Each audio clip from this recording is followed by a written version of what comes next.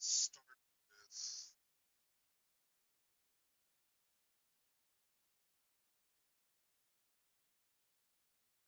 here. United Nations International. Sorry, no, get to that. Uh,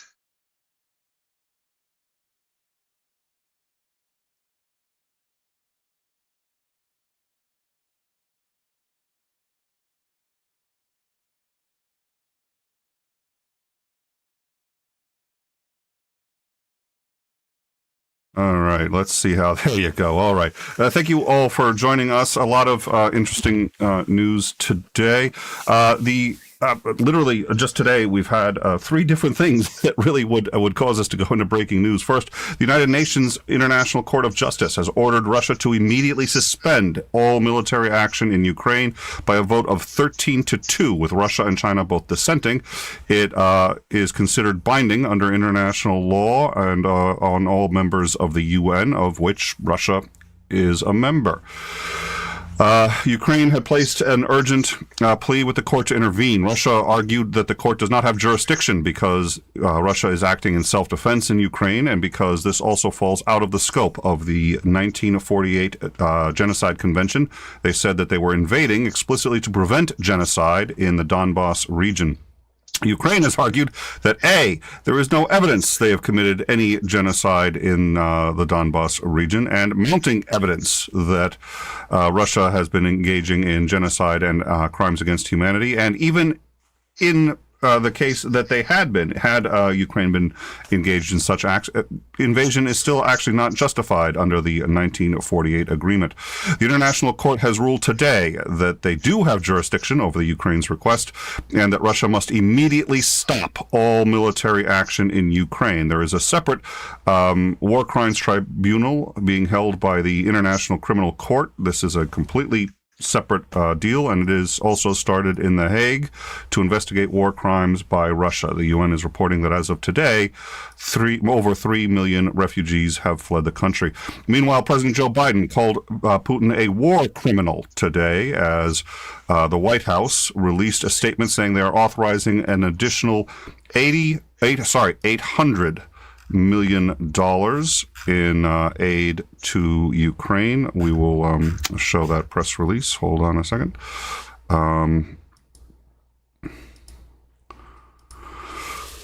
The aid brings the total U.S. commitment to $2 billion to Ukraine. This includes over 4,000 Javelin anti-tank systems, M117 helicopters, high mobility multi-purpose wheeled vehicles, patrol boats, and weapons, and over 20 million rounds of ammunition, grenade, mortar, and artillery rounds, all being provided by the U.S. to Ukraine. This announcement does appear to be in direct violation of Putin's requirements, saying that any country that supplies Ukraine with weapons will be considered to be committing an act of war against Russia. Lastly, also today, we have learned that it appears as if Russia and Ukraine have at least a tentative peace plan, including a ceasefire in which Russia will withdraw if Ukraine, A, renounces its ambitions to join NATO, B, agrees never to host foreign military bases or weaponry, C, declares neutrality in regards to Russia, D, I may be on D here, accepts future limits on its own military. However, as we've discussed before, there was in fact a previous agreement in place here, the Budapest Accords from, I believe it was 1994, which purportedly guaranteed Ukraine's safety, and which Russia has already violated in taking the Crimea, let alone the invasion started this year. So Ukrainian officials are claiming to be rather skeptical of this deal and say that it may in fact just be a stalling tactic while Russia buys time to regroup. Quote, there is likelihood this is trickery and illusion. They lie about everything. Crimea, the buildup of troops on the border, and fake hysteria over the invasion, said one Ukrainian source briefed on the talks. However, again, as we've discussed before, Putin probably does want a way out at this point. The cost of this has been far higher than he anticipated, and it has had far less success. He's probably looking for a way out as quickly as possible. This credibly gives him a way to argue victory. He can retroactively claim that the only goal really had been to stop Ukraine from entering NATO and from hosting military bases and missiles which could attack Russia. And he can say, well, we've accomplished that, and now we're leaving. Obviously, that's hogwash, but he's done that more than once, where he's sort of retconned their reasons for invasion and just sort of invented and said whatever he wants to say. He doesn't really need a good excuse. He needs a credible one, and considering his control over the media in Russia, this may well be it.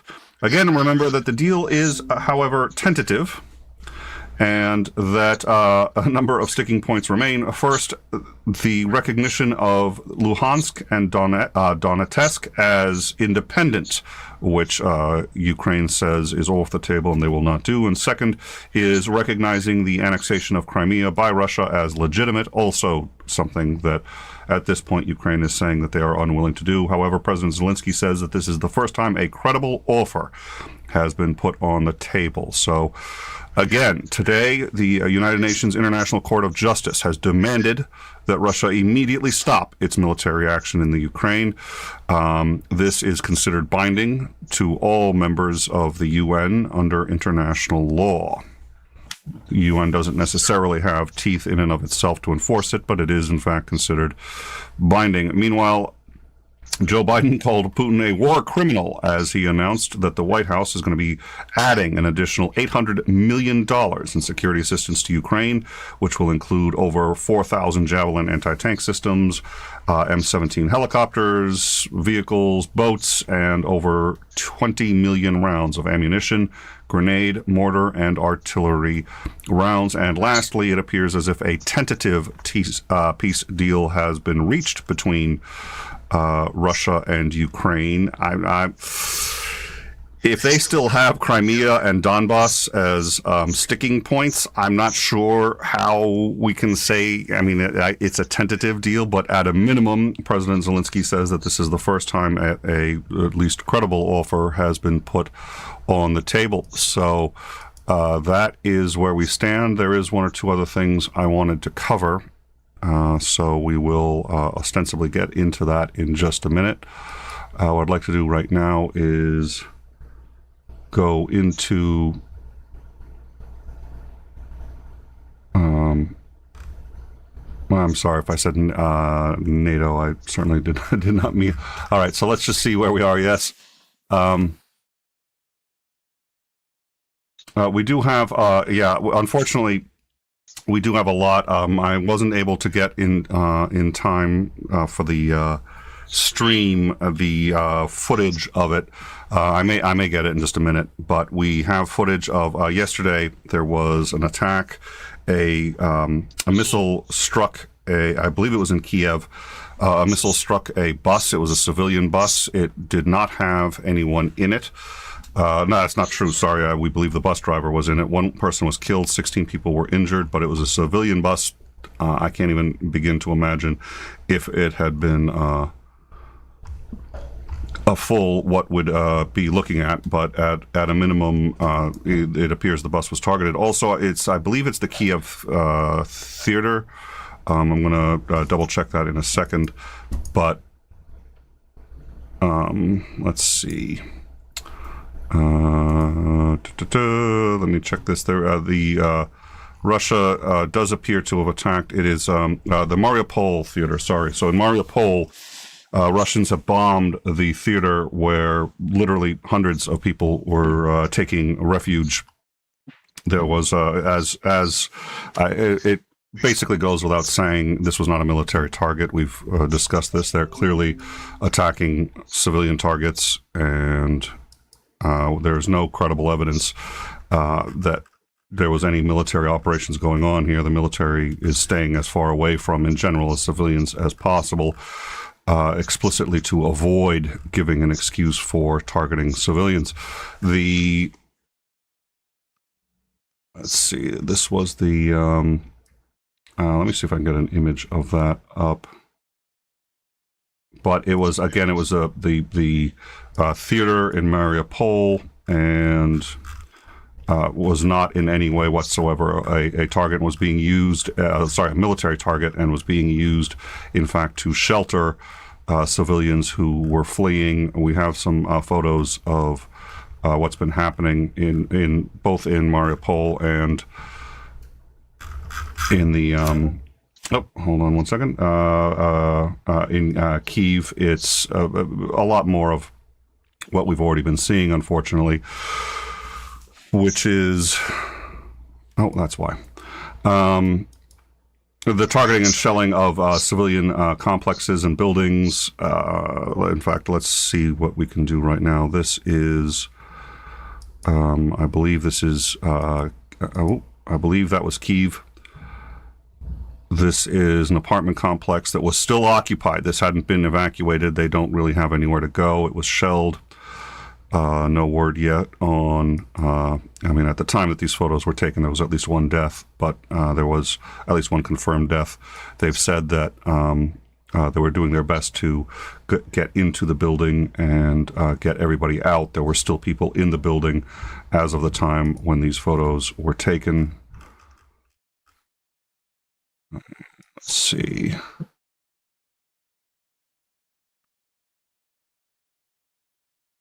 Yeah, these are obviously apartment buildings that are just getting deliberately shelled.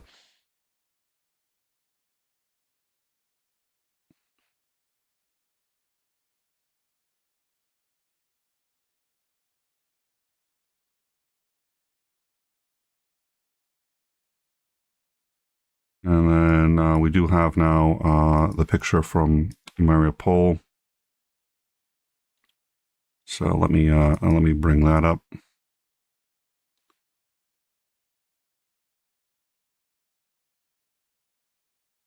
There we go. So that was the Mariupol theater, which was housing hundreds of people. It was still on fire when this photo was taken. So again, appears to be a deliberate attack on civilians. And now I'm going to catch up with the live chat. If I'm waiting, how can it be in time? It's in time, not on time. Let's see. All right. Yeah. Hopefully the we can hear him define better. With friends like Titan, who needs enemies? So Russia is packing up its shit. We don't know. We honestly don't know. We have a tentative peace deal, and it's a difficult situation because any peace deal at this point is really just to stop the genocide and the bloodshed. Obviously, in order to stop it, Ukrainians will feel tempted to accept conditions that probably should not be accepted, including the annexation of Crimea and the independence of the Donbass region. These things were done illegally. These were at least the minimum goals that Putin would like, and it justifies his invasion of the country in the first place. On the flip side, if it's going to stop genocide, I think it's inherently, on some level, unethical to negotiate at the barrel of a gun. But on the flip side, if you're facing the barrel of a gun, it's the same reason why the U.S. ostensibly has a policy that we don't negotiate with terrorists, and yet we do negotiate with terrorists, which is why terrorism still works. So it's a problem. I don't know, but there is at least this tentative deal, but I do imagine those two are sticking points. I imagine that the United Nations International Court of Justice declaring that Russia has to stop gives Zelensky a lot more wiggle room in his negotiations. The reality is they can continue, but at that point, I honestly don't know yet what the consequences are for failure to do so. I mean, again, this is binding, so they could ostensibly be kicked out of the UN, which, to be fair, I think that's something they really don't want to do because they have veto power on the Security Council as one of the founding members of the UN. And if they get booted out, they lose that. And even if they come back, ostensibly they have lost it forever.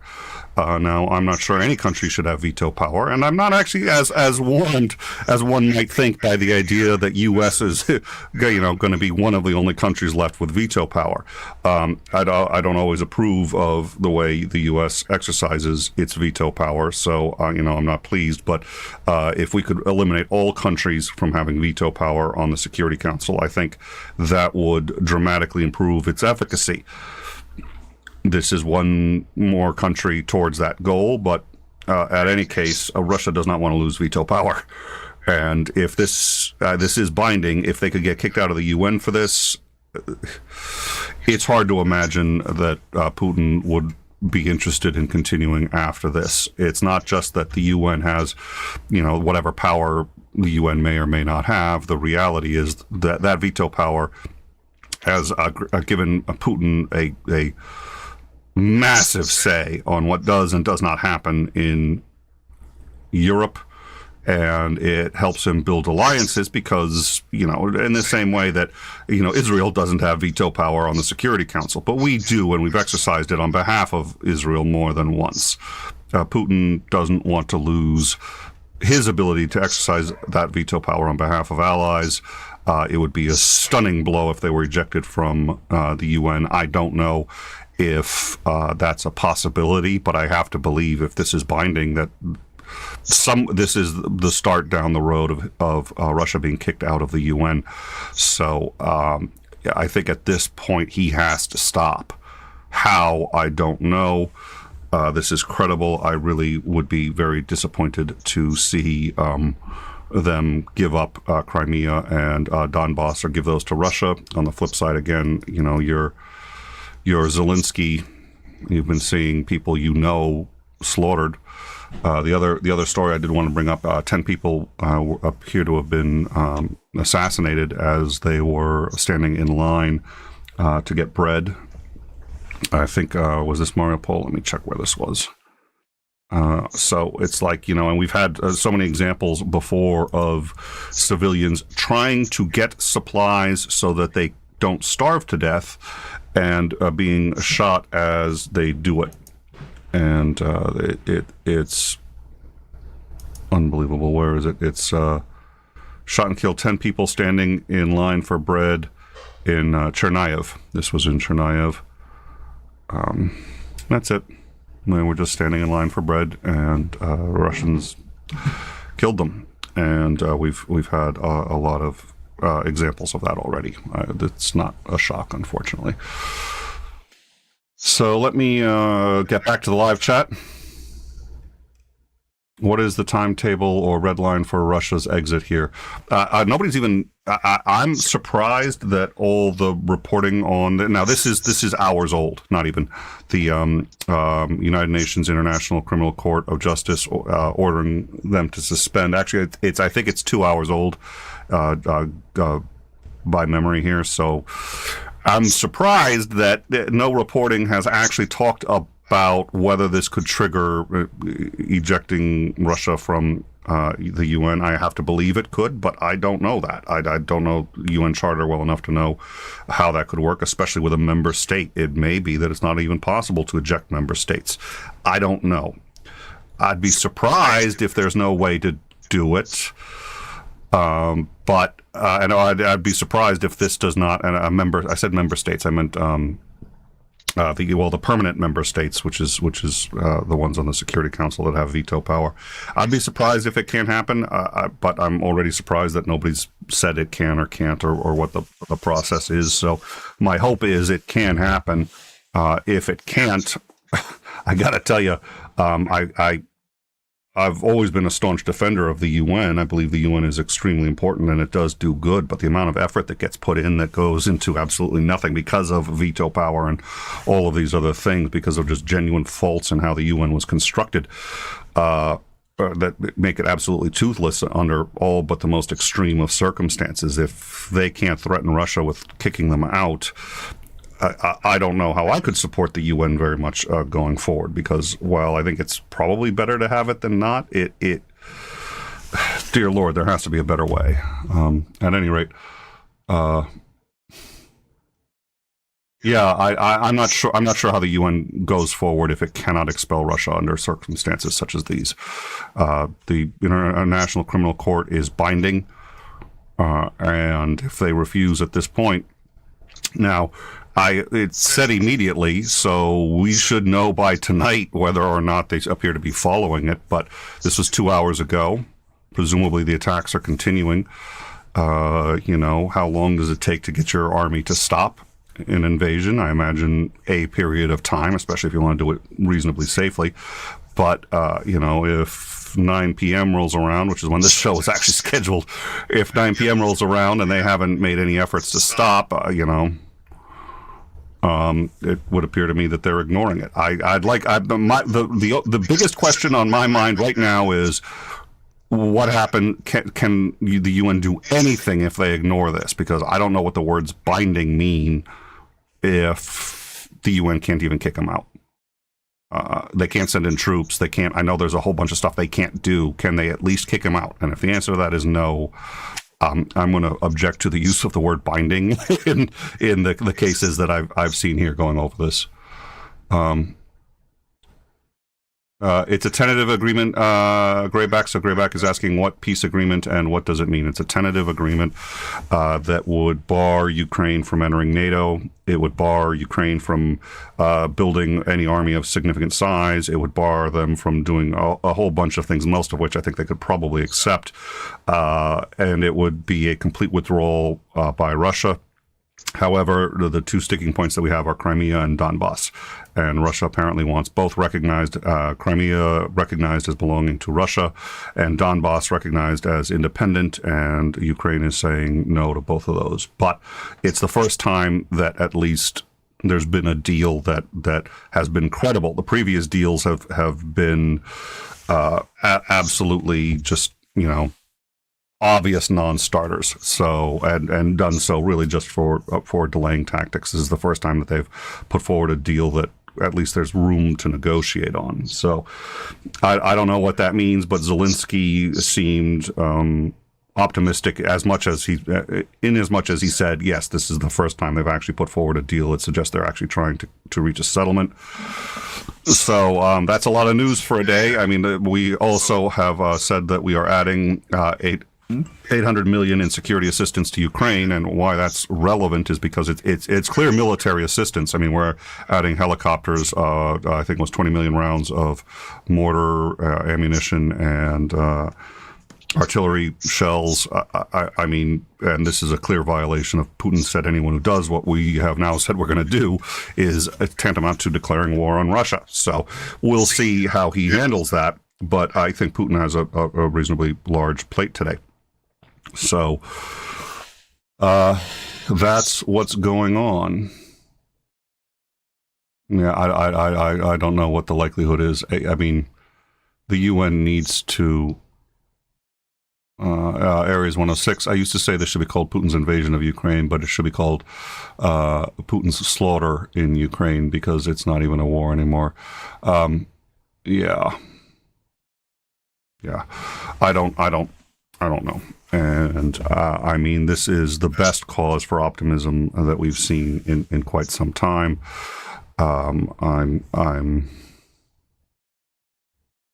Yeah. I will tell you,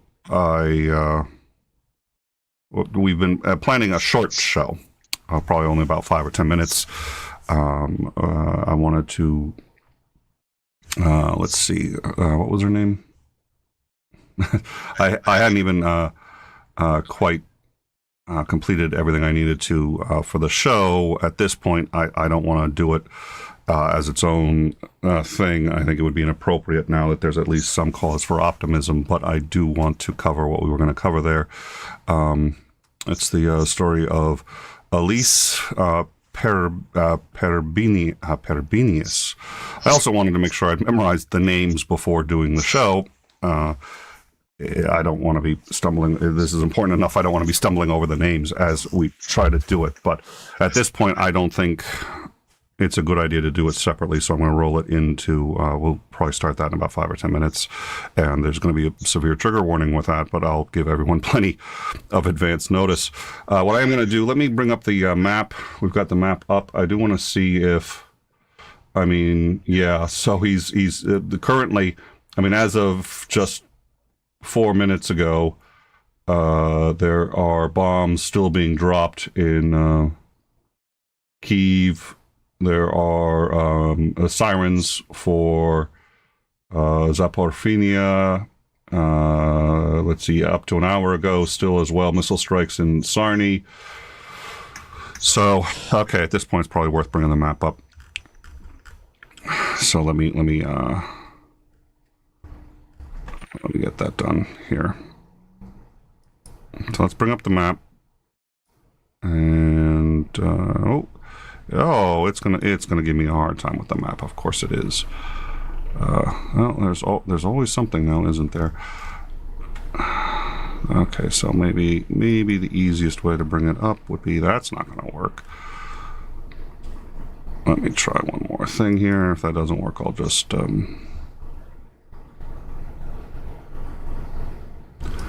this may work. So where is the map? I gotta find the map. That's 119.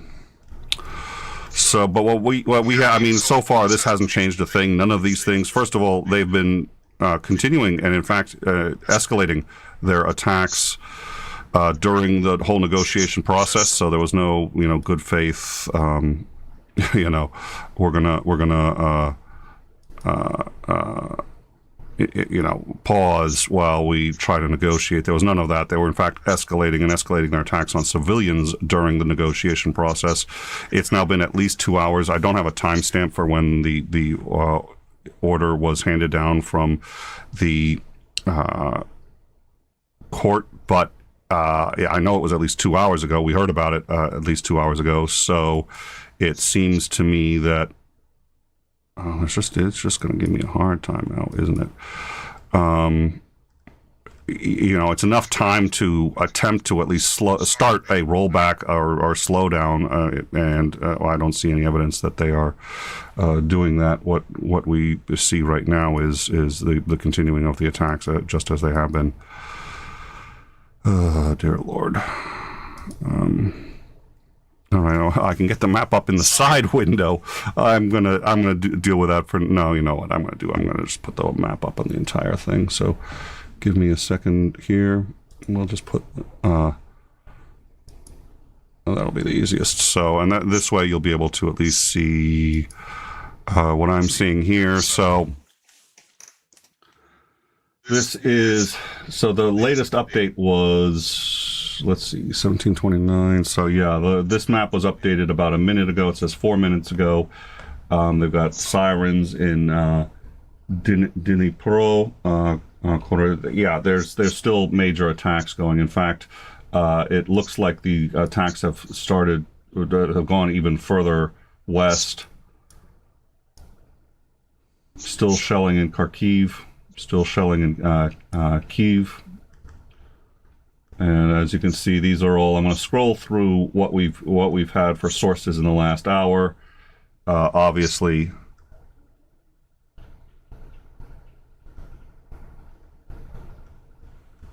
if there's something huge happening in Belarus now, drop it in the Discord and or pass it to Titan, and Titan can. During a live show, it's very difficult for me to process much more than we're already juggling. I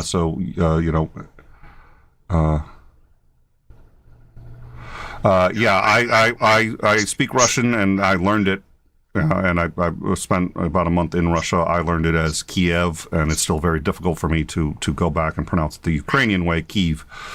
And actually, it's not the difference is much smaller even than it sounds to the American ear, because you can say in such a way, oh dear Lord, Kiev, yeah, there you go, Kiev. Yeah, if you pronounce the y properly, it's almost indistinguishable to an American ear. It takes concentration. This I hadn't seen. The U.S. assesses that 75% of Russia's total military force is being applied to the war in Ukraine. So, All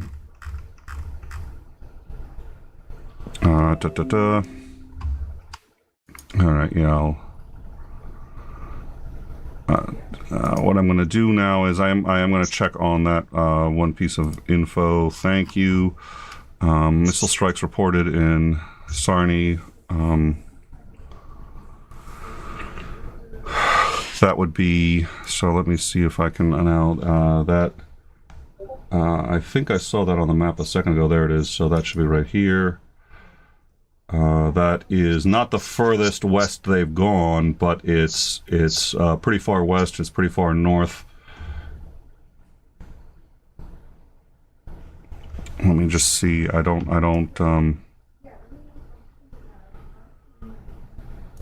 it's the first time they've struck that town too. What I'm going to do quickly is just check what we've got on that. Okay, I don't have. Yeah, I don't have a. Yeah, we'll keep an eye on it. We'll absolutely keep an eye on it. We don't have enough now to go with it. As I said before, what I'd like to try to do. Give me 1 second. What I'm going to try to do also is see if I can get the footage of the strike. We had that. I think I got that last night, but I got that on. Yeah, let me check and see if I've got the strike. So this was a bus. It was a civilian bus that was struck by a missile. And let me just see if I can find it. This may be it.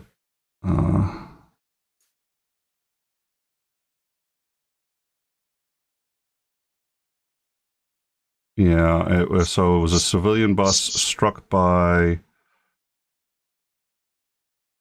No, I don't have it, and since it got taken down from at least one of our sources, it would take me a few minutes to find a source and to actually get that back up. So it was. We do have it on the Discord, and so you can come join our Discord. In fact, let me just quickly talk about our Discord, and then I'll do another rundown of what we're looking at, because it's actually some extraordinary things that have happened today. I'll do another rundown of that, and then we'll start to wrap it up. So. Yeah, this is actually largely, we are highly influenced by the community, this program, and we have members of the community who basically sort of, give us the news, who do a lot of the vetting of it, the curating of it, and, we put these shows together. Come join us on the Discord. We do a lot more than just cover, breaking news. We have channels for gaming, philosophy, science. We do shows on all these topics. If you, I've been lagging in the updating of our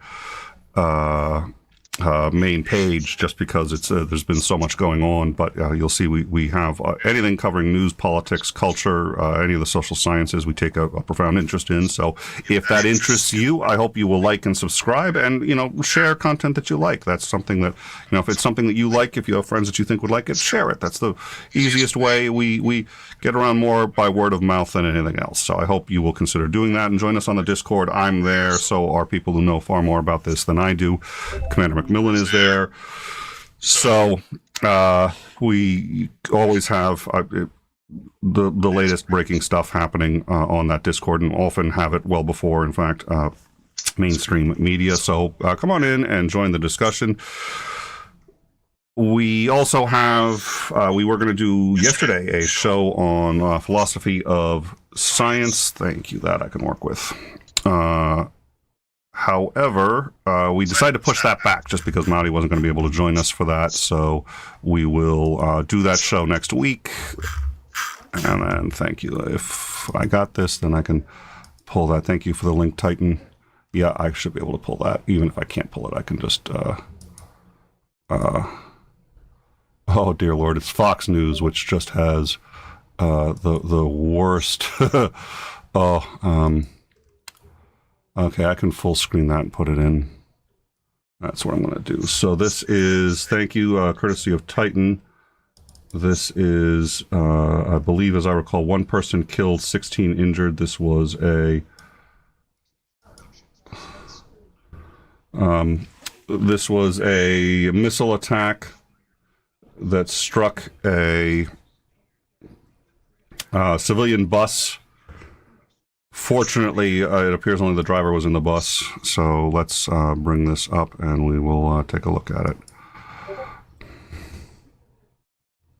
And the bus is barely visible. It's on the right there. Yeah, you can see it. I don't want to give Fox any more airtime than I have to. Oh, dear Lord, did that just reset? Of course it did. All right, give me one more second. We'll try to. I am absolutely not giving Fox any more airtime than the absolute minimum I have to. Even when we mock them, which we do on occasion, I don't like to play, quite frankly. But when they say something absolutely insane, which they've been known to do, we'll call it. But okay, there it is. All right, I think I got control of this back. Fox really just makes it very difficult to manage their videos. So here we go. Let's give this a shot. He hears and you can hear the missile coming in. There you go. It struck the bus. Now you should have some idea of where the bus is. You can come back and see it here.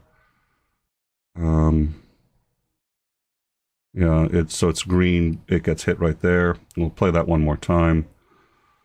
It was a civilian bus. Again, nobody was in it except ostensibly the driver. That's not an accident. That's absolutely not an accident. And that's sort of indicative of what they've been doing.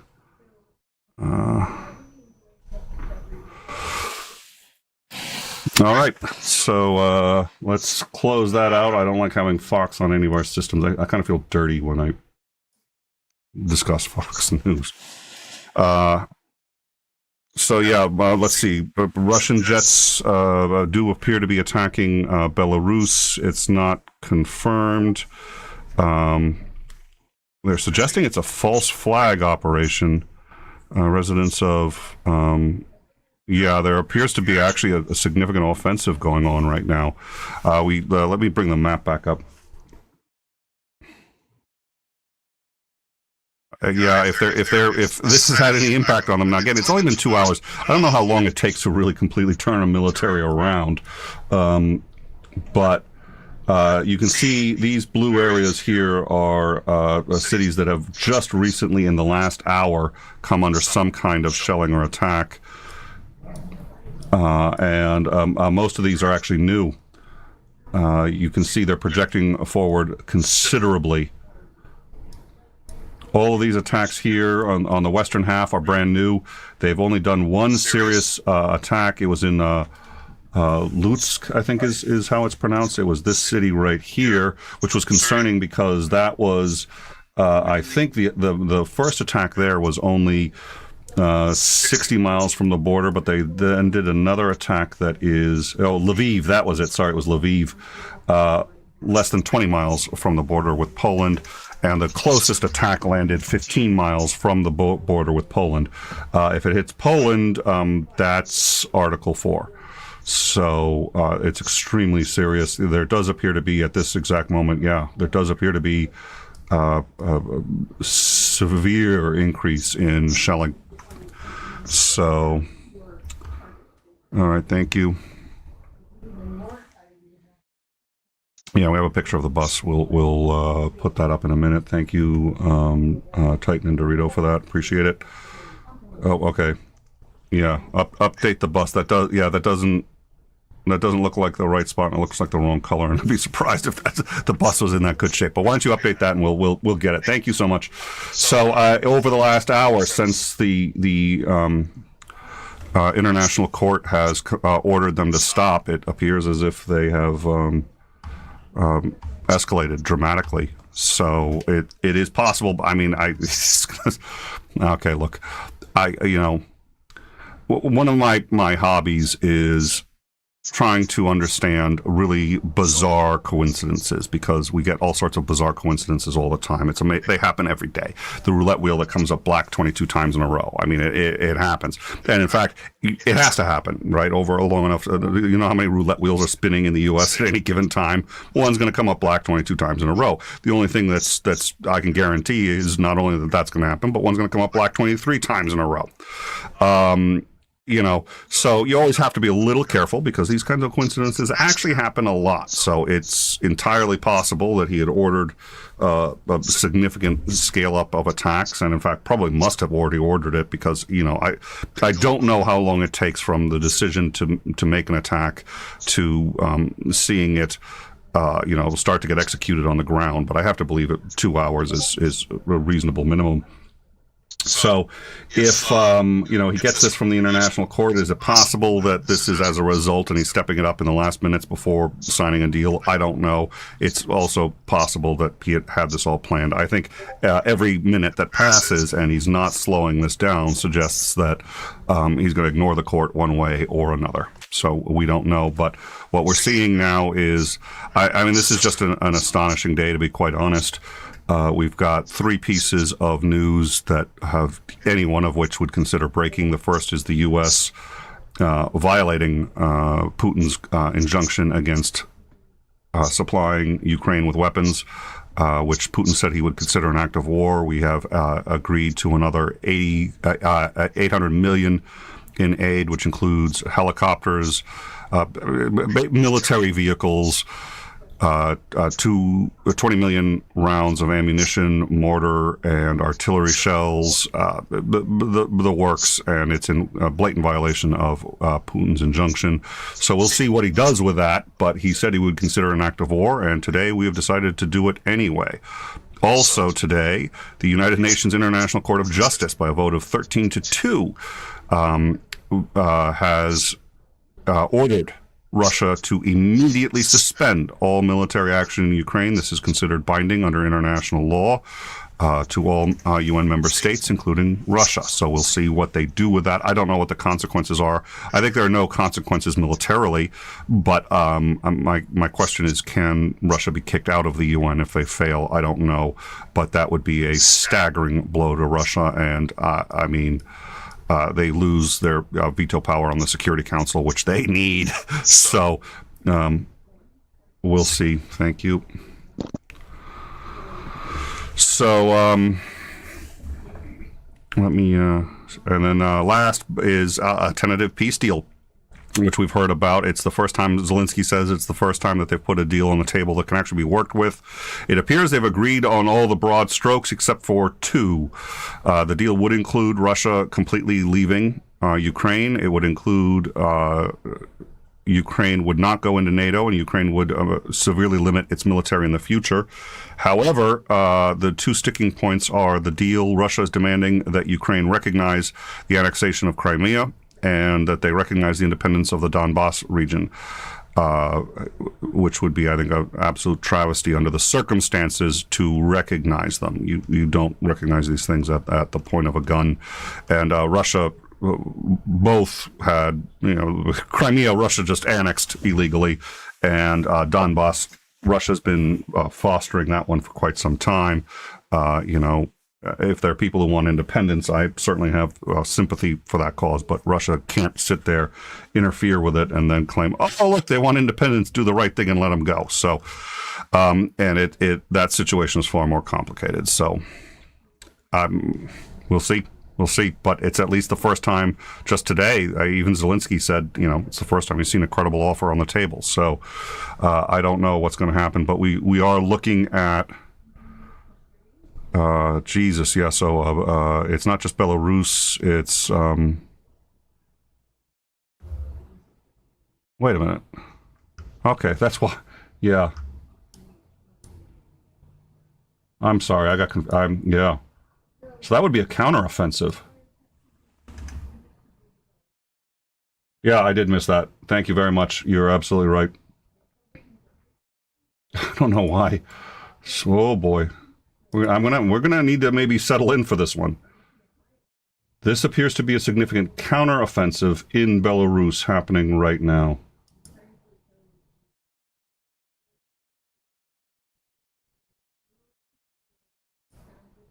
All right, and this is credible. So what we have appears to be some kind of Ukrainian counteroffensive in Belarus happening at this exact moment. This would be the first time Ukrainian forces have left Ukraine to attack It appears as if there are multiple attacks happening in Belarus at this very moment. I think I just confused Belarus with Donbass or yeah. No, this is insane.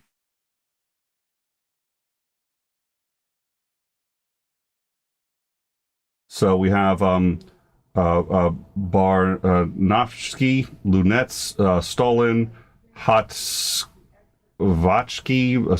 Soletsk. So let me, you know what? I can read these in the Russian. I'll be able to get it better. Baranevny, Kulesk, Klitsk, Natsievkie.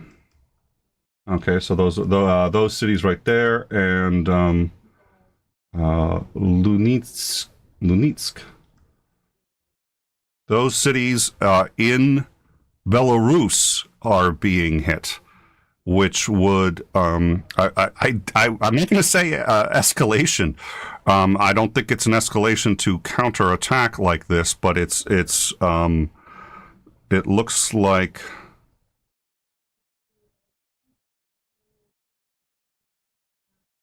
I mean, right now it looks like Belarus is under attack, and the reports from one reporter. Okay, so I may have jumped the gun on one thing here, which is I don't think it's a counterattack. Well, no, let me reframe. Okay, what we're going to do is we're going to start at the beginning because this is getting complicated. What we have now are multiple reports of attacks in Belarus. Now, this is significant because Belarus has entered from day one on the side of Russia and have been assisting in attacks against Russia. Now, my initial thought was, because I'm an idiot, that this would be a counterattack by Ukrainians, but I don't know if the Ukrainian Air Force can pull this off, and right now they're busy on defense, and attacking Belarus doesn't necessarily provide them any objectives. The thinking, to the best of my understanding, is that these attacks are actually being conducted by Russian jets attacking Belarus. That is the thinking. I am unaware of any evidence at this point to corroborate that, but it does appear that Belarus is under some form of significant attack in at least 6 cities. So there does appear to be 6 cities being attacked from the air right now in Belarus. It appears that there are 2 possibilities. One is a Ukrainian counteroffensive. The second is a false flag and Russia actually attacking Belarus itself. So I do apologize. I appreciate the updates on that. It's things get a little hectic during a live show. Okay.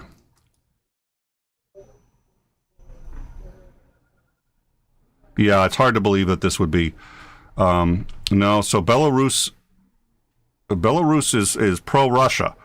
So if Russian jets are attacking Belarus, and right now that is a very big if they're attacking Belarus, the only possible reason I can consider is that it would be a false flag operation. I'm not sure why.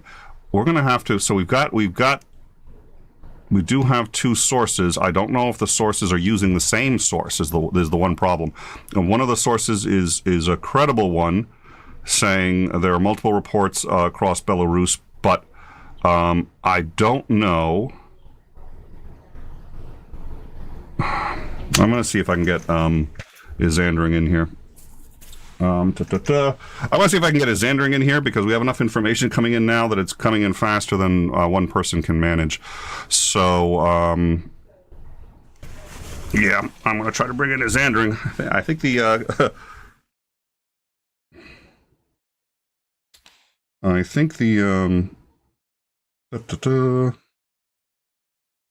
let's see, I probably don't even have the room open, so if he tries to come in. So what I'm going to do is I'm going to open up a room for Isandering so that he can come in.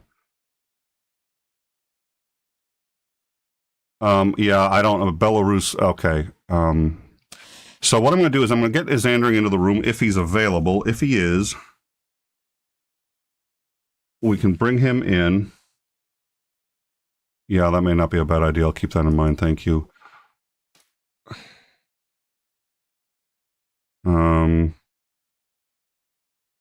If he's available, we'll bring him in and we'll do a rundown. We now have more breaking news than we know what to do with. So, and this is just gonna. We were planning for a reasonably short jaunt into this. I mean, all of it was worthy of inclusion here, but it wasn't. Yeah. So what I want to do here is. So this is one of the evacuations. We were going to show this video earlier. It's from the Telegraph. I am going to mute as I try to reach out to Isandering here. I will be back in 1 second.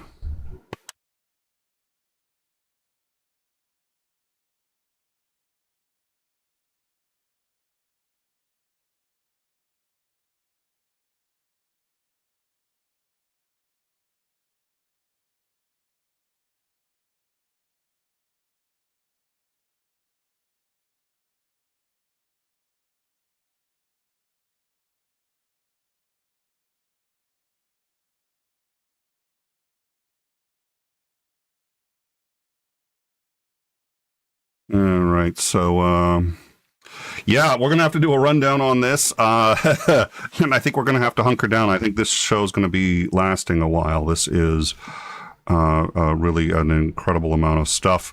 So let's see. Dear Lord, yeah, that's okay. I'm all right. If anyone can go out and get confirmation on Belarus, I think right now that's the biggest thing that we have to try to get a handle on. That's obviously. And then I'd also like to see if somebody can pull up the UN Charter and see aside from it. Yep. All right. So we're going to have to just, I think, go make sure everyone's back to sort of their regular procedures. This was going to be a small show, and it's obviously escalated dramatically. So we'll try to keep tight control on the information as it's coming in so that we don't get overwhelmed. Isandering, welcome. How are you? Hey. I just parked, so good timing. Perfect, good timing. Well, good. So we were coming live to discuss 3 events, any one of which would have triggered breaking news. The first was ostensibly a peace deal that was at least in principle reached in Ukraine. However, on top of that, then the U.S. also authorized the use of $800 million to supply Ukraine with weapons, which is a violation of Putin's prohibition on that, and he said he would consider a declaration of war. And then on top of that, the United Nations International Court of Justice ordered Russia to immediately suspend all of its military actions in Ukraine. This is binding by the UN. I'm not sure if they can get from Georgia. Yeah, okay, they're pulling. Okay, I'm not sure if they can kick them out. I know they can't authorize military action per se. Usually, what happens when somebody violates this is the member countries will act on it, but I don't know if they plan on it. But at this point, it's binding. The United Nations International Court of Justice has ordered Russia to immediately suspend all military action in Ukraine by a vote of 13-2. Russia is at this point, by international law, required to stop. Instead, not only have we seen an escalation, but we've seen a number of very dramatic things. So all of this is in the last 2 hours. And then we've had this. So, and then I'm hoping you can sort of give us your thoughts. Welcome to the party. Because I'm going to need a minute. It looks like now at this point we're going to be hunkering down. A number of things have happened. These blue markers here are all brand new attacks that have occurred. All of this appears to be over the last 2 hours. This is shelling in 2, 4, 5, 6, 7, 8, 9, 10 cities that appear not to have seen shelling before. All just started, it looks like in the last 2 hours. We're still getting information. But not only that, there are now attacks happening in Belarus. 6 cities in Belarus have been attacked. It's nighttime. They can't tell. One person has claimed, and it's a reporter who claims to be there, says that they can identify these as Russian jets that are making the attacks. I don't know. I mean, I'm they have very specific. I know there's a huge difference between a MiG and an F-16 in terms of, being able to hear them and understand. But if you're on the ground there, I don't know how you know if it's a Russian jet or not. But the thinking here is it's got to be one of two things. It is either a Ukrainian counteroffensive, which to me doesn't make a lot of sense because they need every member of their air force protecting Kyiv and Kharkiv, or it is a very large false flag or some other retaliation. I have no idea, but it looks like the Russian military may at this point be attacking Belarus. So we're trying to sort out what's going on, but I would have gone to breaking with any one of these things, and all of this just happened in the last 2 hours. Welcome to the show. Yeah. Okay, well, right off the bat, Belarus is one of two things. Either, well, I guess three things. Either somebody really fucked up in the Air Force there and they don't know where they're at and they're attacking the wrong cities. Probably unlikely. The other thing is it is exactly that, a false flag attack against Belarus to justify escalation by Russia, or to justify it for the UN, to justify not stopping to the UN, or something happened. Well, I guess there's two more options. Something happened behind the scenes with Belarus's support of Russia, and Russia is teaching them a lesson now. Or Poland decide, fuck you, we're getting involved.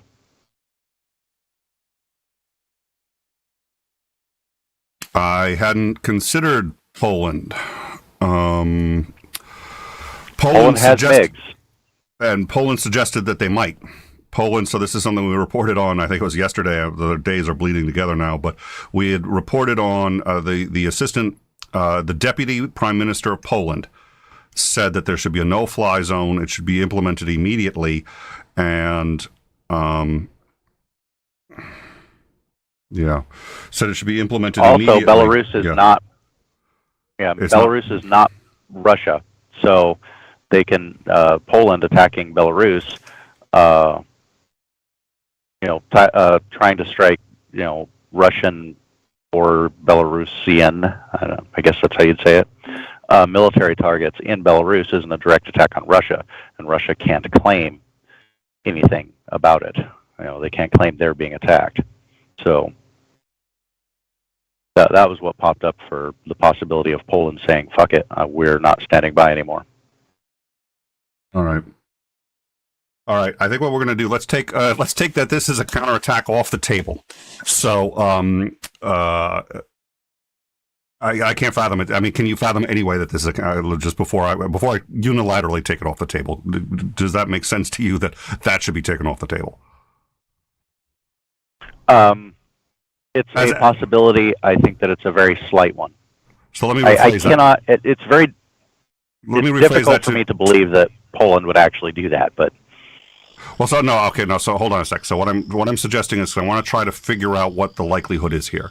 So in terms of likely possibilities, a Ukrainian counterattack in Belarus is probably the least, and at this point, I think we should take that off the table. I mean, it's technically possible, but I think it should be off the table in terms of what we're probably looking at here. Does that make sense to you?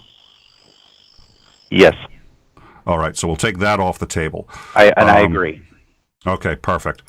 So I'll stop saying that that's I'll stop bringing that up really because it's extraordinarily unlikely at this point. So the possibilities we appear to be stuck with are a attack from Poland, a false flag from Russia, or Russia's just pissed at them for something and teaching them a lesson. But at any rate, Belarus is now feeling their first effects of the war. So what I'm going to do is If you could address, well, you're going to have a hard time addressing the live chat because you haven't been following with this. Yeah, and I don't have my... Okay. Article 6 allows the expelling of a UN member, but only on the recommendation of the UN Security Council, which won't happen because of Russia, according to Gaming with Robin. Not entirely true. The UN Security Council can make recommendations, and those recommendations are not subject to veto. So if it's explicitly a recommendation, Russia cannot veto those. In fact, there was a recommendation made earlier that Russia simply said no to, but the recommendation passed because they can only do veto overrides on I forget what the technical term is, but essentially legislation. So if the charter reads, so Gaming with Robin has said this, I'm going to assume it's correct, and maybe Gaming with Robin can continue to look this up. But according to Gaming with Robin, Article 6 of the UN allows for the expelling of a UN member, but only on the recommendation of the UN Security Council. But if the word recommendation is used, my understanding is recommendations cannot be vetoed. So if it's a pass by a majority, for example, that may work. Now, Belarus does appear at this point to be under attack. That is, it does appear to be under attack. The only source that we have that has reported anything has said that they believe it's Russian fighters, but it's nighttime, and this is not a military source. This is a journalist on the ground. How on earth they would know if it's Russian or not is beyond me. Because there are MiG-29s in Poland, it's easily a MiG. I mean, I think that you can tell the difference, but you can easily, like, a MiG is basically usually a single engine. A MiG-29 I think is a single engine, and the F-14s are dual engines, right? And they sound very different. Is that correct? Yeah, but they wouldn't. I highly doubt that they would be F-14s. You would be dealing with either an F-16s, which are single-engine fighters from the U.S. Air Force, or F-15s, which are twin-engine fighters. They don't have either that are very similar to the F-14. I don't think they have either in Poland. The only thing they have in Poland is, I think, F-14s and MiG-29s. The idea was they were going to update to, I believe, I could be wrong on that. Well, the F-14 is a Navy jet, but the Navy has retired all of their F-14s. They're all F-14s are owned by the Navy. They're set to launch and recover on aircraft carriers. They don't have to, obviously. They can take off and land on an airbase just fine. The Navy did retire all of their F-14s in favor of F-15s and the new F-35, I think it is. But almost everything in the Navy right now is an F-18, which is also a twin engine. So it is possible that because they retired all of the F-14s, that they're selling the F-14s as Air Force jets. But generally, when we transfer Air Force type units, we're transferring Air Force to Air Force, which would be F-15s or an F-16. Like for example, we didn't give Israel any F-14s. They're all F-15s or F-16s, and now they're upgrading to the F-35 as well. So, all right, I'm going to see if I can reach Commander McMillan because I think this is extraordinary. So I'm going to try to reach Commander McMillan. If you could, not to put you on the spot, go through the live chat and try to. I know you're basically as up to date as I am. Then I'll see if I can reach Commander McMillan, and then we'll do another rundown and see if we can all get on the same page. So does that sound cool with you? Have you think you've got a minute to? Yeah, I just got my tablet up, so I just got the whatchamacallit. Okay. I just got my tablet up and logged into the actual YouTube. So. All right, perfect. So I'm going to mute for a minute, and I'll be back in a sec.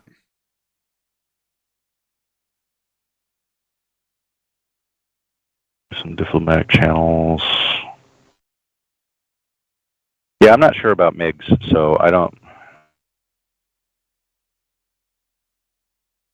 Where did I just see that? Oh, I guess it helps if you scroll down to the end of the chat. MiG-29 is a dual engine. Okay, well, it's pretty easy to tell a dual engine aircraft from a single engine. Poland has MiGs. MiG-21.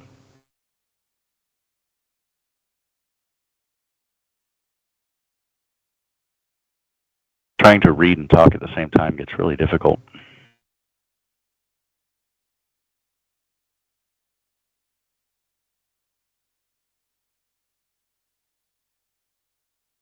Yeah, it's very unlikely that Ukraine would attack Belarus in any way. They got too many problems inside of Ukraine, so it's incredibly unlikely that this has anything to do with Ukraine itself, or Ukraine responsible for any part of this. I have a hard time seeing whether or not Poland would actually this blatantly get involved.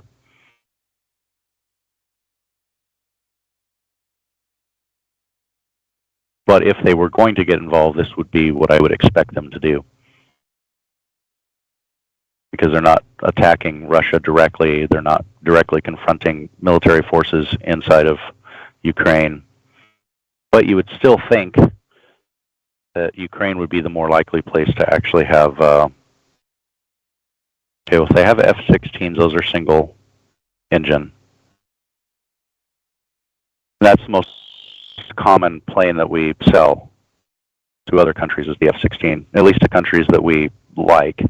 Like we sell F-16s to Saudi Arabia has them, the F-16. Well, we don't sell them F-16s to Israel anymore. I think they've moved to the F-35, the newest jet that they're working on.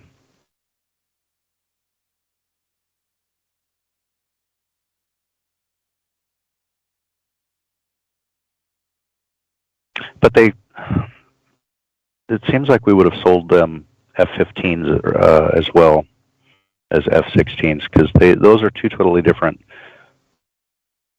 mission planes. The F-16 is more air-to-air. It's a small, lightweight, very fast fighter plane, whereas the F-15 is more of a bomber-type plane. It's a long-range interceptor.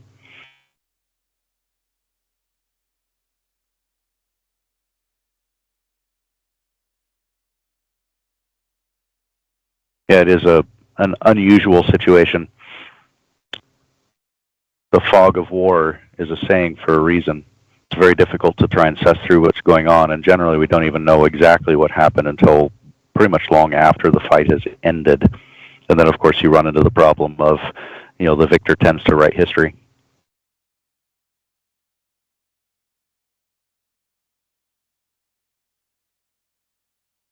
Where is the rest of this map at? Here it is.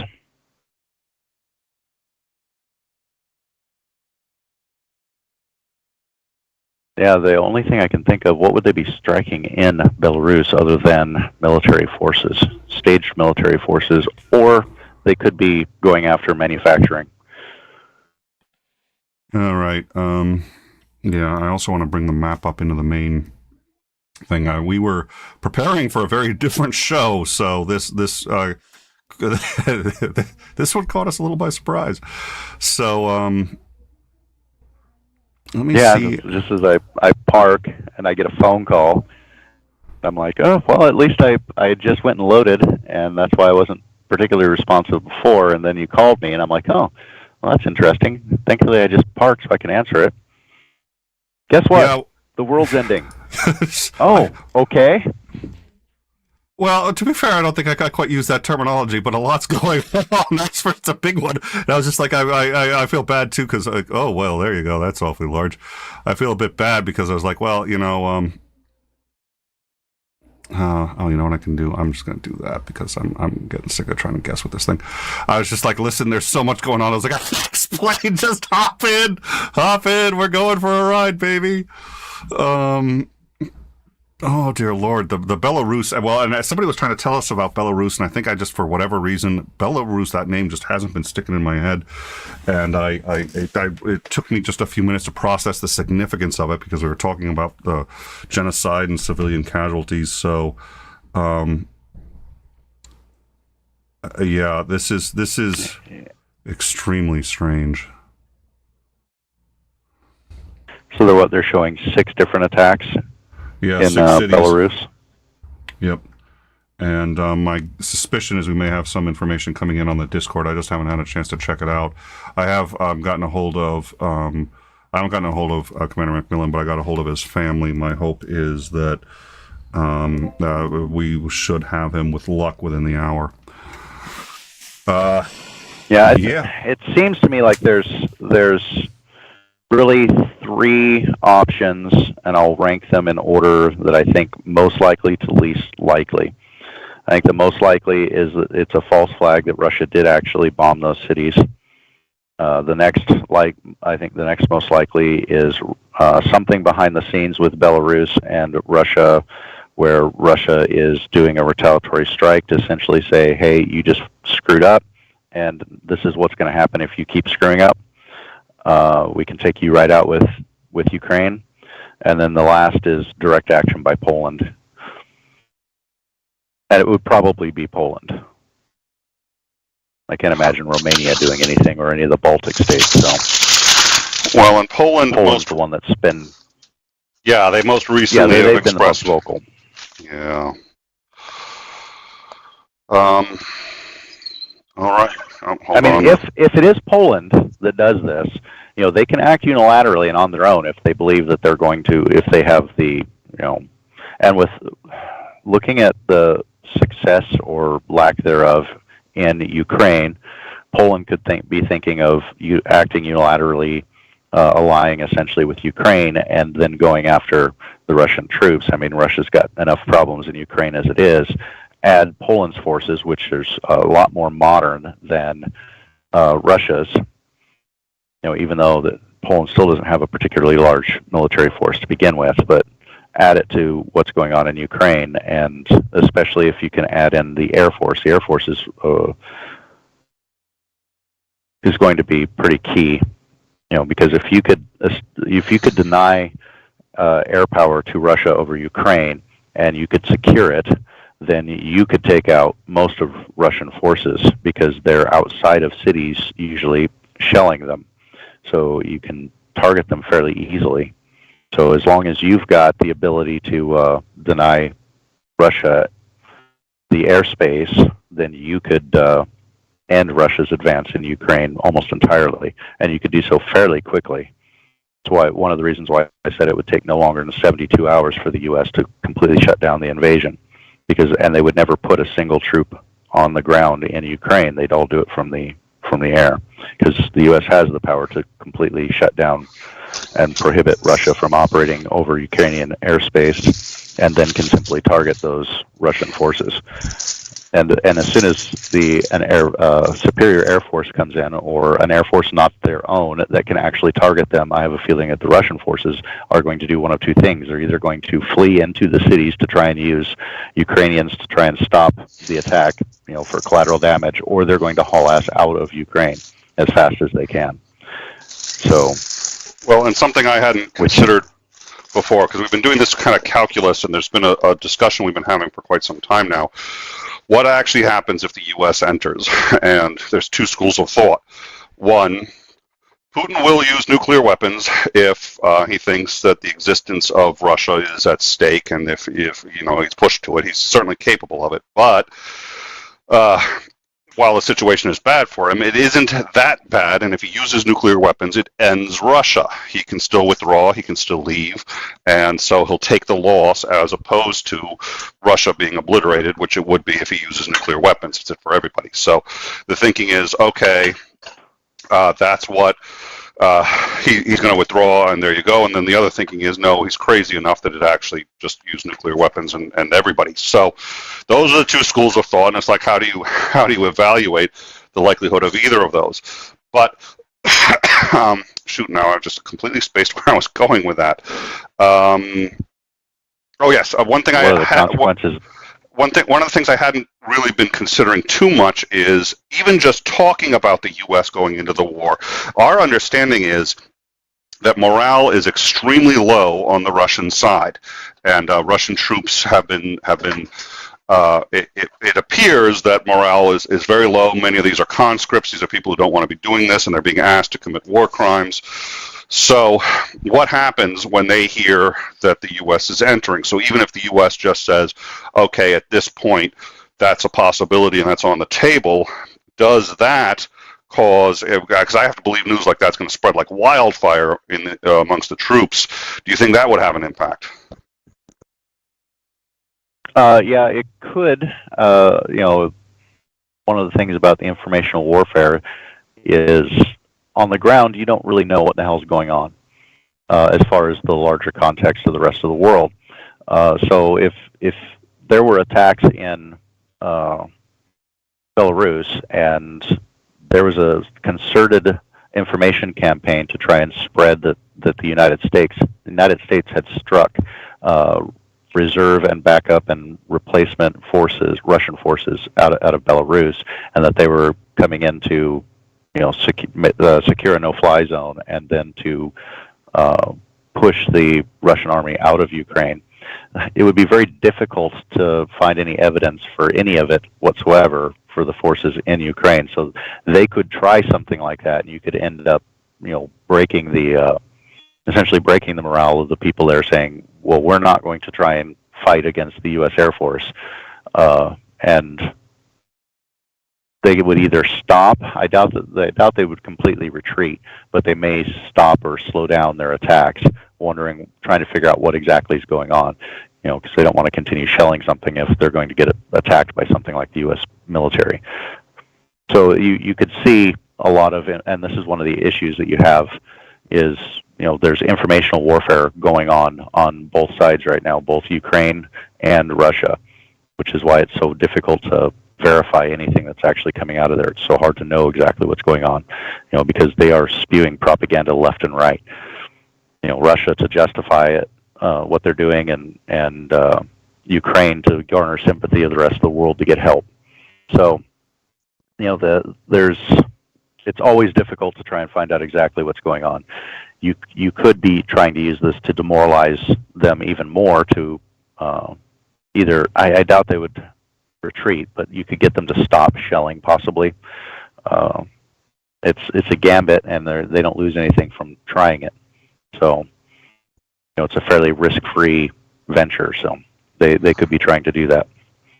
Though the attacks in Belarus are the big thing. It's like, what exactly, what the UN can do. The UN can do whatever it's going to do, and that I don't see that particularly affecting what's going on in Ukraine. All right, so if Putin cared about UN resolutions or any of that kind of stuff, he wouldn't have invaded Ukraine to begin with, because he already knows that they're going to condemn that. Yeah, but if they may at this point have an avenue for kicking him out of the UN, and I have an argument for why that's actually extremely, that's a no-no for him. He really can't afford that. So let's do a quick rundown of where we stand, because a lot's been going on. We're actually already live with breaking news when we got even bigger news. So we'll start backwards. We're going to start with the biggest story, which we were covering other stuff when this happened, which is it appears now that 6 cities in Belarus are under attack. Belarus, as you may recall, has been a staging area for Russia. I'm sorry, what? Before you get too deep into that, to me, you just started echoing pretty badly. I don't know if if you're echoing to the live chat, or if it's just it just went away. Yeah, I've had to switch mics, so if I'm not paying attention, I'm screwing up the switching. So I'll work on that. Thank you. No, good call to stop that. We don't want to have the echo for this. So in sort of reverse order. Yeah, sorry about that. In reverse order, the biggest story we have right now is that 6 cities in Belarus appear to be under attack. It's from the air. We don't know much about these attacks. We don't even know. The only thing we appear to know is that it's MiGs. But 6 cities in Belarus under attack. Now, Belarus, as you recall, entered the war on the side of Russia when they attacked, and had already been hosting the Russian columns that were used to the major column that went towards Kiev came out of Belarus. They haven't been involved very much other than skirmishes at the border with the border guards. So Belarus has, however, allowed staging and has been hosting all the military. So they are absolutely a part of this war. They declared war on Ukraine and have been involved since the beginning. 6 of their cities are now under attack. We don't know by whom or to what end. We've basically narrowed it down to, I think, 2 possibilities. It is either Russia attacking them or it is Poland attacking them. If it's Poland, it would be because Poland has basically had enough, and Poland was already sort of suggesting that they had reached that point. Poland had said, "Listen, we this has to stop, and we need to get air superiority." So Poland is certainly a possibility. We'll discuss what that means in a second. The other possibility, and probably I was about to say I concur with his Andring, as if that means anything. He is much more versed in this than I am. I do agree with him. I think what he's saying makes a lot of sense. But if I disagreed with him in this issue, believe him over me. But I do concur with his Andring. It makes sense to me. I think it's much more likely that this is Russian attacks, that the Russians are now attacking their ally, Belarus. Why? Well, only 2 possible reasons that I can think for that. The first, and probably most likely, is a false flag. The Russians attack at night. They then claim that the attack came from another country, either Ukraine or, worse, maybe they claim the attack came from the U.S. Who knows? But we'll find out what they're going to claim and what they're going to tell the Belarus government who initiated these attacks. If they say that it was Ukraine, ostensibly, then they say, okay, Ukraine has just escalated this war. They've attacked Belarus, which it's a war. Of course, they're entitled to do that in a war. But at any rate, we've been looking for a false flag for the use of chemical munitions. This could be it, but this doesn't strike me as the dirty bomb, the Chernobyl dirty bomb solution. That struck me as far more credible. I don't know that you can. I don't know what I'm really curious to figure out what they might be using this as a false flag for, or they're upset with Belarus for something. Either Belarus has said that they're going to leave, that they don't want to fight the war, or Belarus screwed something out. Who the hell knows? But they're now retaliating on Belarus. So does that sound about right to you, as Andring, for the big possibilities? Yeah, I think those are probably the most. And somebody had asked earlier which was the least bad, and the least bad is Russia spanking Belarus for something that we don't know about. So that would be the least bad one, or at least potentially the least bad. Poland getting involved makes the war effort considerably more complicated. And if it's a false flag, then that means that Russia is trying to escalate, and that's also a bad thing. So the least bad of those options is Russia retaliating for something that we don't know about. Okay, that makes sense. Now, that's not the least likely, but it's also not the most likely in your view. Is that correct? Correct. I think the most likely is still a false flag event, and I think the middle ground is they're retaliating for something to get Belarus in line. Probably Belarus saying, hey, we don't want to do this anymore. We want to take our toys and go home.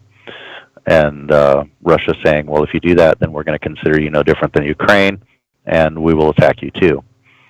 So that would probably, if that was what happened, that's probably would be the reason for it, or at least the most likely reason I can think of. There may be some other reason that I'm just not seeing, but that seems to be those 2 possibilities. And then, of course, I think the least likely is Poland got directly involved, just because that complicates the situation so dramatically, and the fact that I don't think that the other NATO countries, the Western European countries, I should say, and the United States would probably appreciate Poland getting directly involved in the conflict. They wouldn't, and we're going to discuss that in a minute because I know I haven't even checked in the live chat, but if they haven't asked yet, somebody's going to say, okay, wouldn't that drag NATO in? And the answer is not necessarily and not directly, and we'll get into how and why of that in just a minute. However, I do want to cover quickly, and then I'm going to ask you what would be the false flag options? What do you think they might be claiming? But I'll ask you that in a second. The other big news, just a few hours ago, the United Nations International Court of Justice ordered Russia to immediately suspend all military action in Ukraine by a vote of 13-2, with Russia and China dissenting. This is considered binding under international law and is binding to Russia. What happens if they don't do it is very, it's a good question. It looks like at a minimum they can be expelled from the UN, which Putin does not want to do. We'll discuss why. I'm going to have to write down a list of things we're going to have to cover, but Putin does not want to be expelled from the UN. So we'll see what he does, but that order came in at least now, actually it looks like almost 3 hours ago. 3 hours ago. So, and instead there's been a major escalation. The escalation includes, in Ukraine, we have all those blue dots are new cities that have been shelled in the last just couple of hours. And then we have the 6 cities now being attacked in Belarus, which is absolutely stunning. Also, Joe Biden called Putin a war criminal as he announced a new package going to Ukraine, $800 million worth of weapons, vehicles, including helicopters, high mobility, multi-purpose vehicles and patrol boats, and over 200 million rounds of ammunition, including grenade, mortar, and artillery rounds, all slated to go to Ukraine from the U.S. Putin warned that any country sending such aid to Ukraine would be considered to have committed an act of war against Russia. Now, we had already set aside at least $1 billion prior to his declaration of that. This is the first sum that I'm aware of that we have authorized explicitly after his declaration that this would be considered an act of war. And lastly, believe it or not, they reached a tentative peace deal today between Ukraine and Russia. The deal is the first that Zelensky said that was one that was at least a credible offer that was put, and they agreed on most of it, including Ukraine renouncing its ambitions to join NATO, never hosting a foreign military base or weapons, declaring neutrality against Russia, and accepting significant limitations on its own military. In exchange, Russia would completely leave Ukraine.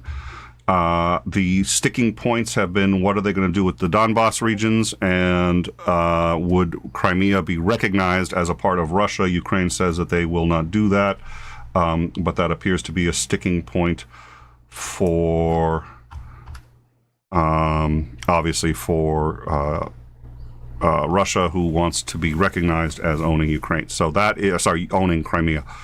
So that's what's going on, literally on the verge of several. We were coming on to say, hey, look, there's all this improvement and some genuine cause for optimism, and then literally as we were talking about a purported peace deal, the these other attacks happened. It's wow. So that's where we stand. Looking at the locations, just looking at the locations of the attacks, the new shelling on the new cities there, plus where the fact that Belarus got attacked within the same time frame is one of the reasons why I think it's most likely that Russia is the one that actually attacked Belarus, not Poland. So. Anyway, that's why I'm thinking that the most likely is it's Russia that's attacked Belarus, and I'm just not sure why. I just still think it's most likely it's like, hey, we're going to shell these new cities anyway. Let's swing by and take out a few targets in Belarus, and we can plant a false flag, and that'll allow us to either demand more from these peace talks that apparently are, ostensibly there, or to escalate, be able to escalate, or to try and counter what's going on in the UN as well. I mean, he could be trying to say, look, we're justified in remaining at this point, and you telling us to stop. Well, they actually counterattacked Belarus, who's our ally. So we have the right to protect Belarus. So it could be any of those reasons, and there could also be reasons that I'm not fathoming because I'm not Russian and I'm not Putin. Yeah, I'm. That's one reason I'm really looking forward to getting Commander McMillan in here. And we've reached out to him. We're hoping to get him soon. There does appear to be, and I get a little nervous because momentum builds in these kinds of things. So I remember 9/11 quite well, and I remember every report that came in suddenly was, okay, this has now happened, and this has now happened, and fact-checking kind of ground to a halt. It didn't grind to a halt, but it was delayed past the reporting. So that can't be right. Yeah, okay. So we're now getting two reports that I'm checking on, and one of them is about Chernobyl, and I don't know. It doesn't give us any new information we didn't already have, so I'm suspicious as to why we're getting this now. But it's coming from the Telegraph, which is a reliable source. But they're saying that there is concern of basically an impending disaster at Chernobyl. Now, there's been that concern for a while. I don't know why they're saying that now.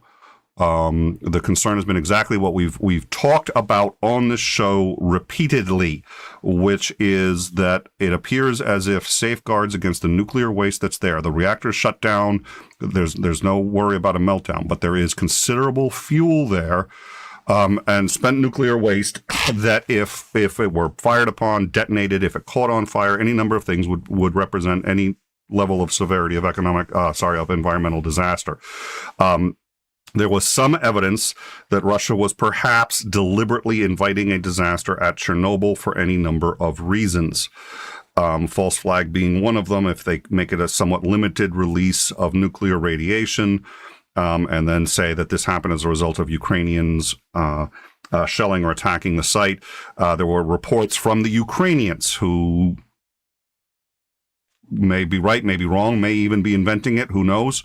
But there was reports that bodies were being taken to Chernobyl of Ukrainian soldiers to stage a false flag there. That struck us as one of the most credible. I don't see anything having changed at that, but the Telegraph is saying that there seems to be some immediate concern there. We have no new evidence. What we have is our still standing concerns that Chernobyl could be detonated as a dirty bomb for reasons we've covered, and I'm not going to get into too much more. But we'll keep an eye on the Telegraph and see why they're apparently reporting something live. I have no evidence of anything there. We will keep an eye on that. So thank you for that. We'll keep an eye on that. And then the other Belarus thing I'm going to hold on to for a minute. Dear Lord. So that's... that could be even more breaking news. So today just changed. I was gonna go for a walk with the family. I was gonna, yeah, okay. Yeah, I was just getting ready to drop my trailer and head on in to get something to eat for dinner. What we're gonna need to do now I guess at this point. Food can wait. Well, yeah, what I think we're going to need to do is I do have a few things that I'd like to get done. It's going to take me about 10 or 15 minutes. I can probably chat a bit on my remote mic. It doesn't work nearly as well. And when I forget to shut it off, both mics are going. I do apologize for that.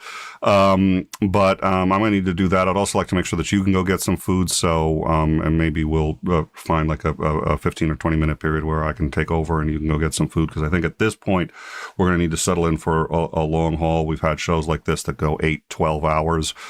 We were not anticipating that. We were anticipating a 30-minute show, not even to cover what was going on at the UN, and this happened.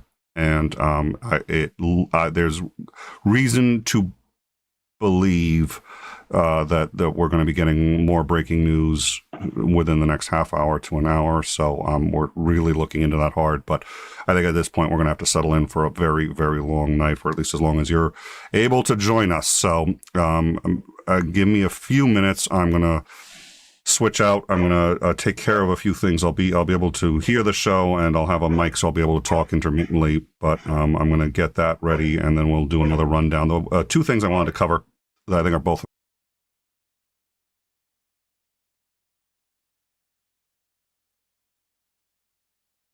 Did you stop talking, or did you mute yourself?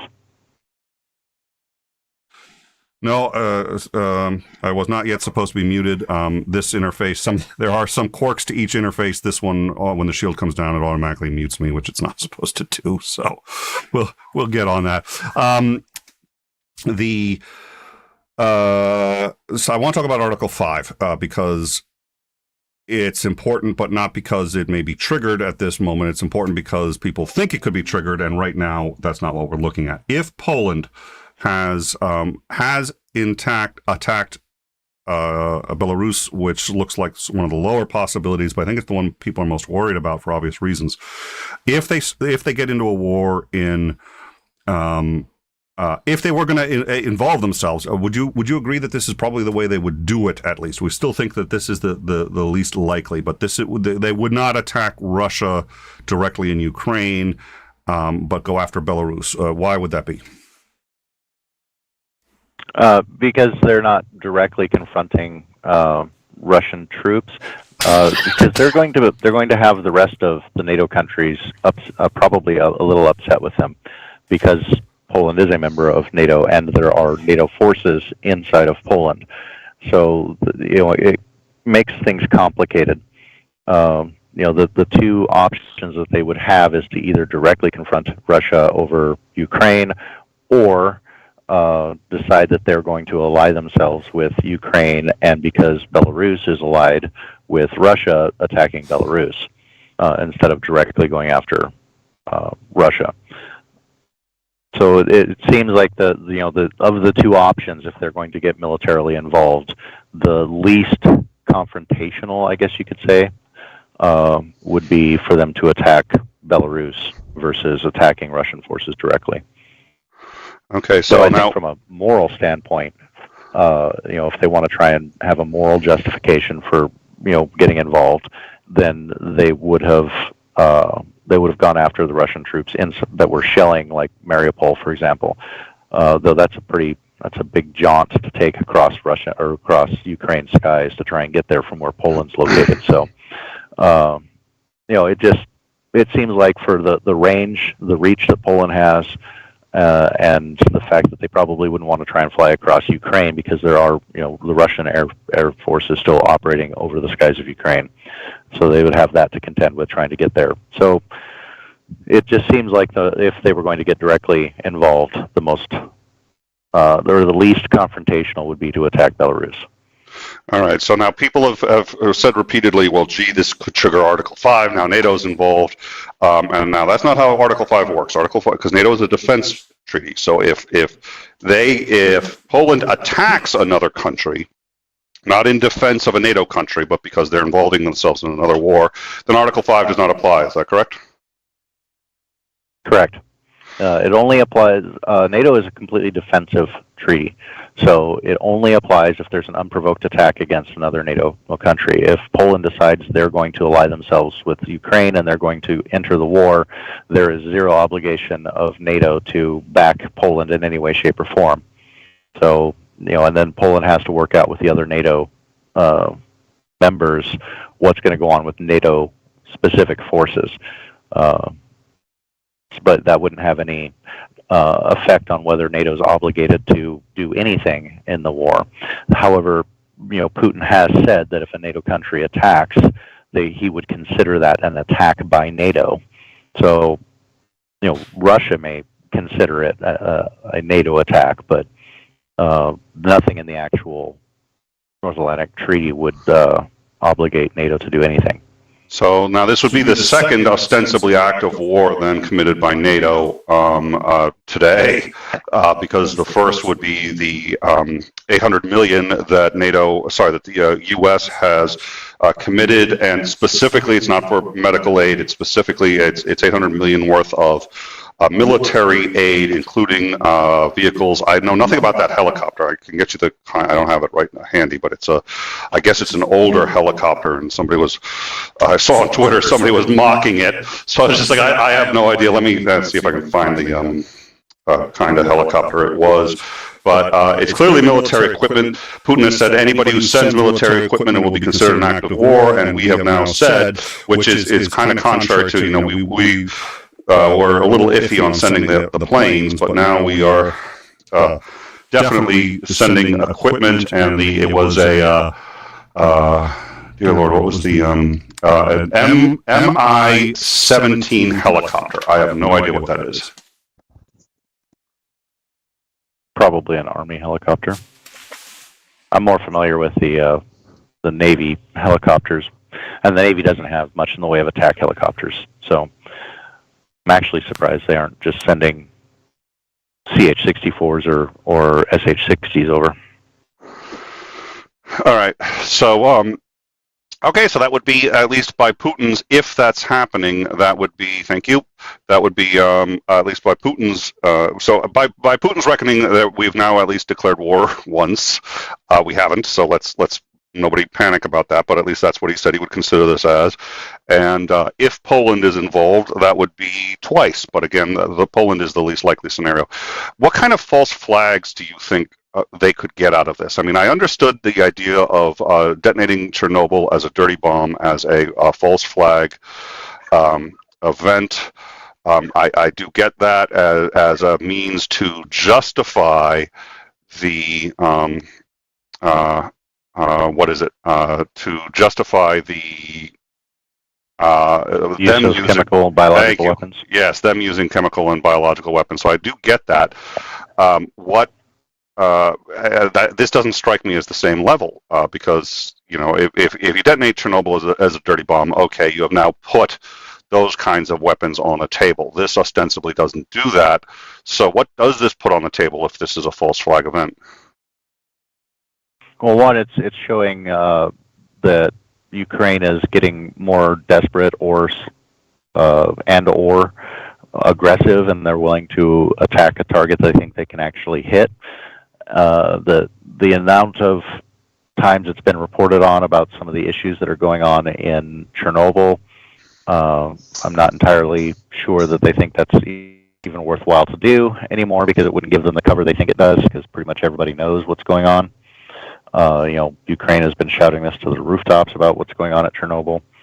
So they could also use it, say, look, they were able to reach this far, and they're trying to isolate and cut off Chernobyl in order to carry out their devious plot.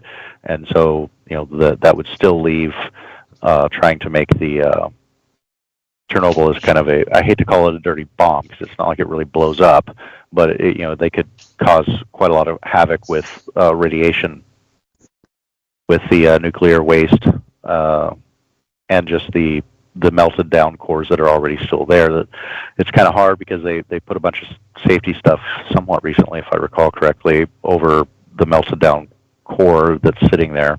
And that thing, it's not really going to blow up, but it's going to heat up and start releasing huge amounts of radiation, which is what they're concerned about. So, they can try and tie these things together, because looking at where Chernobyl is versus where, of course, Chernobyl's fairly close to Belarus to begin with. So it's not like they can they can try tying them together, or they can just say that, that Ukraine is escalating attacks, and it could also be in response, because I'm going to assume that the Russians that are in the UN right now probably had more of a heads up than when about what was going to be coming down, the decisions that were going to be coming down, and they could have warned Putin of what was the UN was about to announce, and he could have, along with some of the other the new bombings that have been going on, since he's already bombing new cities, diverted some of the forces up to it to drop some bombs in Belarus. If you look at what appears to be the timing, it could be in response to that, to give justification for why he doesn't have to stop military action immediately and risk being kicked out of the UN, if that's a possibility. So, there could be a lot of different things. He could have, generally speaking, when you make plans, you tend to make contingency plans as well, and Putin does seem to be at least competent enough to have other contingency plans. So it could be any number of things. I mean, it's really hard to guess what what his ultimate goal is, or where his advisors are talking about where they should move or what flanks they should be trying to cover in this, because he's had quite a negative reaction from most of the rest of the world about what he's doing. So, it could be something as simple as, it's a false flag in order to justify his continuation of the war and to kind of take away some of the teeth of the UN ordering him to stop. Or it could be that he's trying to give out the impression that Ukraine is kind of getting wildly dangerous and getting out of control, and that he needs to escalate in order to end the war quickly so that other countries aren't being damaged. So any number of reasons that he might want to do that.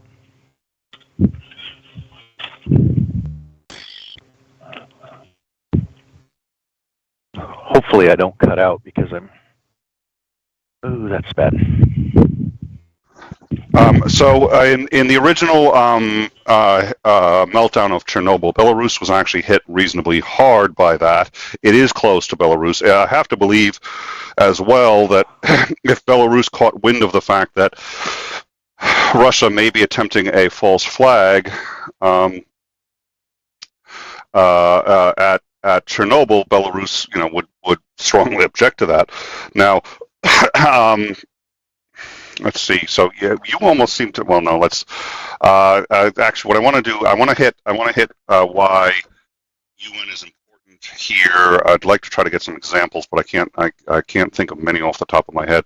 I do know that the veto power is extraordinarily important to any country that's got it, because it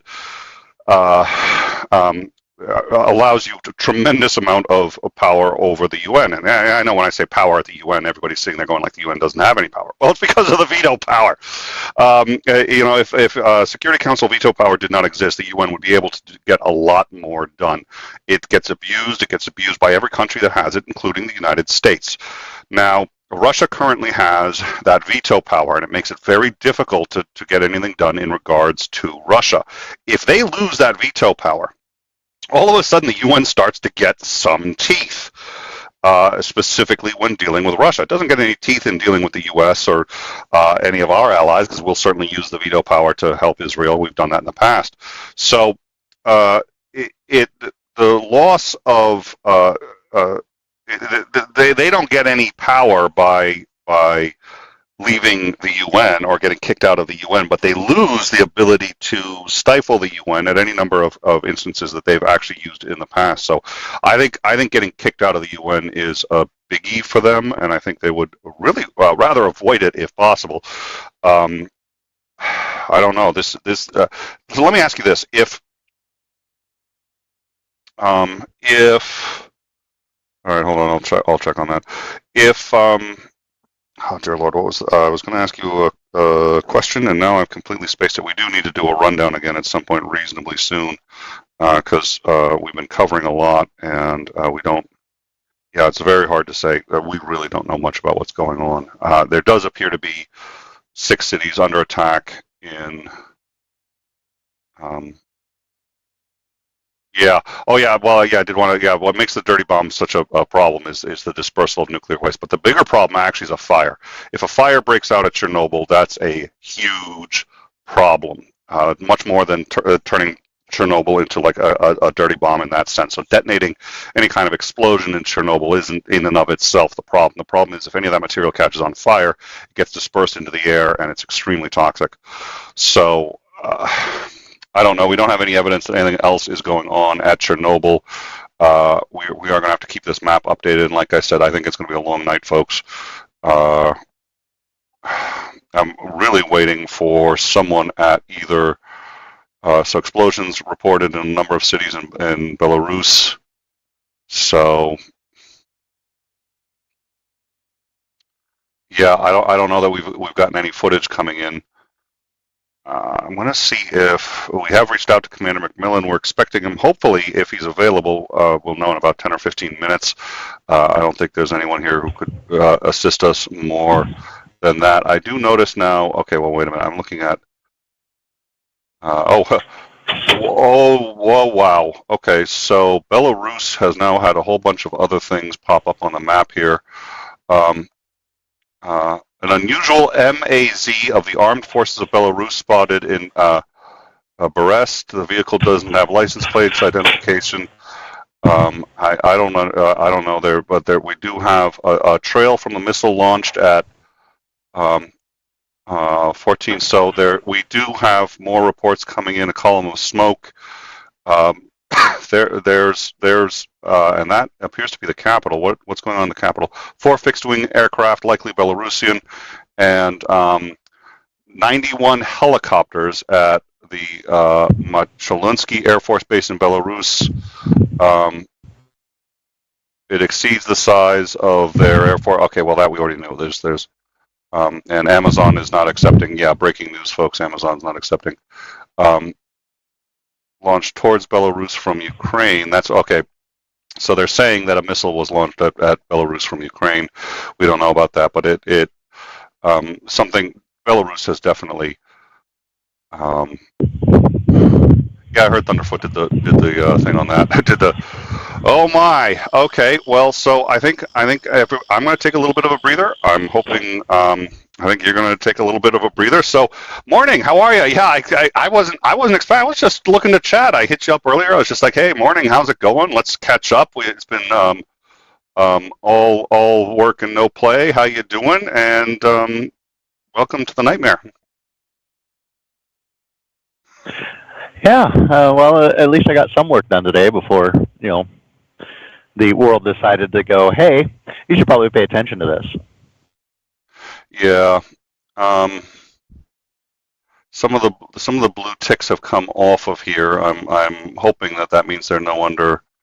Okay, it looks like the Melitopol mayor has been returned in an exchange of captured Russian conscripts, but they kidnapped a civilian to exchange a civilian for captured military. Yeah. Kyiv is under. Yeah, that's. Kyiv has seen some serious increase in shelling. We actually already. Let me get that back up for a second here. So we had actually already. Showed some of the footage from Mariupol and Kyiv. Now, this one we've shown before. This is actually from like a week ago. That's to show you. So where's I think this was Melitopol 2 days ago. They shelled an apartment complex. That apartment complex was still in use. It hadn't been evacuated. There's nowhere for them to go. As if they're in the city, they can't go anywhere.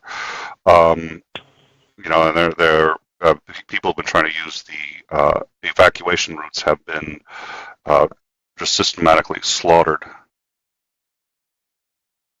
Oh, for fuck's sake.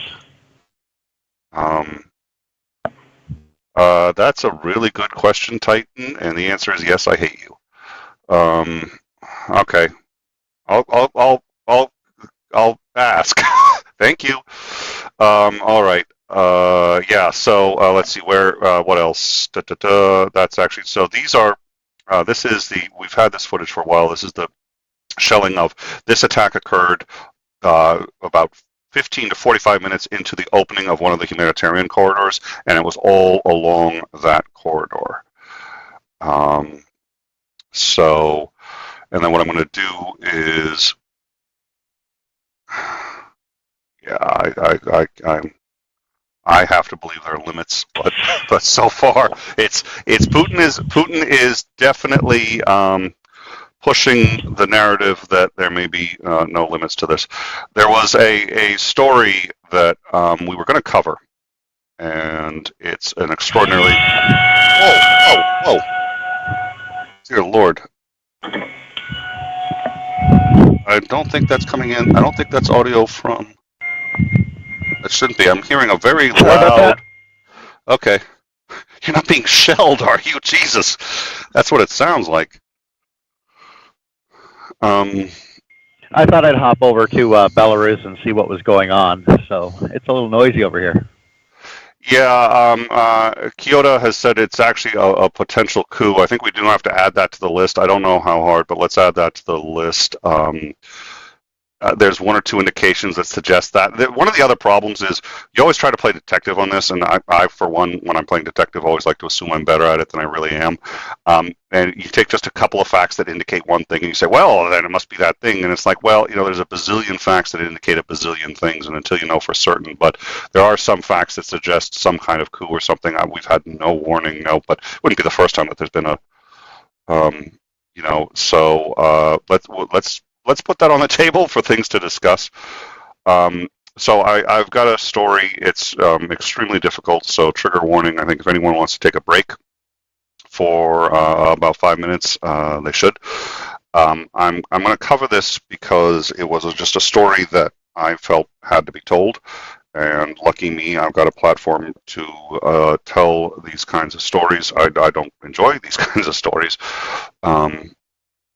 But we're going to tell the story, and we were going to do. It was just going to be like a 5-minute thing, and I was going to do it last night, and I decided everyone kind of needed a break. Everyone's had a break. I like breaks. The problem with breaks is then when you come back, people are like, "Oh, we got to come back to this. I was really enjoying the break," and the reality is.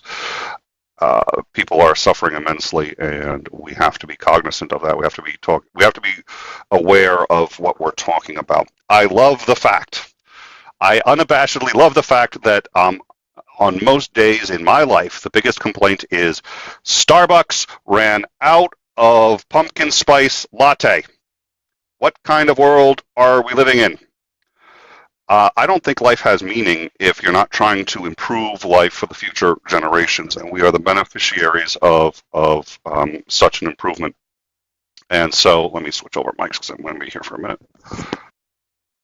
So we've seen the benefits of those improvements, and we forget that we still really do live very much in the Hobbesian world. We're not living in that state of nature per se, life being cold, nasty, brutish, and short. But we've seen barbarism, and it's out there. And I am not ashamed of the fact that I am living a life that is insulated from it, because quite frankly, that's the goal, right? Is to make life as enjoyable and as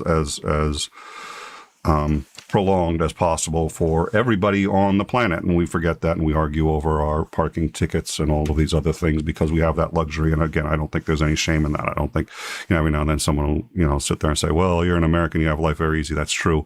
Don't apologize for that. What I do think we need to do is try to be aware of people who don't, and realize that it could easily be us. The U.S. has not been as far from this kind of thing as we'd like to think. I think it could have happened in 2008. In 2008, we could have seen a catastrophe in the U.S. that would have knocked us back easily to third world nation status overnight. We came extremely close to it. I think most people aren't aware of it, and one reason is we don't like to think about it. And again, there's no shame in that.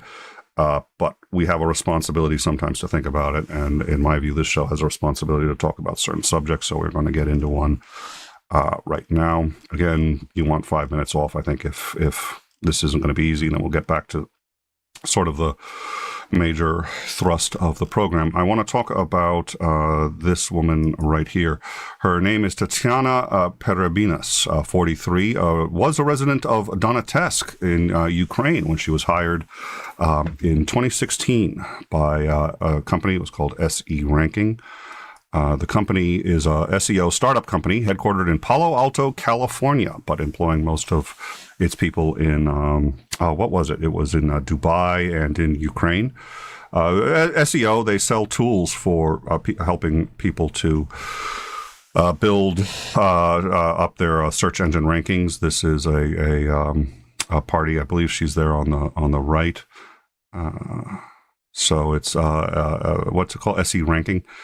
She started out as an accountant and worked her way up to chief financial officer. And has been operating essentially in the position of chief financial officer in that company. When the region that she was in Donetsk was occupied, she fled with her husband to Irpin, which is a suburb of Kiev. It's just, I think it's southwest of Kiev. And she's been living there for about 8 years with her husband, Sergei, and their daughters, Elise and Nikita, who we have, her daughter, Elise, her son, Nikita. Now, her son is 18. And so when the war started, he was 18. He wasn't allowed to leave the country. And her mother is sick, and she did not want to leave her mother. So she decided not to flee as the war started. Hold on one second. So let's see.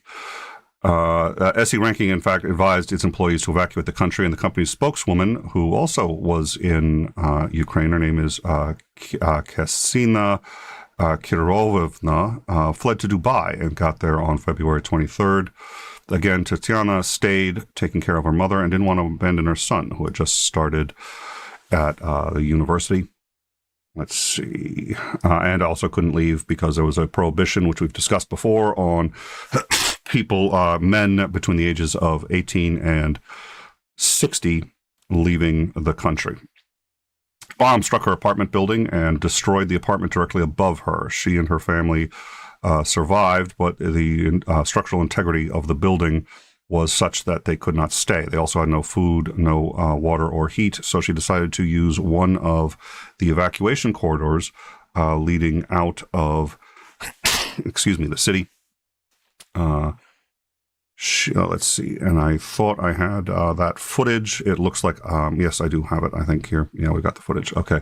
So she got together with a friend, a guide who ostensibly had a knowledge of these areas. They crossed at a bridge that had been destroyed. They crossed with a large number of people. We believe this is footage from that crossing here. And we're going to play this. So this is a crossing trying to flee the Kiev region. Her husband was unable to accompany them. We don't yet know why. As they started crossing, they began getting shelled.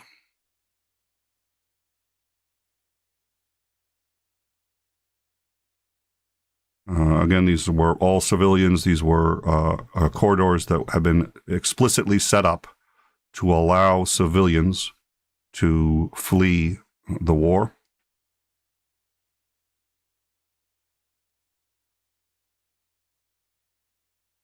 Tatiana, with her friend, 2 dogs, and their guide, and her son and daughter. Son, 18, could not leave the country legally. Her daughter, 9. They began taking mortar fire.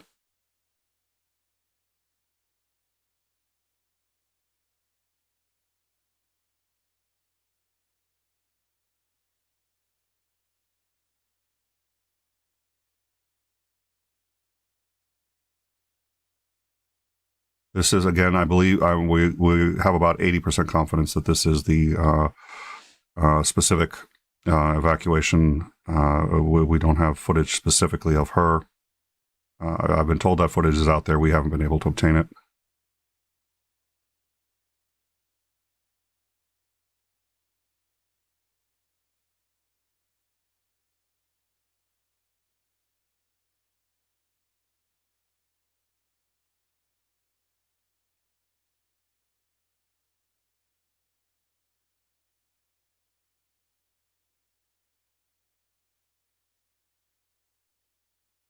The family was evacuating. They were struck with a mortar, and all 4 of them were killed. This was her daughter, her son, herself, and their guide. It was Tatiana Perbinis, 43, trying to leave the war in an evacuation corridor, which the Russians had said would be permitting civilians to flee. Obviously, that was not the case. All right. Where do we stand at this point? Something dramatic has happened in the war in Ukraine. We don't really understand what at this point. We do know that there has been a dramatic increase in shelling in a number of towns in Ukraine. We don't know the extent of it. We do know it started apparently about 3 or 4 hours ago, right after the UN International Court of Justice ordered Russia in a binding order to cease all fighting in Ukraine, denying Russia's argument that they were acting in self-defense. But that's what they told the criminal court, or not the criminal court, sorry, the justice court, for fuck's sake. They've dramatically increased the attacks. Well, I don't know the scale of the range of attacks. They're hitting many more areas now in Russia in just the last few hours. But what is even more notable is in Belarus. We have a number of attacks in Belarus. We don't know who's attacking. We have no idea what's going on. We actually have not had these attacks confirmed exactly. We're extremely confident they're happening. They're happening from multiple. We've got multiple sources across the entire country that's reporting these attacks. So we are confident that an attack of some kind is happening. It's purportedly MiGs, but we know nothing other than that. At this point, we seem to have 3 possibilities. The first possibility, and probably maybe tied for the least likely, is Andrew can tell me what he thinks of a revolution in Belarus. I know nothing about Belarusian politics, so I don't know what the likelihood is. But the first possibility is either a revolution in Belarus, and apparently there is some cause to think that, although I don't know what that is yet. So some kind of revolution in Belarus. It would have to involve the military if they are MiGs that are attacking, and what they'd be attacking, I don't know.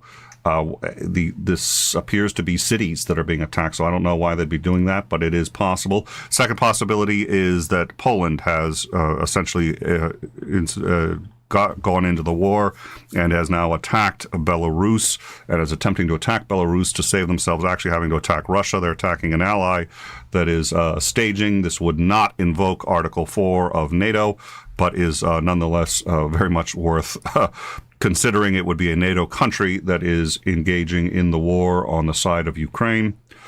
Or it's a false flag, and I think that still probably stands as the most likely, where Russia is in fact attacking Belarus or doing that for one of 2 reasons: either a false flag, or it is some kind of, they're upset that Belarus hasn't been pulling their weight in some way, and they're retaliating. I'm disinclined to think that one, because this is a pretty harsh fucking retaliation for whatever crime Belarus may have committed.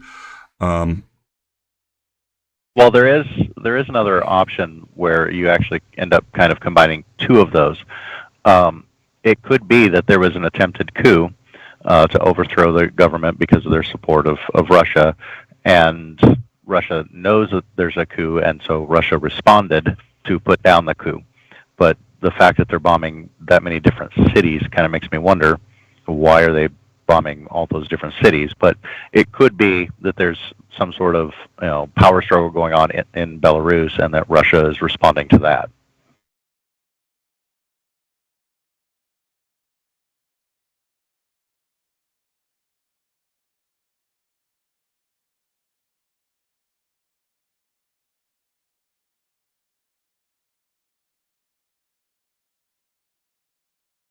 If you're speaking, you're muted.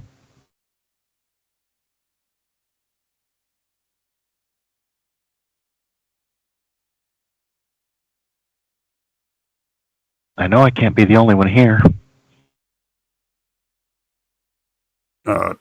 Sorry, got into some messages and was reading them, and I couldn't get back to the panel in time. I thought I was unmuted. Of course, I wasn't. Just a few too many switches and too much going on at the same time here for this. So I am going to need about 5 or 10 minutes. I know you want to get some food, so I'm thinking maybe to just go into standing by for about just a few minutes here. We'll probably just actually leave the I don't think the standing by screen is up on this one. No. So, I mean, did you want to maybe get some food or something? And I can, like I said, I think we're going to stay on, and I think we're going to be on at this point for the foreseeable future, at least a few hours until we try to settle in and figure out what's going on.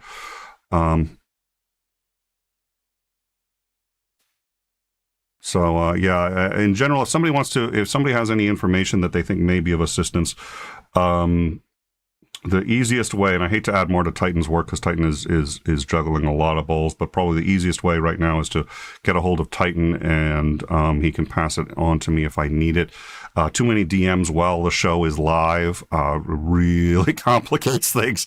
So we're gonna pause for about 5 minutes, and I think we'll put a little music in the background. We'll let this stay on.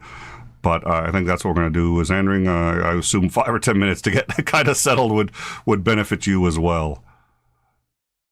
Yeah, I mean, if we're going to pause for a minute, I'll probably pause for 15. You don't have to wait for me, but it's going to probably take about 15 minutes to get the food and then actually eat it. And so, but I'm not going to go anywhere. I'll just mute, and then I can listen in on what's going on. But I'll be inside the restaurant here. All right. Well, why don't you go do that? Let me sort of set things up. We're just going to go sort of. We're just going to put this a little bit in a standby mode here. There'll be this will keep playing. The map will stay up, and we'll have some music for you guys because I know that you just love our music. But and then I'm going to go get some stuff ready. And we're going to try to sort this out. This is obviously just a great deal going on right now, and so let me and that's not going to let me do that. So we've been playing what we've been playing in the intros I think it was the Kiev Jesus, it wasn't the opera chorus. It was I've forgotten what it was, but it was a Ukrainian chorus that's been singing the Ukrainian national anthem. They sang it on Saturday Night Live, and I thought it was very beautiful. And so we've been playing that, and so I'm gonna hook that up. We'll play that just a little bit, and then I should be back in. I'm thinking about 10 minutes. We're just gonna leave the stream running. Well, I'll be back in 10 minutes. As Andrew will be back probably in about 15 minutes. We do have Commander Macmillan's been notified, and he will join us as soon as he is able. I'm hoping he's going to. He's going to be as he's going to be confronted with as much chaos as we are, but he tends to find a way to highlight what the likely possibilities are and coalesce everything that we know. So give us you know what, and everybody here needs to be taking care of their mental health. I very much meant what I said. I don't know why I've been speaking a lot about tension recently on the show, the tension between bringing a show as quickly as possible but also as accurately as possible, because those two goals are in opposition to each other. Bringing a show that's entertaining, that has some humor and that you can enjoy, but also can discuss serious topics. There's always a tension there, and it's not easy. And we could get a lot more viewers a lot quicker, I think, if we started getting into drama and became a T channel. That is most decidedly not this show, but there's always the push to be a little more provocative and yada yada yada. So there's always that tension too, and there's a tension between living our comforted lives and realizing that that's just not the reality for everybody, and that there really is a responsibility to be aware of what's going on. But the I don't want to say downside, but a consequence of the lives that, especially as Americans, we have that have been so sheltered for so long, is that it makes it very difficult to contend with the images that we're seeing. And I think we have an obligation to contend with them, and I think the people who are watching feel that obligation, but we have to do so in a way that is concordant with our own abilities and mental health. So it doesn't do anybody any good to burn themselves out on this. So take breaks. I'm taking a break that I'm going to need to take, so I'll be gone for just a few minutes. Isandering will be back with us, and please, mods, people working on in time, people who are handing us this information, take breaks as needed. I do think we have an obligation to see and engage on this, but we also have an obligation to ourselves to practice self-care. We can't do anything if we completely collapse under the weight of some very difficult things. So we here try our best to deal with that tension, and we think you need to be aware of it and deal with it as best you can. I'll be back in hopefully about 5 or 10 minutes. Thank you.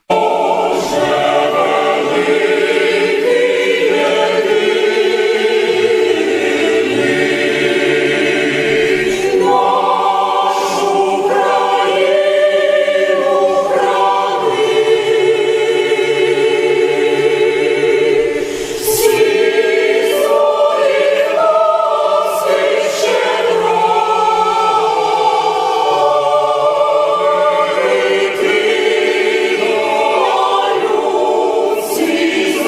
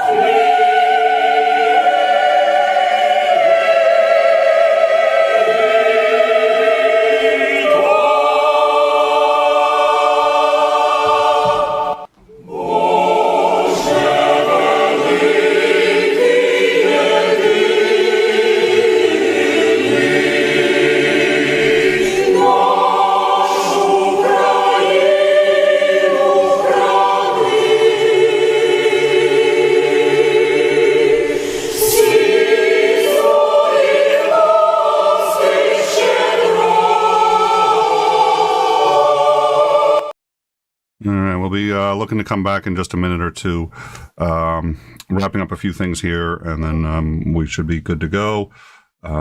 So please bear with us. Thank you, and then we'll cover everything that's been happening, which is really quite a lot of stuff. So about a little less than 5 minutes, I think, and we should be back. Thank you.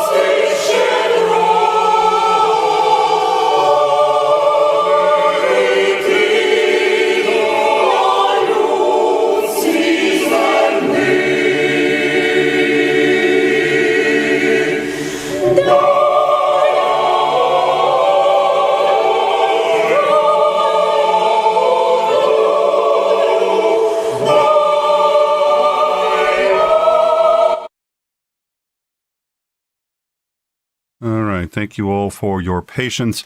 Yeah, a little going on today. So we're going to do a rundown. Before we do that,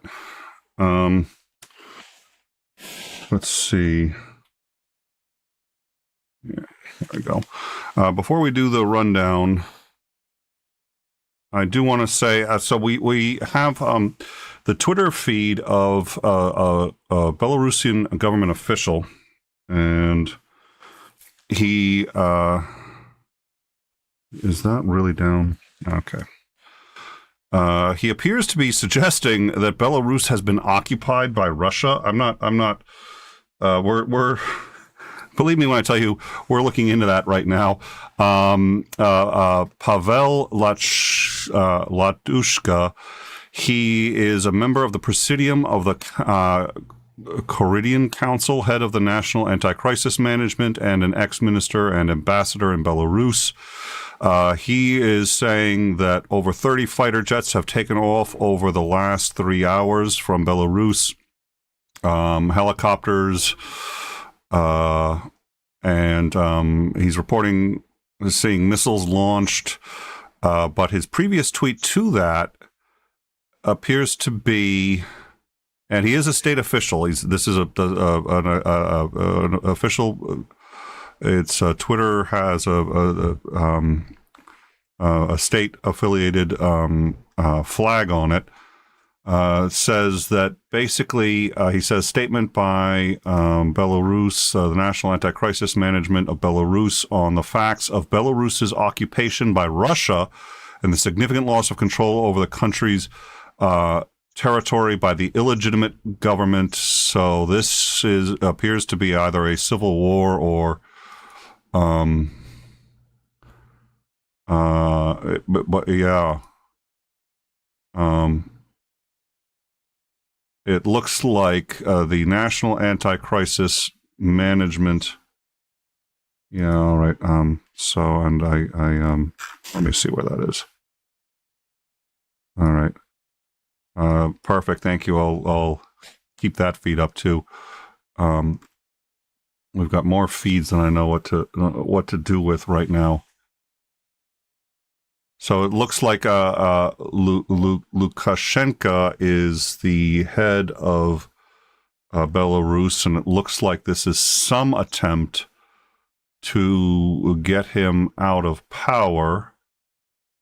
I don't know enough about Belarusian history to understand very much about what's going on, but it looks like a concerted effort to overthrow the government of Belarus is what it's starting to shape up to be right now. We cannot confirm that, but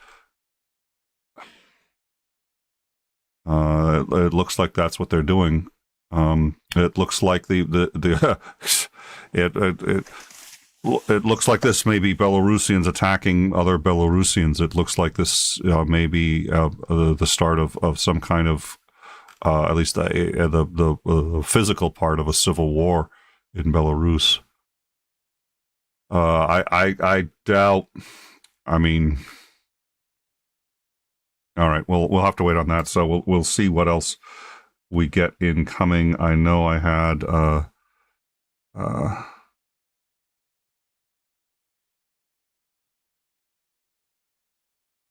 Yep. Okay. All right. So, yeah, I think we're going to start a rundown. We are still hoping that Commander McMillan is going to join us reasonably soon.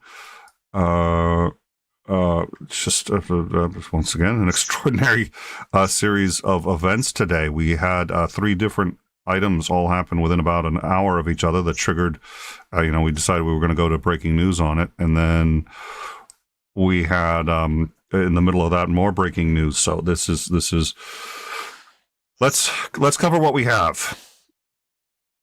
We have multiple credible reports at this point of 6 cities in Belarus coming under some form of attack.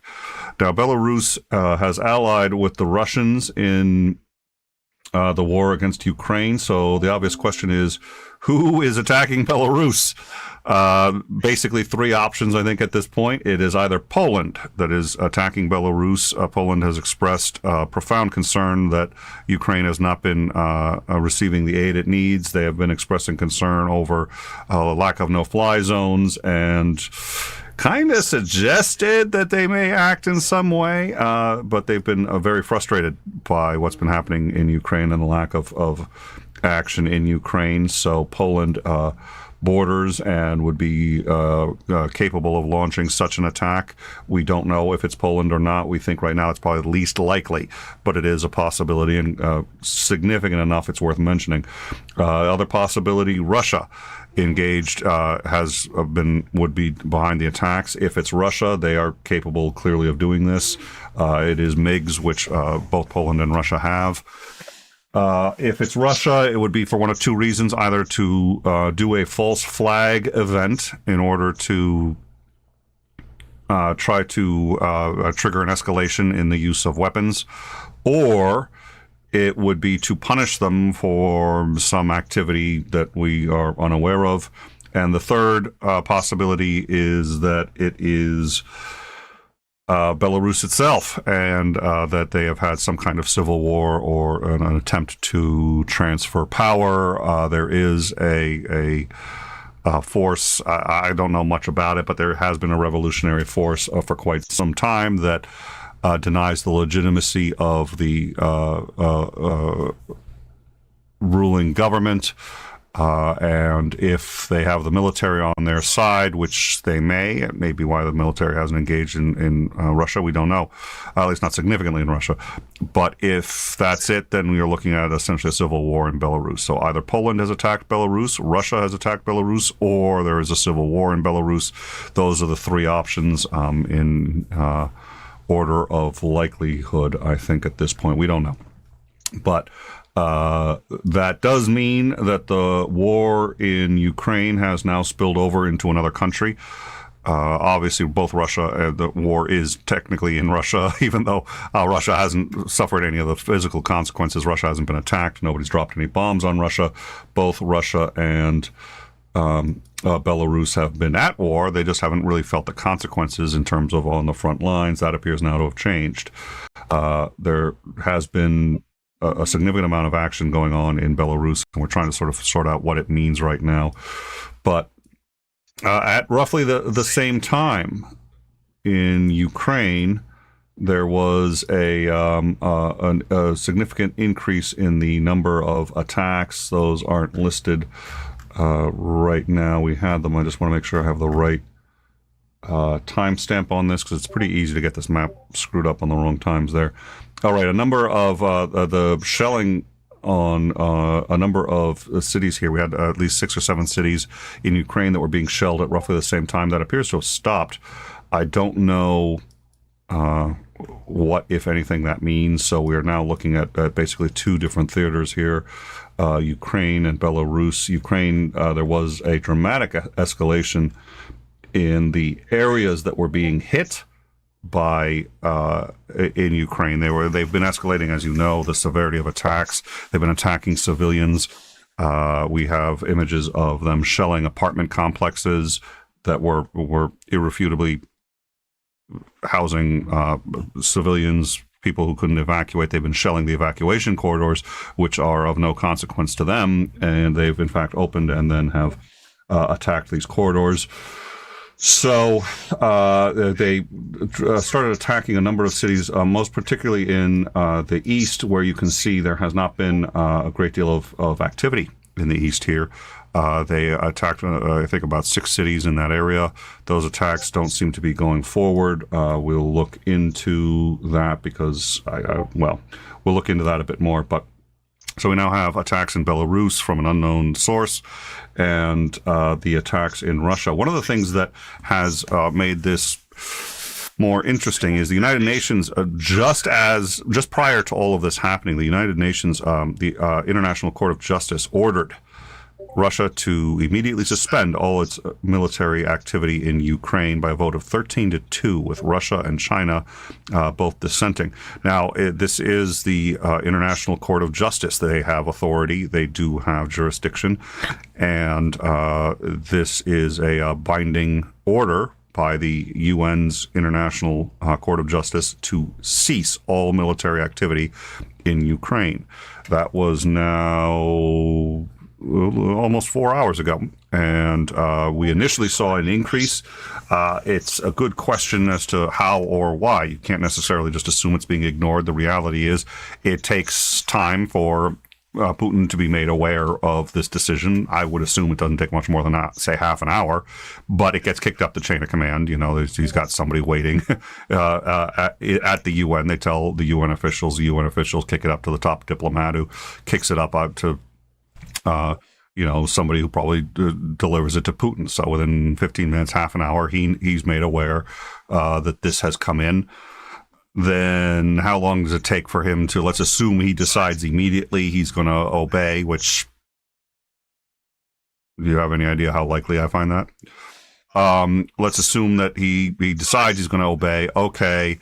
He has to get in touch with the heads of his military. That's going to take no more than 15 minutes, I have to believe. I mean, they're busy, but I'm sure he can do it.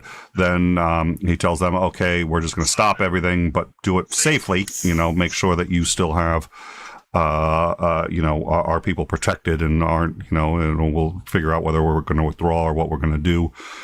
Okay, that takes at least half an hour, I would assume, to filter out. And these are all ballpark guesses by me until we have somebody who's been in this situation, as Andrew would know better, and Commander McMillan would also know better. So until we have them, these are ballpark guesses. But I have to believe if you were doing your best, it would take 2 hours to see that order implemented.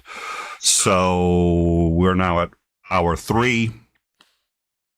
It appears the shelling has stopped in the new areas that were just being expanded. Again, they were expanded within moments of the UN order, but there's no way to know if they're related. And in fact, I have to believe they're probably not. So we'll see what happens going forward with that. Meanwhile, President Biden has authorized an additional $800 million in security assistance to Ukraine. The reason this is important is because this is the first authorization of that money and of vehicles, helicopters, patrol boats, Javelin anti-tank, 4,000 Javelin anti-tank systems, and over 20 million rounds of ammunition, grenade, mortar, and artillery rounds, all sent to Ukraine. This is the first time that order has been issued since Putin made it abundantly clear that any country that sends military assistance to Ukraine will be declaring an act of war against Russia. That's how they will see it. So today, roughly 4 hours ago, we said we would send that. That was authorized by Joe Biden, who also called Putin a war criminal. That authorization is, at least according to the last we've heard from Putin, is tantamount to a declaration of war. So we'll see how Putin responds to that. But that obviously was newsworthy, as was the International Court of Justice saying Russia was ordered to stop.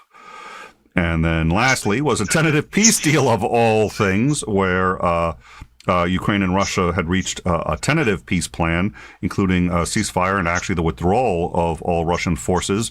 Ukraine would agree to abandon any attempt to enter NATO, would never house foreign air bases or offensive or foreign weaponry, would assume a role of neutrality against or in regards to Russia.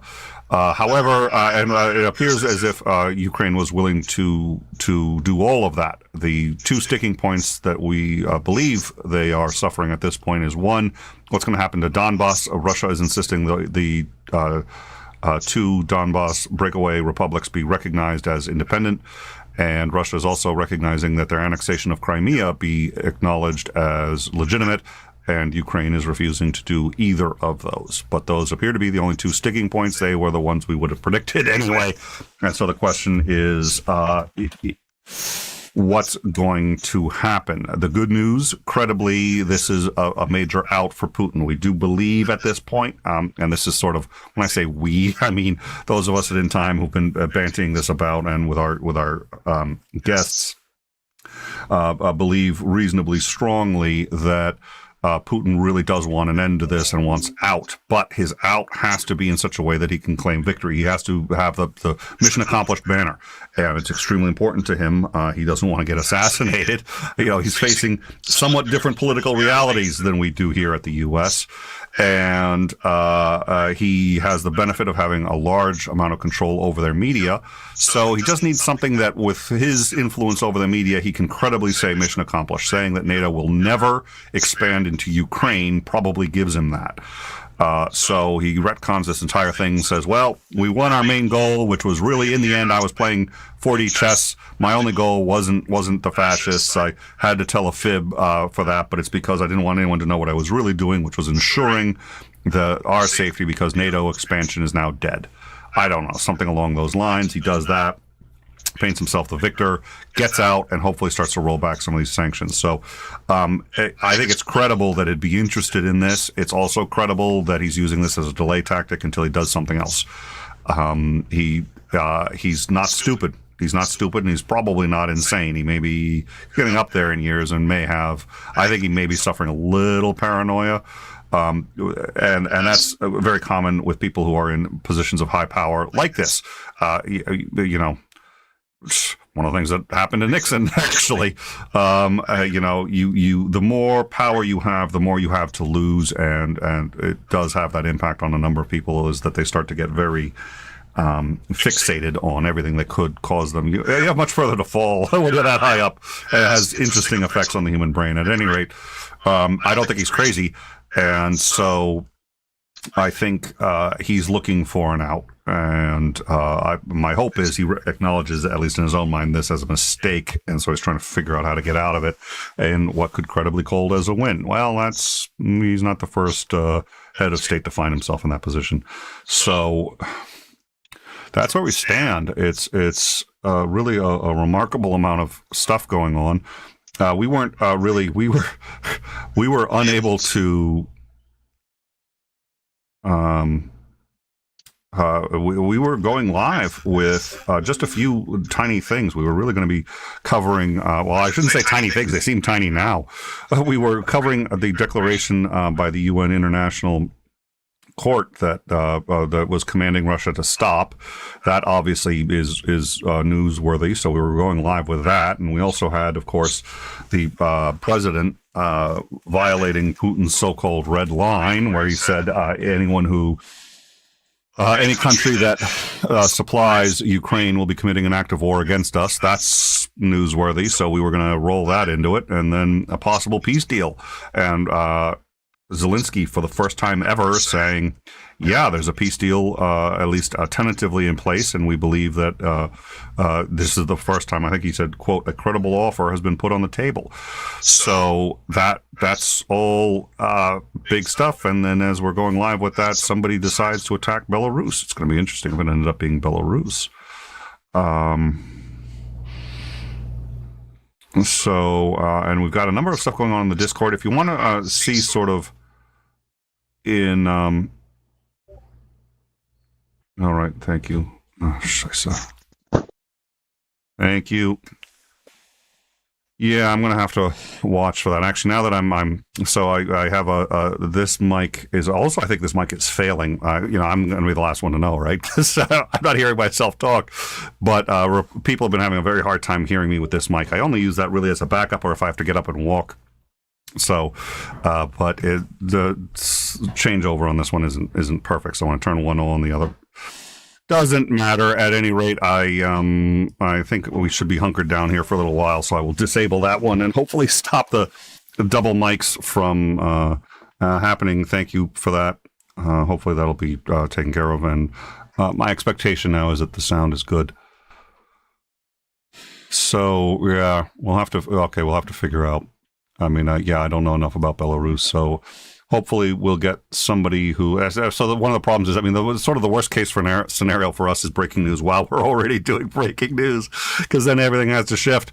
But, come join us on the Discord, and you can see what we're talking about. I get most of my information from the Discord when we're doing a show. So we are curating it and trying to sort of figure out what's being said and what's going on. So when we're doing something like this, it's all in the Discord. You'll learn about it probably at about the same time I do if you join us on that Discord. And there's already people, we have a lot of newbies coming in who have been very helpful and productive. We also have a number of old hands who know how this is done and have been making sure that we get the right information at the right time. So one of the things that makes In Time, I think, unique, and I'll do this little bit of, I guess, self-congratulatory patting on the back, and then we'll get back into it. But we often do beat major networks to news that is worldwide news, and one of the ways we do that is most of the people who give us information are we actually do know a couple of people who work at news organizations who do send us stuff,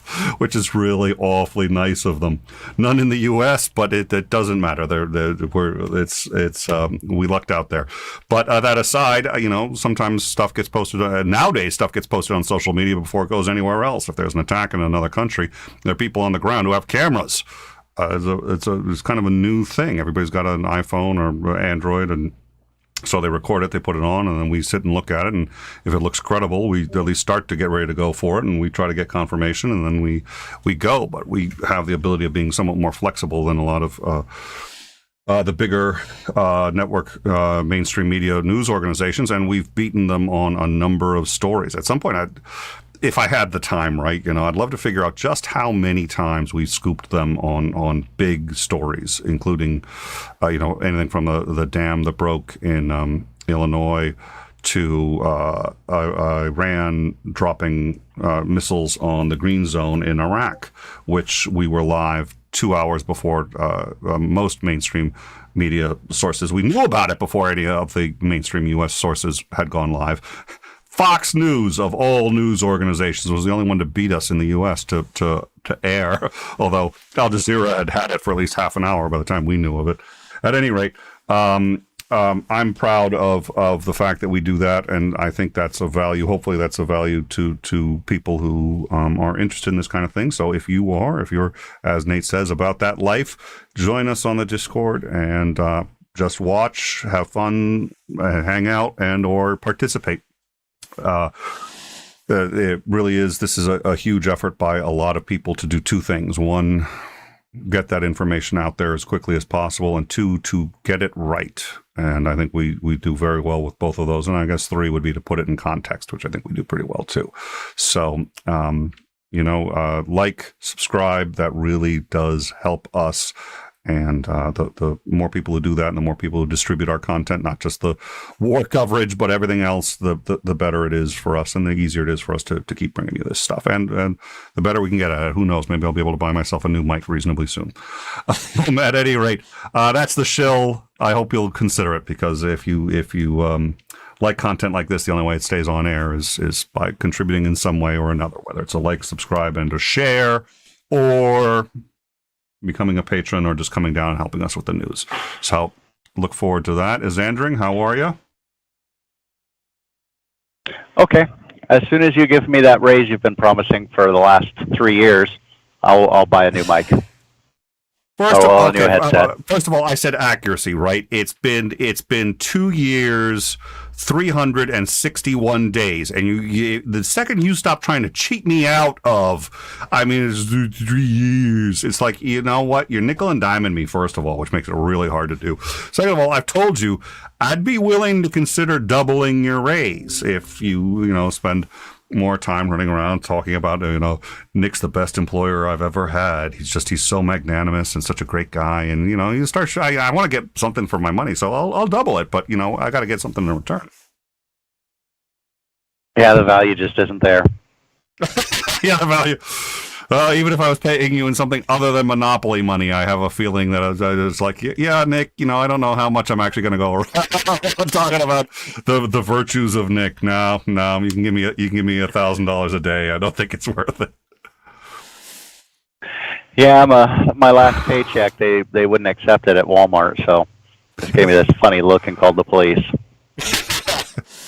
Well, you're not the first time. This is the first time an in-time employee has said that. We should look into that. There might be something wrong with our payment systems.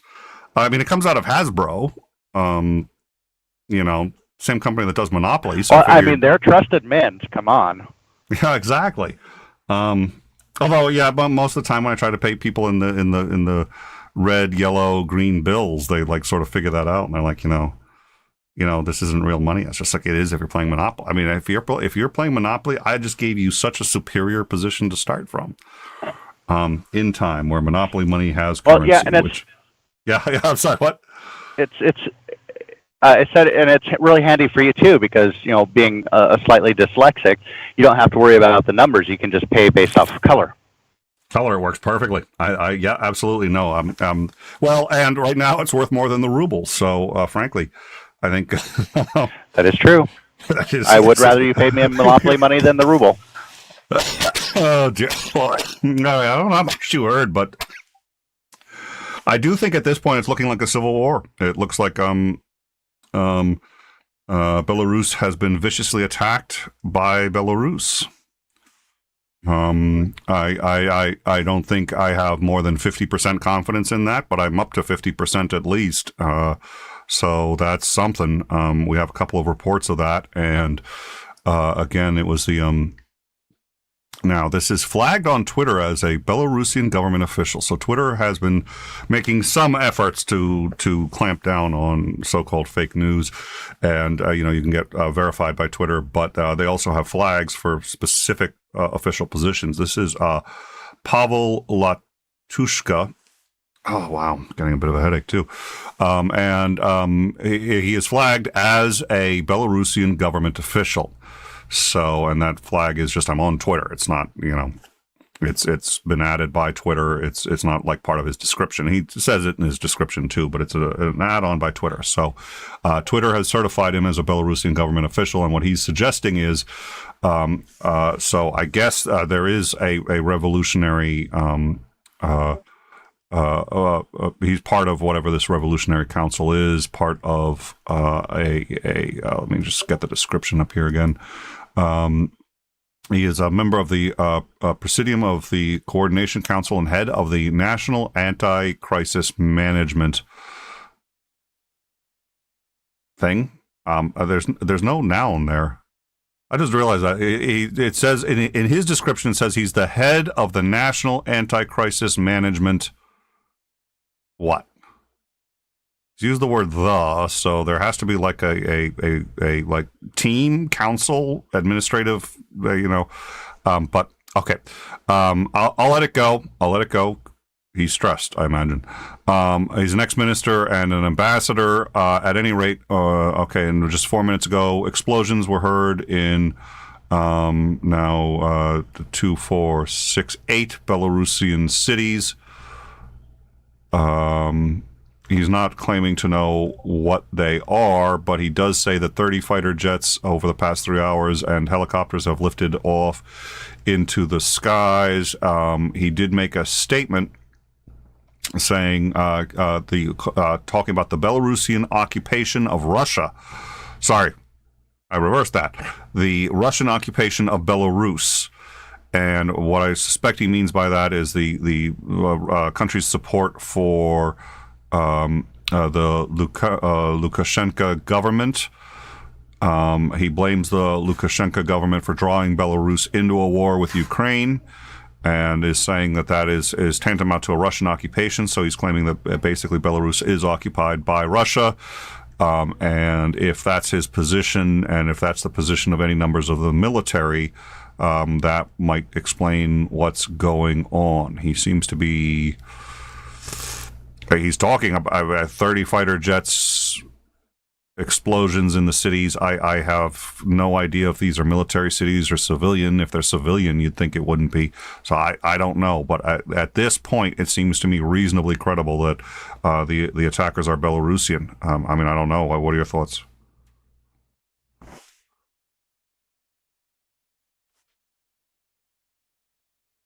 That's entirely possible. Well, all right. So well, I have a mouth full of hamburger. Okay. Okay. Well, there you go. So, I mean, it's also possible they're scrambling them for defense. I don't think. I mean, you had mentioned the possibility that Russia is doing this in order to punish them for something. I think they're capable of that. I don't. It's hard to imagine what Belarus could have done that would merit this right now, and it seems to me like Russia would not want to spread its forces any thinner. But false flags strikes me Belarus could have had something like a. Yeah. Well, Belarus could have had something like I don't know, a coup attempt or a revolution breakout that Russia is trying to quell. So. Okay. Oh, okay. That makes sense. It could be that. Yeah. And these would ostensibly be cities sympathetic to the opposition. All right. Welcome to In Time, where the audience is as confused as the host, or the host is as confused as the audience. So we don't know what's going on. There's fighting, there's explosions. We can report that reasonably accurately. We're pretty sure that's true.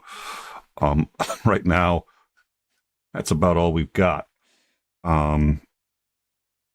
Okay, now this was, Minsk. Several trucks with the V and camouflage are moving along.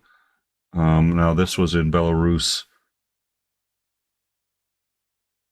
So it looks like going back at least 7 hours ago, there were trucks that were that had a V on them that had been deploying. These are the ones that I think we heard about that don't have license plates on them. So it may be that this just happened, that this resistance was planned at the same time that the United Nations has ordered Russia to halt its military activities. I will say this: it's got to be an interesting day for Putin. Now, this again, I think the United Nations, the actions of the United Nations International, we need to get some verification on whether or not Russia can be expelled. But judging by what I heard about Article 6, it sounds to me like they can be. You need to get the Security Council to recommend it. And I know that people would sit there and say, well, okay, that's never going to happen because they're on the Security Council. But recommendations can't be vetoed. So I think it's possible that Russia could be ejected from the UN, that there is a path to that from this. So if that's true, that's I think he's got a problem because he can't afford to get ejected from the UN. It's the only thing that really stops bad things from happening is that he's got veto power. And all right, thank you. That he's got veto power on the Security Council. He really cannot afford to. He can't afford to lose that. He just can't, unless I'm missing something. Oh, well, that was. Now, the other thing is, though, and this is interesting because this is the Belarusian government official, and he's got the Ukrainian flag and is talking about fully supporting Ukraine. So, and he's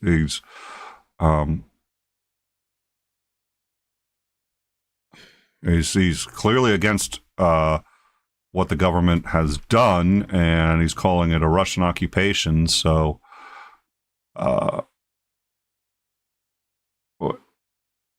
S-300, okay. Air defense systems have been sent by the Ukraine or U.S. or NATO allies. Republican Affairs Committee. Okay, that's, yeah, I don't know. All right, so we're going to... All right, we've got, I mean, there's another... Yeah, Associated Press is just coming out with saying that they've got they've compiled a report, and at this point they're okay. Yeah, that was Mariupol. That was a difficult one. AP did a breakdown of the targeting of civilians in Mariupol, and in particular the children casualties in Mariupol, and it's unfortunately been really high. And so the Associated Press has come out with a report on this and trying to make some sense of Russia's, like, we're not targeting civilians. And it's like, yeah. Oh, dear Lord. All right. So, and we've got a couple more pieces of information coming into the Discord. I think I just did do a rundown, but it feels like we should probably do another one soon. Yep, and there's been actually a number of people who are essentially defecting from Russia. So, and then this is the Australian Financial Review that says now China's been in an interesting position. This entire thing has been a boon to China. China works out beautifully from all of this, and the reason is because China is a kingmaker here. China can do any number of things. They can help Russia evade the sanctions, but if they do that, they'll make Russia pay through the nose. Now, it looked like U.S. intelligence appears to think that that's what China was in fact doing, and maybe even going to offer them some military assistance. Russia certainly asked for military assistance from China, which, if you're Putin, it's like having to go to China and say, hey, can I have some weapons?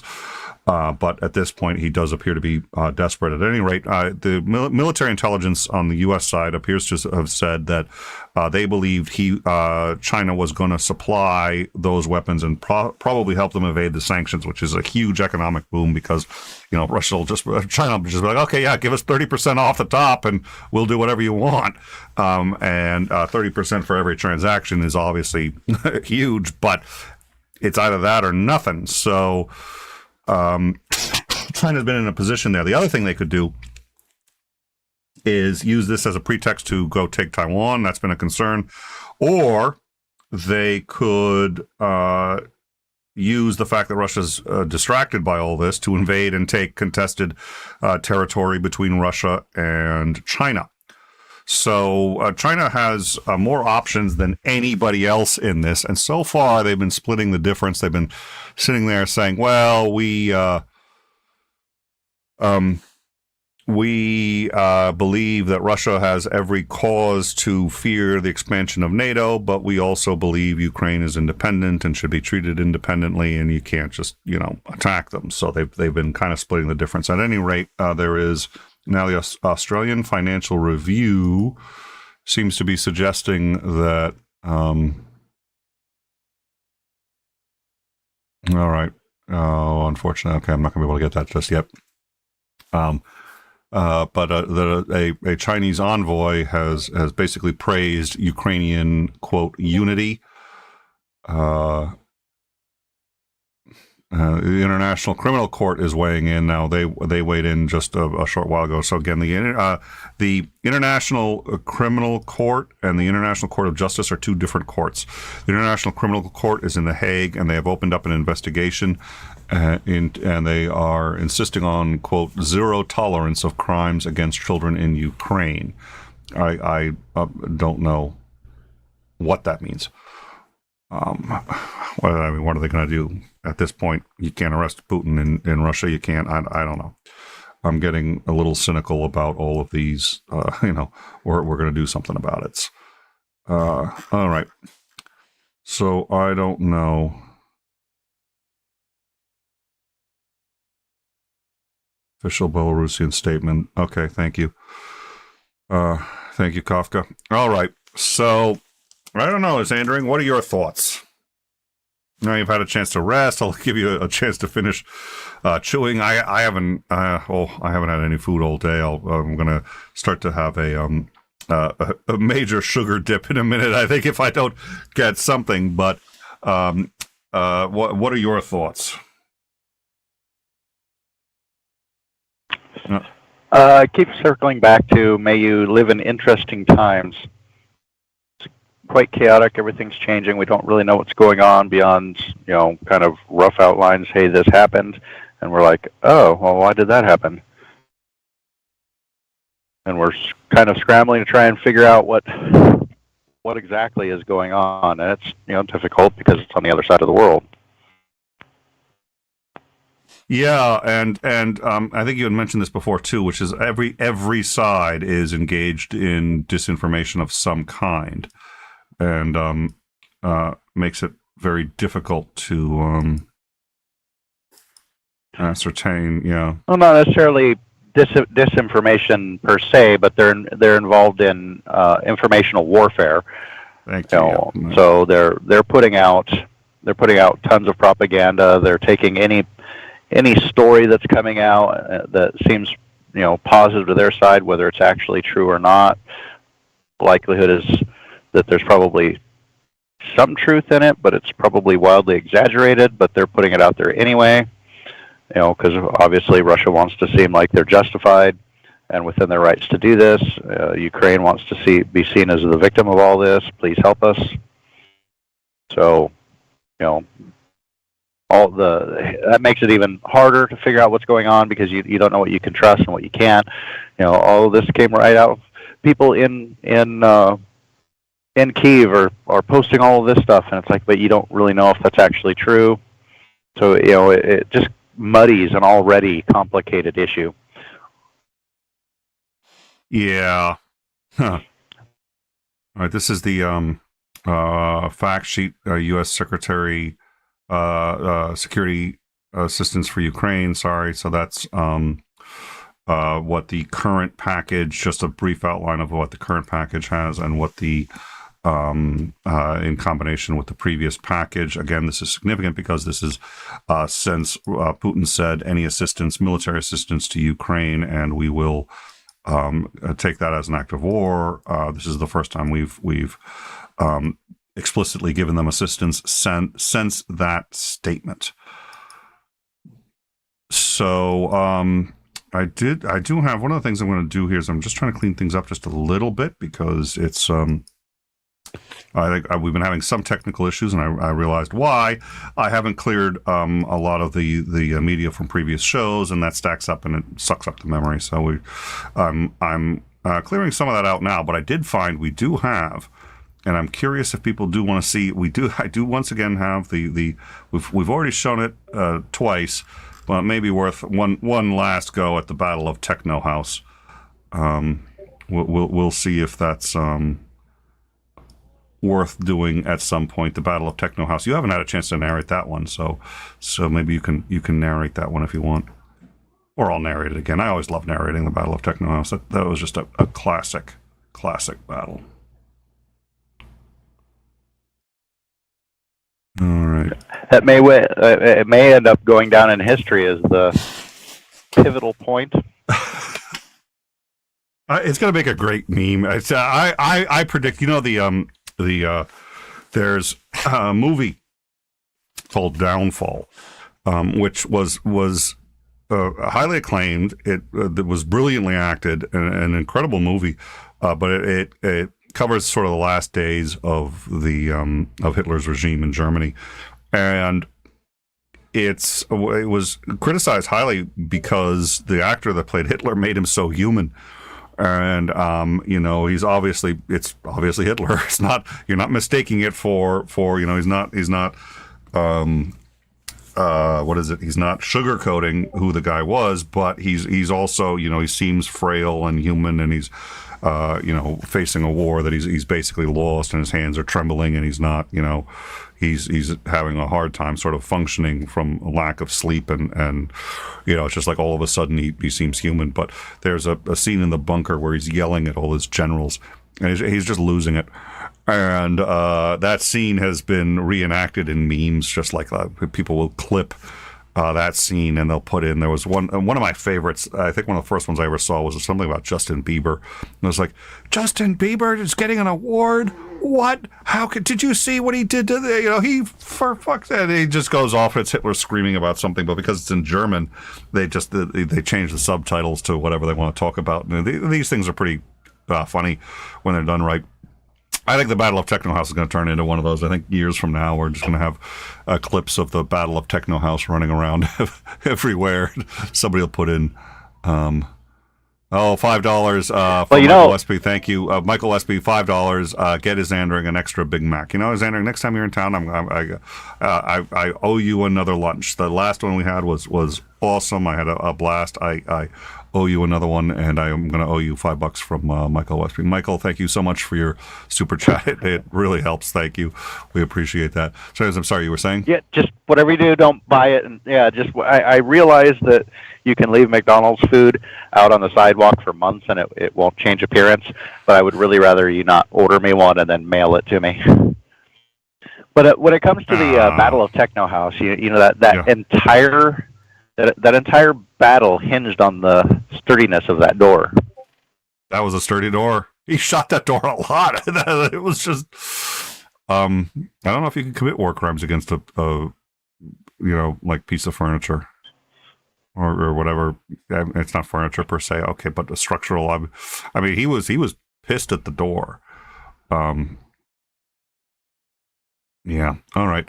Well, thank you very much for that super chat, Michael. We really appreciate it. So I think it's going to be a long night for everyone. And what were you going to say, Xander? I don't remember. I'm sure it was something going to be very witty and pithy, but I don't remember what it was now. All right. Well, I'm just curious here. No, that's not going to work. That's not going to work. I can close both of those out. So, it's really been, it was funny. I was, I usually make dinner in the Soutter household. Sort of getting ready for that. And I knew we were going to do breaking news, and we were trying to sort of figure out how we were going to solve it. And I was just speaking with the family because, well, one of the things when we decided to do this show, when we first decided to do it, decided on the format, it was actually one of the things I try not to talk about this too much, but one of the things that, it affects the entire household. It affects everybody. It affects my wife. It affects my kids. If we're on vacation and something happens and we decide we're going to go to breaking, we go to breaking. And that's just sort of a commitment that affects my entire family. So they're all, and my daughters have made, I've actually got, there was a clock that was up there that my daughters made, and they keep making things for this show. And my daughter had a stuffed animal seal that she's just like, Daddy, can this go on stream with you? And I was just like, well, I'm sure we can put it somewhere. And so it was the stream seal. And if you've been paying very close attention, you'll see every now and then a seal poking its head out from different areas in the set but it's a whole family thing. So we were just sort of preparing to do just a 15-minute short show. And then all of a sudden this whole thing broke out. So thank God for an understanding family, because I'm sitting there going like, I think I'm going to be occupied the rest of the night. That's what I'm thinking. And I forget why I was bringing that up, except, I probably was inspired by Michael's super chat. I really appreciated it. There's a lot of effort that goes into the show. Also, obviously, from especially Titan, who ends up these shows where he's just like, Nick, if you could not DM me unless it's really important. I was like, yeah, I hear ya. So, and then he ends up, just sort of becoming the gatekeeper, and then everybody else who's putting information out there. It's a lot of work. And I will say this before we sort of get back into it. I was on Amy Newman's 2 nights ago, and then I was on one other one the night before, and we've been getting a lot of compliments about the quality of the reporting. President Sunday has been very supportive of us, which I really appreciate, and that's everybody here, because I'm the one who's got his face up here, but the people who sit there and also help us make corrections and make sure that we get that out quickly when it happens. So everybody's been working their asses off, so thank you. Except for Xander, who's sitting there chewing on a Big Mac during the show. Just really? You think that's the highest level of professionalism there, Xander? Thank you for that. I'm going to cut your pay in half, is what I think I'm going to do now. Again? That's all he has to say. Again? Yes, yeah, okay. I realize that threat has less teeth to it than I might otherwise like. We'll All right. So, well, that's fine. You can cut my pay in half again. You did promise me that 50% of the channel in perpetuity, so I'm not worried. Nothing could possibly go wrong with that setup. I mean, we didn't write it down or anything, but yeah, that setup has never gone wrong once or twice for any given channel. No, never seen that head south. Yeah, well, don't worry. We'll get that in writing at some point. We'll wait until we need it in writing, and then we'll put it in writing. I think that's usually the best way to handle things like this. We're all pretty busy. Who's got a chance to write up a contract and shit? So yeah, yeah. Until we actually have a disagreement with each other, there's probably no reason to have it in writing. Yeah, exactly. Oh dear Lord. Yeah, that's an interesting way to do business, I guess. Okay. So I hope I didn't close it. I was closing a whole bunch of stuff, and I am getting a bit of a headache, so I'm going to go snag something. But until then, that just makes concentration a little harder, and I'm hoping I did not close the main list, but I may have. So we'll deal with it. As far as crises go, I think we're lucking out if that's what's happened. Oh, okay. I wonder what'll happen if I unplug this. You know what? Hey. It'll be fine.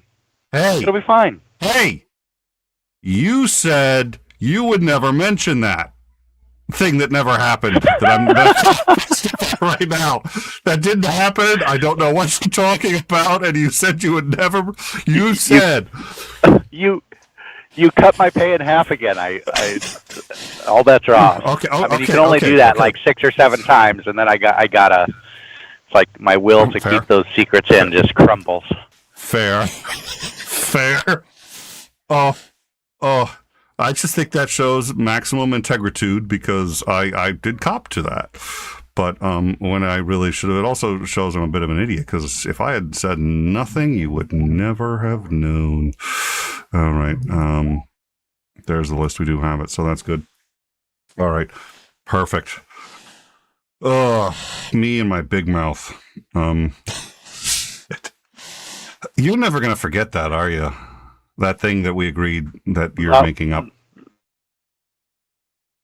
Yeah. No, I probably won't forget. That was pretty memorable. It was pretty good. I got a chuckle out of that one. Yeah, I'll bet you did. All right. Well, so yeah, Kofefe. This is a Kofefe. Well, yeah, it's a Kofefe moment that Isandering. So Isandering had I guess a dream one night, and he thought it was real, and he called me up and just said, "Did that really happen?" I was like, "Nah, I'd have to have been stupid for that to have happened." Well, you can. Yeah, we're not platforming him to air slanderous rumors right now. So we'll hit him up on the Discord if you. Don't do that. He's unreliable source, that one. All right. Definitely unreliable. You never know where I'm going to be. That's true. I was psyched you were. Oh God, I was calling you. I was just like live now. just letting you know in case you want to join us. Oh dear Lord. All right. Well, so where we stand is this. So I'm using the map on the right hand side. I know it's a lot smaller. Actually, I should just let me bring that into the whole thing here. So what we've got here is we have up here also the sort of hotspots that we need to worry about, and you may notice that there's a new tab. It's Belarus, and that's pretty new. That's only in the last couple of hours. So this is a map of what we've been sort of worried about in Ukraine, and it's cleared up a lot. There was huge yesterday, or I think the day before, there was a huge, massive. I think, as Andrew, you may remember, conflicts all along these areas, and a lot of it seems to have died off. This map has suddenly actually, I'm kind of cautiously optimistic, that is as few active incidents on the map as I have ever seen since this started. And that's been, I mean, we looked at this map about 2 hours ago, maybe an hour ago, and they were hitting everything. It looks like it had just been sort of a massive offensive. It does appear to have died down. I don't know if the International Court of Justice resolution, or order, I should say, has anything to do with that. But that's remarkable. I'd like to get your opinion on that. But the other remarkable thing that has happened is all of a sudden a lot of incidents started happening up in this country right here, and that is Belarus. And what makes that interesting is the question is, who's attacking Belarus and what are they doing? And we really don't know. I think the best guess that we have so far is some kind of revolution in Belarus, but Belarus is a Russian ally in this. They've been in a staging area for the invasion, and we're trying to sort out what's going on, but there's multiple credible reports that there is fighting happening in Belarus. They've scrambled a number of jets. We don't know which side has scrambled the jets. We've heard reports of missiles being observed and bombs dropping, but we just don't know where. Now that is that's spanning 8 days ago. We don't need to hear about that. I don't need to know the report from 8 days ago. That shouldn't even still be up there. That's really not very helpful. 8 days ago was a lifetime in this thing. Explosions reported in a number of cities in Belarus. Residents of Barnovsk. Well, you can read that. So I'll let you read it, or I'll let Isandering read it. Oh, dear Lord. So that's the biggie that we're covering right now is a combat in Belarus, and we just don't know what the nature of it is or who instigated it. It does. I mean, am I being an idiot for being cautiously optimistic about what the Ukrainian map looks like, do you think, or?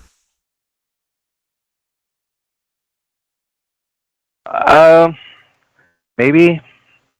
It's kind of hard to tell. Trying to go. Oh, there we go. Jump. There we go. Give me 1 sec. I'll be back in a sec.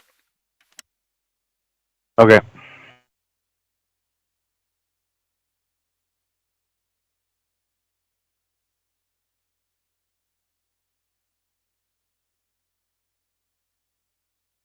Oh, there it is.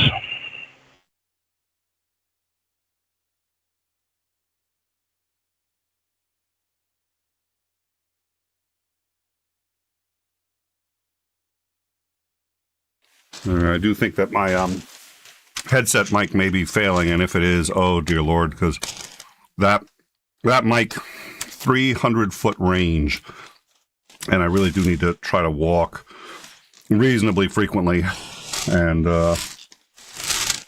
so that's been great, but I think that mic may be failing, at least from reports of what people are saying. So this headset may have exceeded its useful life. We'll see. All right. When does Putin go full madman? That's a really good question. So, I mean, the most cause for optimism. I mean, it's been a bit of a roller coaster. The first thing that really, I think, crossed our desk over here was the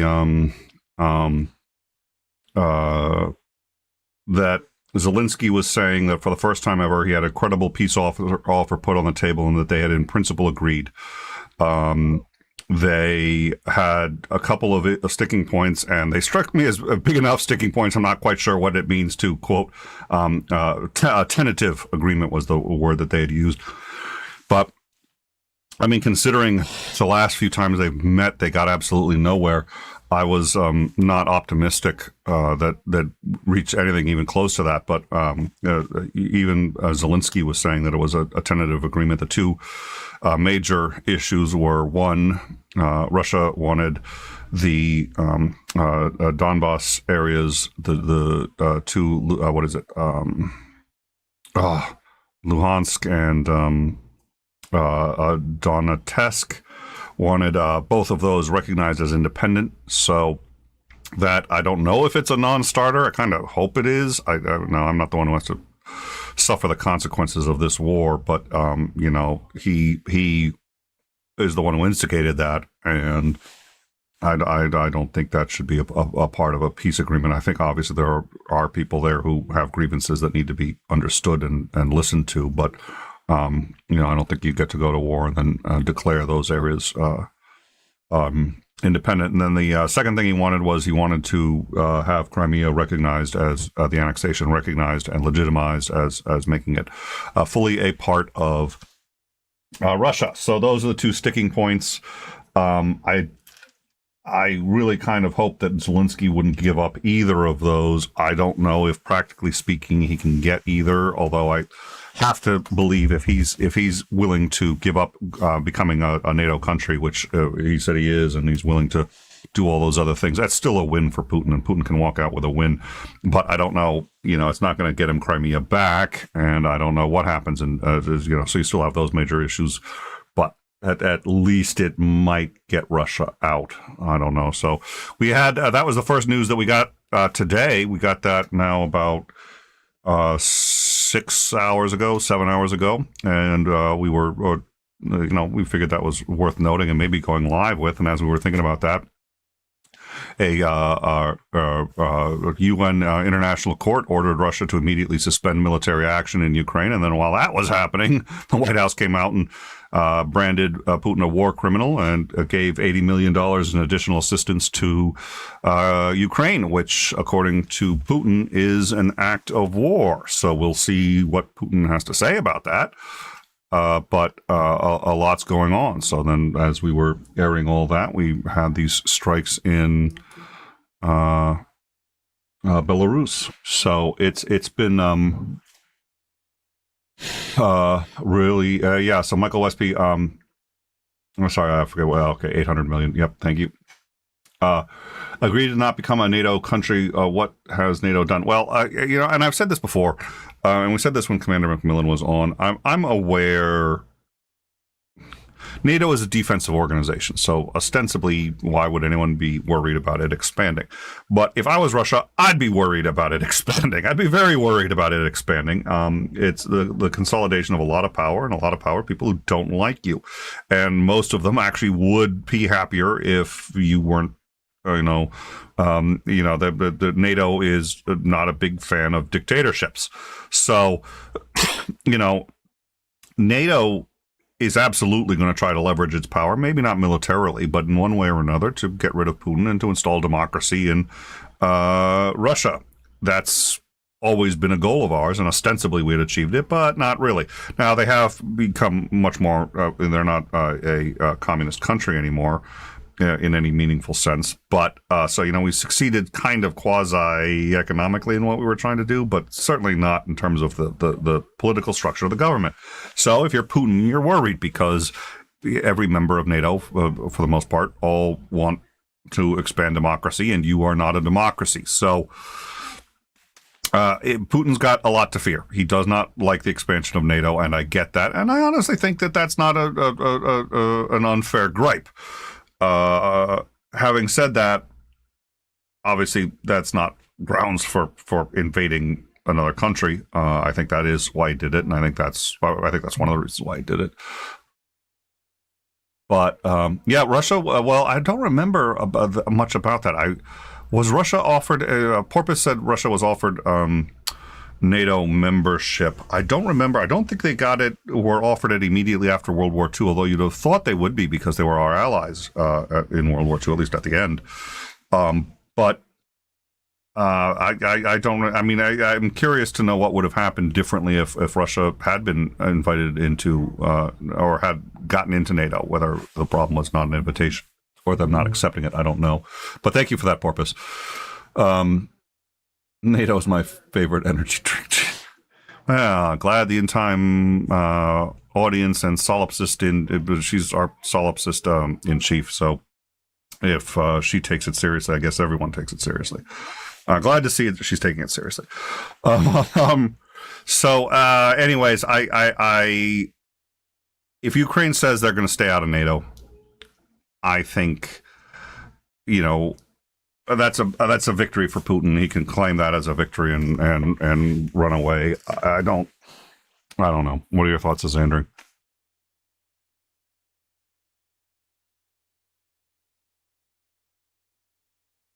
Oh, sorry. I thought I was sitting here trying to find my phone, thinking I'm still muted.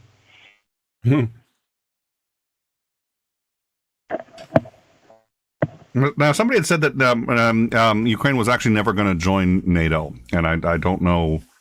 I think may have been someone in the live chat, and that may have been, but I'm curious as to. Oh, that noise! Ow! Dear Lord! Okay, that noise I've been telling you about is happening again. Try muting. I did absolutely nothing. Okay. As soon as you spoke, it stopped. I'm telling you, the audience must have heard that. That is really weird. It only happens on it happens on any connection you and I have, any audio connection you and I have. That one was loud. It's been getting louder. I think your headset may be failing. That was bad. Maybe could be. I wonder if I'm being quiet long enough. No, because that doesn't make any sense. I was going to say maybe the sound filter is going out on it, maybe. So I don't know. It's weird. I mean, it makes sense, though. This is the same audio setup I always talk to you on, so it's the only audio setup I have. That was a straw. That was okay. That didn't sound like it. This sounds like. I mean, it sounds like crickets getting murdered. Okay. No, there it goes. I heard it for a split second there, but so far it's. Yeah, I'm wondering if it's like there's either a noise gate or one of the audio enhancements in there that's starting to fail on your headset. All right. Anyway, so the question is, what are your thoughts on either NATO expansion? Its influence in this crisis, and or Ukraine ever joining NATO? I think that was the question.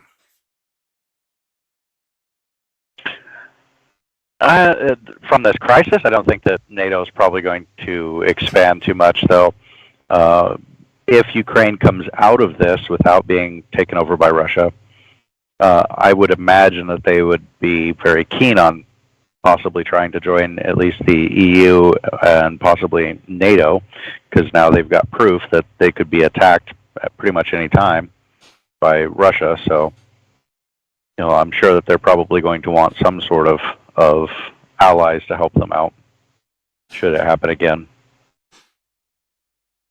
Yeah, somebody had suggested that prior to this, they were never actually going to really be admitted into NATO, and I'm curious if that's just an opinion or if there's some kind of other reason to support that. I do think I just saw a report that the EU is working on getting becoming sort of closer with NATO. I know that France and Germany have been dissatisfied with NATO under ostensibly American leadership, especially recently, and have been trying to move away from NATO. And this looks like this is turning. I mean, I think this is going to strengthen NATO. I have no doubt that this is going to strengthen NATO, and I think it's going to have accomplished roughly the opposite of what Putin wanted it to accomplish. Having said that, he needs to look good more than he needs to actually accomplish things. So if it looks like he accomplished something, that's all he really needs. I think I had said earlier, you can either take the credit, you can either do something or get the credit for it. He'd be happy with the credit. I think. I think if NATO actually gets larger, he'd be happy if he got the credit for making it smaller. So if he can walk away saying, "Hey, Ukraine will never join NATO," it's a win for him. Even though ostensibly what he was arguing was NATO's gotten too big and we want it to contract, and he's actually now made it bigger. But isn't that usually the case in history? It's an interesting. It's an interesting thing, yeah. I think the EU is a foregone conclusion, and I think they've already started working on. I think they said it would take 3 weeks to get the bulk of the Ukrainian electrical system integrated into the EU system. So I think that's a huge start. Now they're okay for power so long as they can keep their nuclear power plants, but. And I am mildly curious to see what, if anything, has happened with the Chernobyl issue that they were talking about earlier. I mean, again, the Telegraph, which is a reliable news organization, just posted basically an alert saying that there was a potential crisis at Chernobyl, but all the grounds that they used for that potential crisis are the grounds that we use to say that there's an ongoing potential crisis, and that could happen at any time. They didn't have any new information, so I don't know what's going on. Yeah. All right. So, actually, well, let's see. I mean, if we can't come up with anything else on what's going on in Belarus, I mean, that's really the only concern right now. And I haven't seen anything new on it in now at least a half hour. So I'm still hoping we can get Commander McMillan. I may take another stab at reaching out to him. Let me take another stab at reaching out to Commander McMillan and see if I can get a hold of him. So while I'm doing that, if you would like to grace us with your views on... So now you seemed... Well, actually, I don't know. The UN is not necessarily your wheelhouse. I was going to ask you about the International Criminal Court, or... I don't know. Is there anything in particular that you wanted to voice an opinion on? I know at this point we've gone over most of the opinions, but I was curious if there was anything else that you wanted to add here while I try to get a hold of Commander McMillan.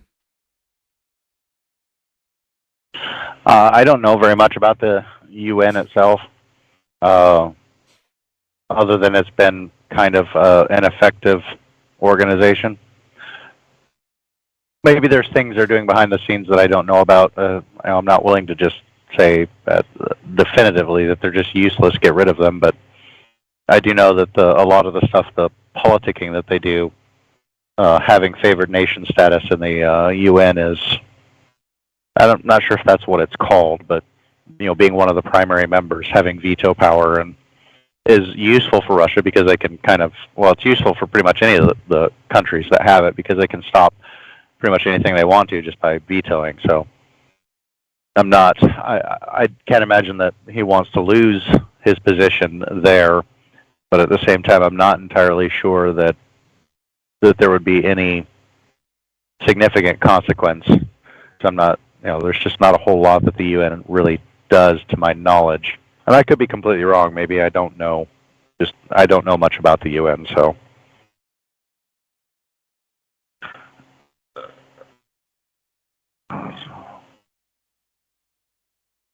What else do we have here?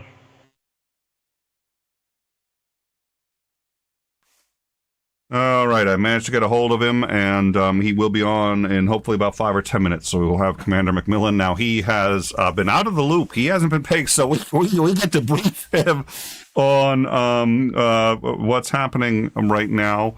Yeah, that's going to be a lot. I'm going to try to yeah. So you guys are going to get to see another rundown. We'll do a rundown when he comes on. And just hit the key points. Oh, good. I'd like to get. Yeah. He would be the better person to be asking because he's a lot more familiar with Russia and a lot more knowledgeable about things like the logistics of planning invasions and doing things like that. Yeah, he seems disordinately consumed by that. It's a little disconcerting. I wouldn't want to be his neighbor. It's just like look out the window, be like, okay, is he building a ballista over there? I saw him hammering it. That's either a bird feeder or a ballista. I don't know which. I just have to imagine that yeah, he knows his shit. Oh my god. Well, he's yeah. I am seeing more reports of U.S. people trying to sign up for the Ukrainian Foreign Legion to go over and fight in Ukraine. Probably one of the better known ones, at least in kind of the more gun communities, is James Yeager has apparently applied, sent all of his paperwork in to join the Ukrainian Foreign Legion and plans on going over there to help train and to fight in Ukraine. He also thinks has probably good reason to think that he's got ALS, so he's having some issues too. But yeah, there's actually people from the U.S. trying to get over there. I've heard about that. I think that's been amazing. And Commander McMillan has joined us. Welcome, sir. It's been an interesting day. You're going to have to tell me all about it. I've been at the hospital all day. Is everything all right? I don't want to. Just no, it's not me. It's with my dad's stuff, and it's been a long, sordid, ongoing story. So I won't bore you. All right. Well, trust me, this show is not going to get boring. So we actually had some breaking news, and we had 3 different incidents, each of which would have qualified as breaking news that all happened in about a 1-hour period. And we started going with it, and then we had a massive breaking during the show. So let's start. I'm going to start mostly in chronological order. This is not the biggest, but just sort of in chronological order of what has happened today, all within about 2 hours of each other. And this started about 6 hours ago. So the first thing that happened was the United Nations International Court ordered Russia to immediately suspend all military action in Ukraine by a vote of 13-2. Russia and China both dissented. This is considered binding, and is something that we would like to get into.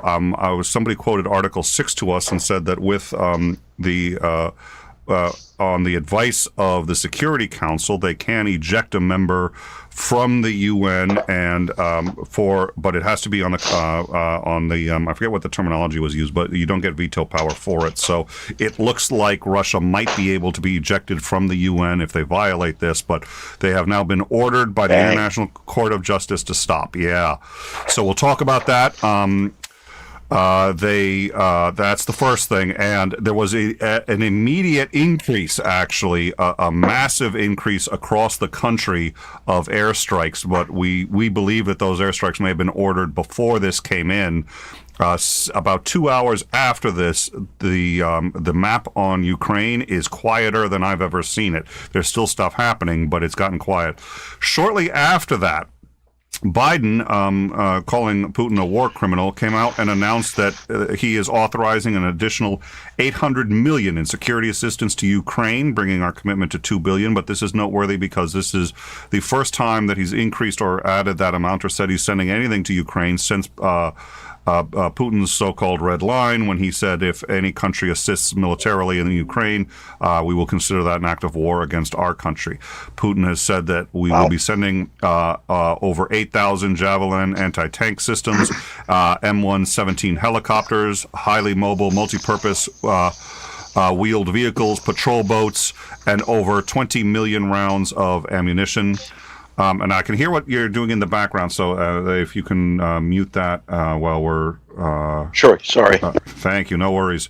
Over 20 million rounds of ammunition, grenade, mortar, and artillery rounds, all now, according to the White House, literally just moments after the UN criminal court spoke, said that he was doing this, so this appears to violate Putin's hard line, saying supplying them, it's an act of war. Putin hasn't weighed in yet, but that happened. Then we got word that Russia and Ukraine have tentatively reached a peace agreement. I have no idea what this means at this point. Zelensky said, quote, "This is the first time a credible offer has been put on the table." The offer was a number of concessions by Ukraine, mostly that they would not ever enter NATO, they would never house foreign air bases or military, they would dramatically reduce the size, or not reduce, but limit the size of their military going forward, and they would maintain a position of neutrality when it comes to Russia. It appears that Ukraine has agreed to all of this. The two sticking points are, as you can imagine, recognizing, the first one would be recognizing Luhansk and Donetsk. Ukraine appears to say that is a no, and Russia is saying that they're going to need that. And the second sticking point appears to be recognizing the annexation of Crimea. So those were the three initial things that we decided we were going to go to air with. After that, while we were on air, we got reports of cities being attacked in Belarus. At this point, there have been explosions of some kind, reported explosions in at least 6 cities in Belarus, and reports of MiGs of some kind over those cities. We do know that they have scrambled now at least... I think it was, how many of their fighters? I'm going to have to look that up. But they've been scrambling fighters and helicopters. There are reports of missiles being seen there, although we don't know if they are coming in or out. At least 30 fighters, jets, transports have been scrambled. We don't know who's attacking. We don't know why. The theories that we have come up with, probably the theory that we so far have said is least likely, but has to be on the table, is Poland, who has expressed, especially recently, grave concerns about the lack of action in Ukraine. So, Poland does have MiGs that they could be attacking with, and given that they're attacking the attacks are on Belarus and not Russia, if Poland were to engage, it would make more sense, at least to us, that they'd engage at Belarus as opposed to attacking Russians in Ukraine. At any rate, that was one theory that we had. Another theory is that Russia is attacking Belarus, either as a false flag in order to say, oh my God, Ukraine attacked them and they need to respond, or as some kind of punitive damages for something we don't know yet. And then the third possibility, so the first one was it was Poland, second one is Russia, third is it's Belarus. And we know that there have been, and neither is Andrew nor myself are very clear on the details, but we are aware that the government of Belarus is considered illegitimate by a number of Belarusians. We have Pavel Lachunka, who appears to be recognized as a member of the legitimate Belarusian government, but who has basically said about 4 hours ago, he said that that he considers Belarus to be occupied by Russia, that the government is illegitimate, and that the government, that the Russian occupation has forced Belarus and its citizens into an unjust attack in Ukraine. So the question is then, is this some kind of civil war that has just popped off in Belarus? We don't know. But the fact is there does appear to be multiple attacks in multiple cities in Belarus right now, and we have no idea who's doing it or why. Welcome aboard, sir. I think you are now caught up. Wow. Talk about your large pile of poo. I'm like, I'm calling him. They're like, Dylan. I was like, I'm calling him. I swear to God, I don't want to do this. It's like, I don't know what the hell's going on. So, you, sir, are the guest. What would you like to do? Well, I'll start with the one that I think if there's a tentative, yeah, we're willing to talk on both sides, that means that both sides are at a point where they're feeling the pinch for whatever reason. War termination always depends on both sides being in a bad strait to agree to it. Otherwise, you have to, one guy finishes a complete victory sort of game. Mm-hmm. I would think that the Ukrainians are going to have to either give up one or the other. And I suspect that if it's broached in the right terminology, the Russians will accept it. So you can keep Crimea, but you give up Donetsk and Luhansk, or vice versa. But I think that's a favorable turn of events in a lot of ways, that at least there's some indication that people are looking at this as a credible, they're willing to actually get down to negotiating brass tacks rather than talking in gross generalities. So that's a good sign to my thinking. All right. Yep. Okay. No, go ahead. Ask about the other ones. I'll see. Yeah. Okay. So, well, I mean, I do think the UN one is very big, and I do want to get into why, but it's not as pressing. I think the more urgent one is these attacks in Belarus. So we've got that on the map. I can expand the maps. Yeah, I was going to say let's defer that one for a second, because it is such a huge game changer, and we'll talk about the other three, because at least from the way you were wording this, these are kind of semi-unconfirmed reports about Belarus. It's confirmed that we know that somebody's shooting at somebody. Yeah, it's confirmed that a lot's going on. It's confirmed that we right now. I mean, our confidence on this show is at least 85 to 90% that there are actual military attacks occurring. Some reports have been that some of it is jets breaking the sound barrier, and that's what you're hearing. And we've heard sounds that are credible with that, but the reality is there's too many reports from too many independent sources of actual attacks, missiles being fired, and actual government agents saying that they've scrambled their air force. So something very big is happening there, one way or another. But let's table that, and we'll get to how dare you say that would go to air without knowing what we're talking about. Let's talk about that. Yes.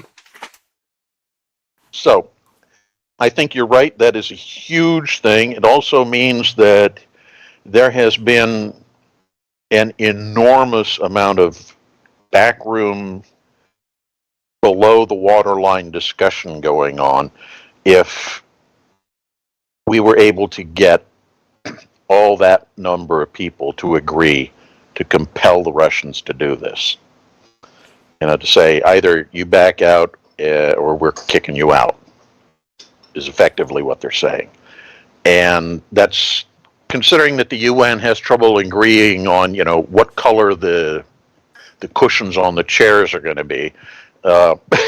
Being able to get that many people to agree to it is huge. So I think kudos to Biden for organizing and orchestrating such a sneaky way of kicking somebody in the crotch. Well, and to be fair, I don't know for certain that they can kick them out, because I know they're a permanent member of the Security Council, but my understanding is they should be able to, and I was hoping. I mean, there have been a lot of reports on this, and not one of them has mentioned what could they actually be kicked out as a result of this. Now, we did have someone look up Chapter 6, and it says basically if the Security Council advises that somebody be kicked out, then it can be done. And the reason the language there is important, and I don't even think it's the word advise is it, but if they don't actually have to pass a resolution. Veto power only applies to vetoing resolutions on the Security Council. They can make recommendations, and you can have you can have individual nations that disagree with it, but they can't actually stop the those recommendations. So if that's all that's needed, then it seems to me that Russia can be ejected from the UN, and this is important because they do have veto power. The UN's got a lot of genuine faults in it, and I'm not sure how you overcome them. But one of them is, I don't even think the U.S. should have veto power on UN. I don't think that's productive for any country to have that kind of power. I do think there should be a way to do vetoes, but not one country vetoing on behalf of allies or for whatever reason. Russia clearly has had that veto power and used it to great effect. One of the reasons the UN is toothless, people say, well, who cares if they get out of the UN? The UN's toothless. Well, it's toothless because of how many countries have veto power. If Russia loses that, all of a sudden it's not toothless anymore. So at least not as much, and at least not as it pertains to Russia. So it seems to me Russia, that. I don't know if that's bigger than all of the economic sanctions so far, but they've used their veto power so many times. If they lose that, strikes me as unprecedented, at least for them, in terms of any losses they've had so far. Well, it's a half step. I'll put it that way. The key is that the UN has to agree that they're going to do something as a group to stop what's going on.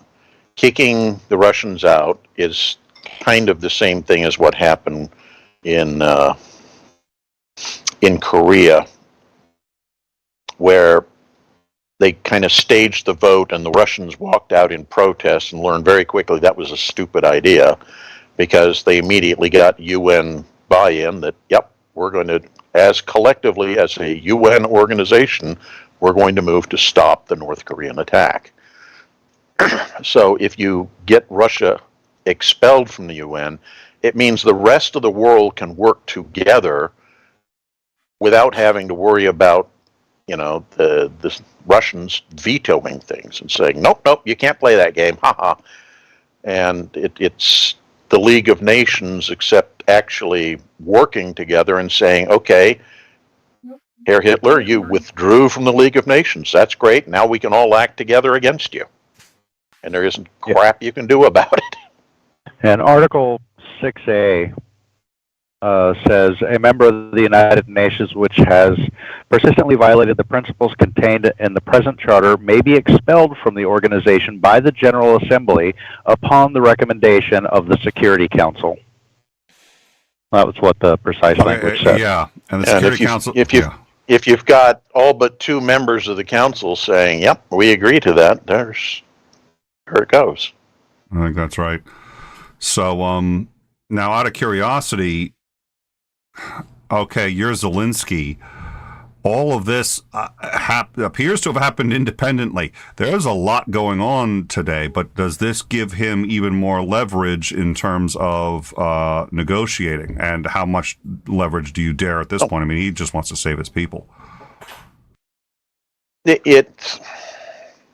I'd be careful about calling it leverage. I think what it is more is pressure on the Russians to bring an end to this as quickly as possible before it gets out of their control. Leverage would mean that he's, trying to use these things in his favor, and I think that actually kind of would defeat the advantage this confers. If it continues to play out that Ukraine is viewed by the world court of opinion, not world court, but you get what I'm saying. Mm-hmm. If world opinion is such that Ukraine is the victim here and Russia is the perpetrator, then it works for them. If it seems to the world opinion that Ukraine is now trying to exploit the situation to their advantage, they lose a lot of that impetus, the momentum they've built up favorable to them. Okay, that makes a lot of sense. All right, so All right. Well, that's good. There's like just a few things that I've been sitting here saying, like, as when we were thinking about going breaking on any of this, we looked at this and we just said, okay, just the fact that Zelensky said that there's a legit offer on the table. I was like, we were like, is that breaking? I was like, I think that's breaking. I was like, so good. You're here and you're saying it's big. So I was like, yeah, we called that one right. If it's true, that's huge. Well, it is true that Zelensky said that it was the two concerns that were voiced, and I thought that this was both very important ones, but they echoed something you had told us earlier. There was a Ukrainian source that had knowledge of the talks, basically said, quote, there is a likelihood this is trickery and illusion. They lie about everything: Crimea, the buildup of troops on the border, and the hysteria over the invasion. However, a Russian source suggested that Putin was in fact looking for a way out, and that this in his view, gave him a credible way to argue victory. And I think the way he could do that is say, listen, what I was really trying to do here was my master 4D chess plan was to stop the expansion of NATO. And now that Ukraine has said they will never join NATO and they won't house NATO air bases, they won't house weapons that can attack us. Done. Mission accomplished. Mission accomplished. What he can do is he can either he can do it the Russian way, I think, which is to get on a horse without a shirt on and to just be galloping along a beach. And I wish this was a joke, but this is. Look at me. Am I not impressive? Look at my pecs. I can move each one individually. So do that, and then they can put a mission accomplished sign behind him, or he can parachute out of an airplane, land on the deck of an aircraft carrier, which I know is not what happened, and I know would be utterly insane to even attempt. But nonetheless, he can say he did it. He can hop out of the back of a plane and say, "I just parachuted in." Yeah. But the other side is interesting possibility too, which is this is a kind of a disinformation campaign where you make it seem as if, oh yes, we had all our cards on the table, we were trying to be good, and then those evil fascist Ukrainians backstab us by not accepting our legitimate offer. It can play out both ways. So I don't know what to say. Well, right now, I mean, there was, right as this was happening, on the map here, we just had cities lighting up everywhere that hadn't lit up. At least I think 5 or 6 cities in the east that hadn't been struck before. We also do have, and this was a while ago, and we get it on this map before we get it anywhere else, because this map really just goes based on social media reports. It's usually pretty credible, and we try to verify before we go with it. But we're starting to get flow highlights. Yeah, well, hey, no making fun of us. We got that call right. It's just like, oh no, I'm not. I mean, it's a brilliant innovation for use of a new technology that I don't think people thought about before. I think we're the first news organization in the world to confirm an invasion using Google Maps. I'm just saying, or Google Traffic. I'm sorry. I am going to cause. I just remember that one too. Like, how do we verify this? I'm like, well, wait a minute. Here it is on Google Traffic. There is a 4.7 mile long slowdown right in this area where they're saying that column is. So I was just like, really? Google Traffic is reporting. It's like, I think that's very possible. I'm going to go with that. Okay. Very unusual. This isn't rush hour traffic. Yeah, you're also seeing real time weather popping up. In different little areas. And the little headline is cloudy with a chance of shelling. So. Oh Jesus. Yeah. And your comment about this sudden barrage and of missile and airstrikes on Ukrainian targets, and then suddenly quiet. If you think about it in terms of how that would tie into, we've made a legitimate offer, we're now trying to ensure that you understand if you don't accept this legitimate offer, here's what the consequences for you can be. It's hammering home the point. Yeah. Yeah, And that's definitely that something makes I can sense. see the Russians doing. That's right up their MO. So we have now, and we've been we covered something earlier, and we've been covering, and it's the part of this that's the hardest is the civilian casualties. This isn't graphic, but it's really it's just terrible, and we're gonna we brought at the beginning of the show. We discussed this right here. This is the theater in Mariupol, and it was being used as a shelter. That theater is actually really quite large. I'm about to show you another picture of it, but it was struck. There were hundreds of civilians inside. It was basically the only shelter that was left. We have satellite footage of it actually right before it was attacked. This is the satellite footage of that same theater. We believe this is a day prior. There is writing on the front and back parking lots of that in Russian is детей, which is the word for children. And that theater was attacked, I think, about 24 hours ago. It was nothing but families. Again, we believe several hundred in that theater using it as shelter in Mariupol. So as we learn more, we'll bring that up. But we also have, and I don't know if I showed you this, it's honestly, and we talked about the humor before too, and sometimes you see something. There's been one or two pieces of footage, believe it or not, where it's like it's something absolutely terrible, but there's something about it that just strikes you as funny, and you start laughing. I think some of it is also like a nervous response. I think we get that too. But one of them, I'm gonna show the footage, which like a fool, I think I may have taken that out, even though I should have realized we were going to use it again, of a missile that struck a civilian bus. It was the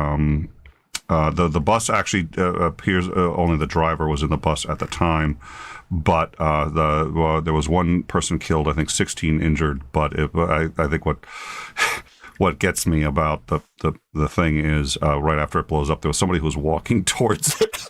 And they start to kind of almost casually kind of like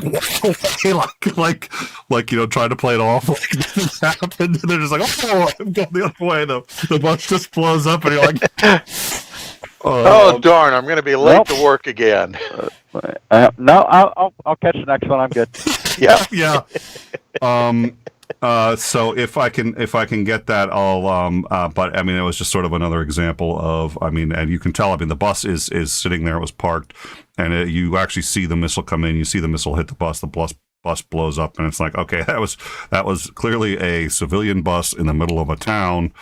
And I would like to discuss with you, this is a question I've been having for a little while, which is about the accuracy of these weapons, because, we, In Time is not unbiased, and we admit that. It's actually a reasonably liberal show. Most of the people here are liberal, though we've had conservatives, and staunch conservatives working on the show, and I like when we do. Isandering is, not to put words in his mouth, but he's economically, he's conservative, but he's liberal socially. So the whole show has a social liberal bent.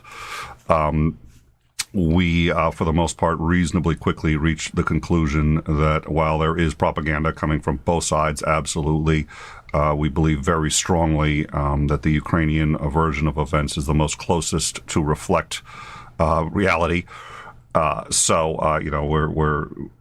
open to always being wrong about everything. But and we'll hear any credible evidence that's not being just pitched over the fence, but that has some kind of reliable sources to it. And there's been a great deal of it. So we stand by these beliefs. And a lot of the Russian stuff I've seen has that same very heavy-handed Soviet era feel to it. It's just like, we get that this is bullshit that you're forcing down everybody's throats. You can't tell us this is real. Yeah.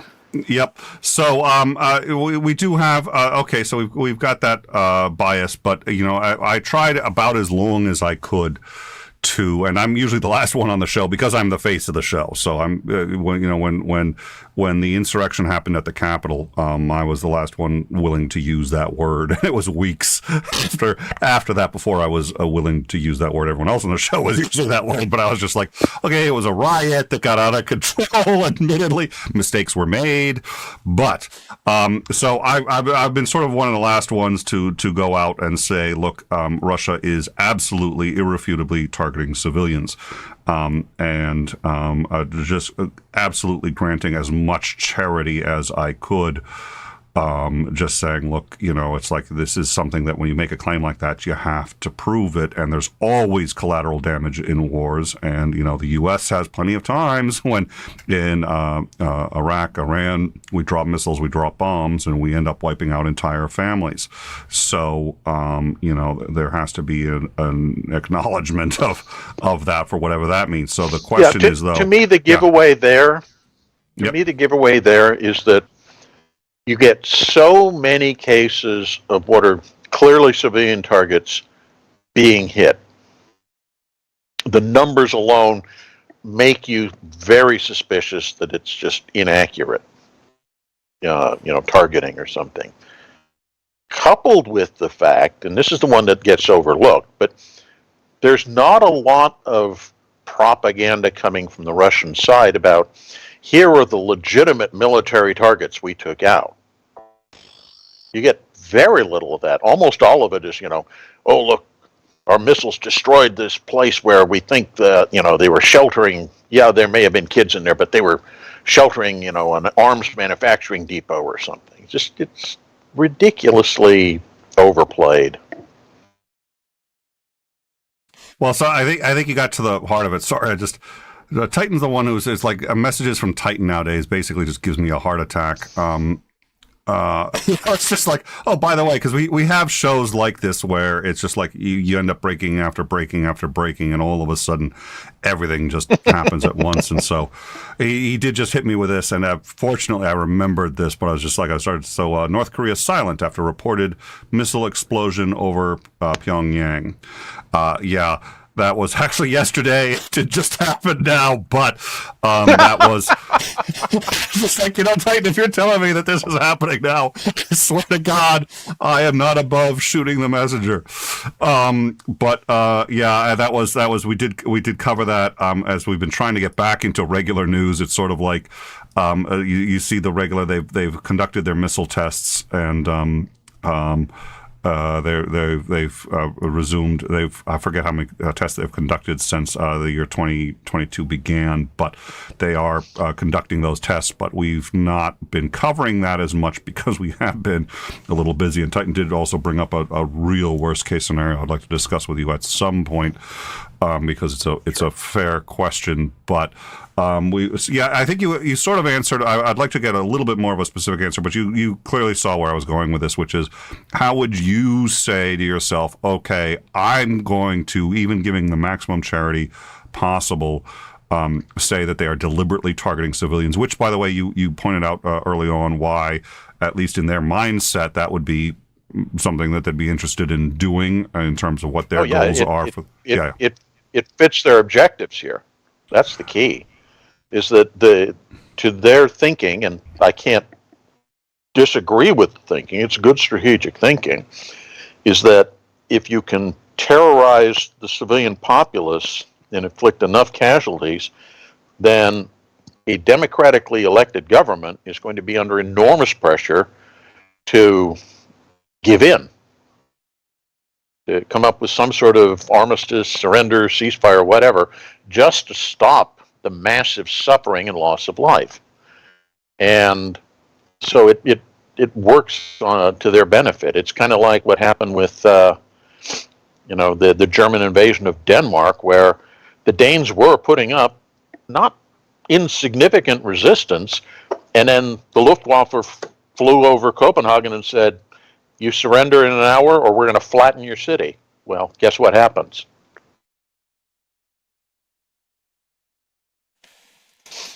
All right. Fortunately, this isn't tight. Okay.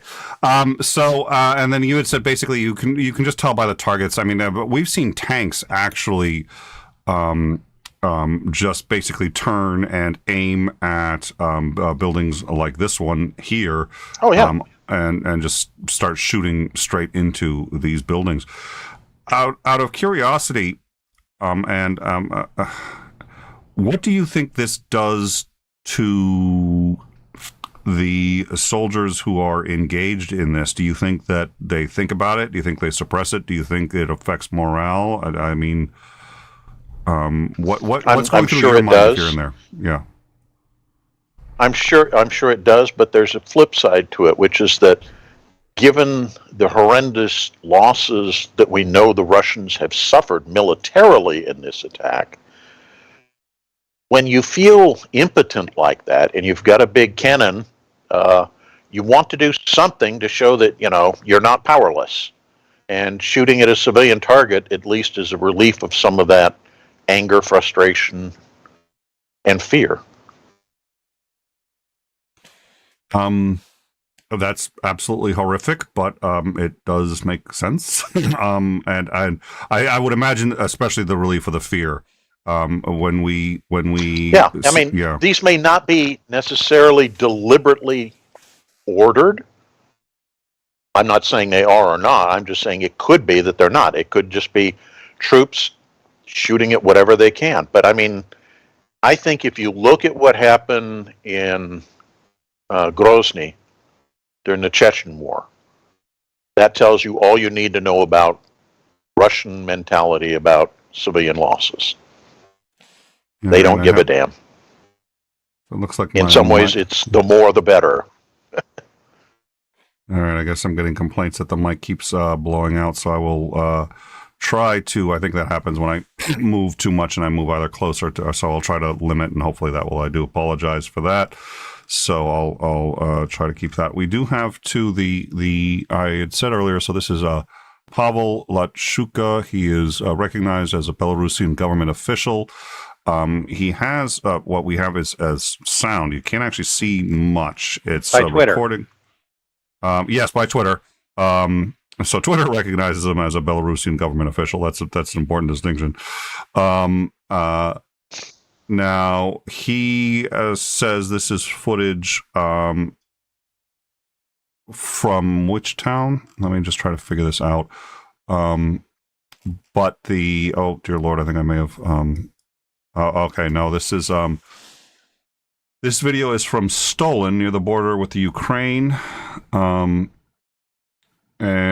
it looks like it's just a street. We don't actually see much, but we can hear.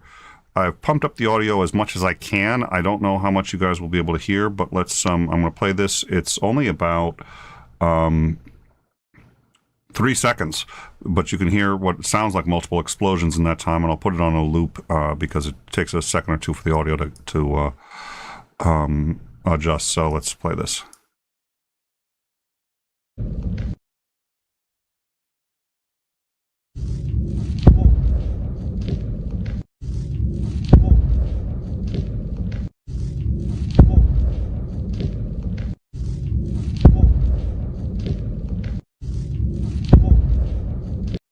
So that's a 3-second loop of what they're hearing. I don't know if anyone can make anything out of that. Yeah, I couldn't hear a thing. Yeah, okay. I couldn't hear anything at all. All right. Well, I do have an observation. Please. If you want to check the audio and see if it actually came through. There's a kind of a saying in the military, wartime is long periods of boredom interrupted by moments of stark terror. Yeah. And we kind of see that in the course of wars too. It's like it seems like nothing significant is going on, or at least of significant change, and then all of a sudden a whole shitload of stuff happens at once. And you're like, what the hell just happened? It's like, okay, we've been kind of stumbling along, shelling all of our civilian targets like we're supposed to, and suddenly, 300 things just happened, and it's like, what the hell? All right, I've noticed the same trend when it comes to following news coverage too. let me actually, and I might be able to make a minor adjustment to the sound here too that may help with that. So I'll get that up in a second. Let me try sending you guys the audio again. Let me see if you can hear anything. You may not. This may be no better here. Let's give this a shot though. Oh, that was pretty quick. And actually, the outside audience won't be able to hear this, but you should.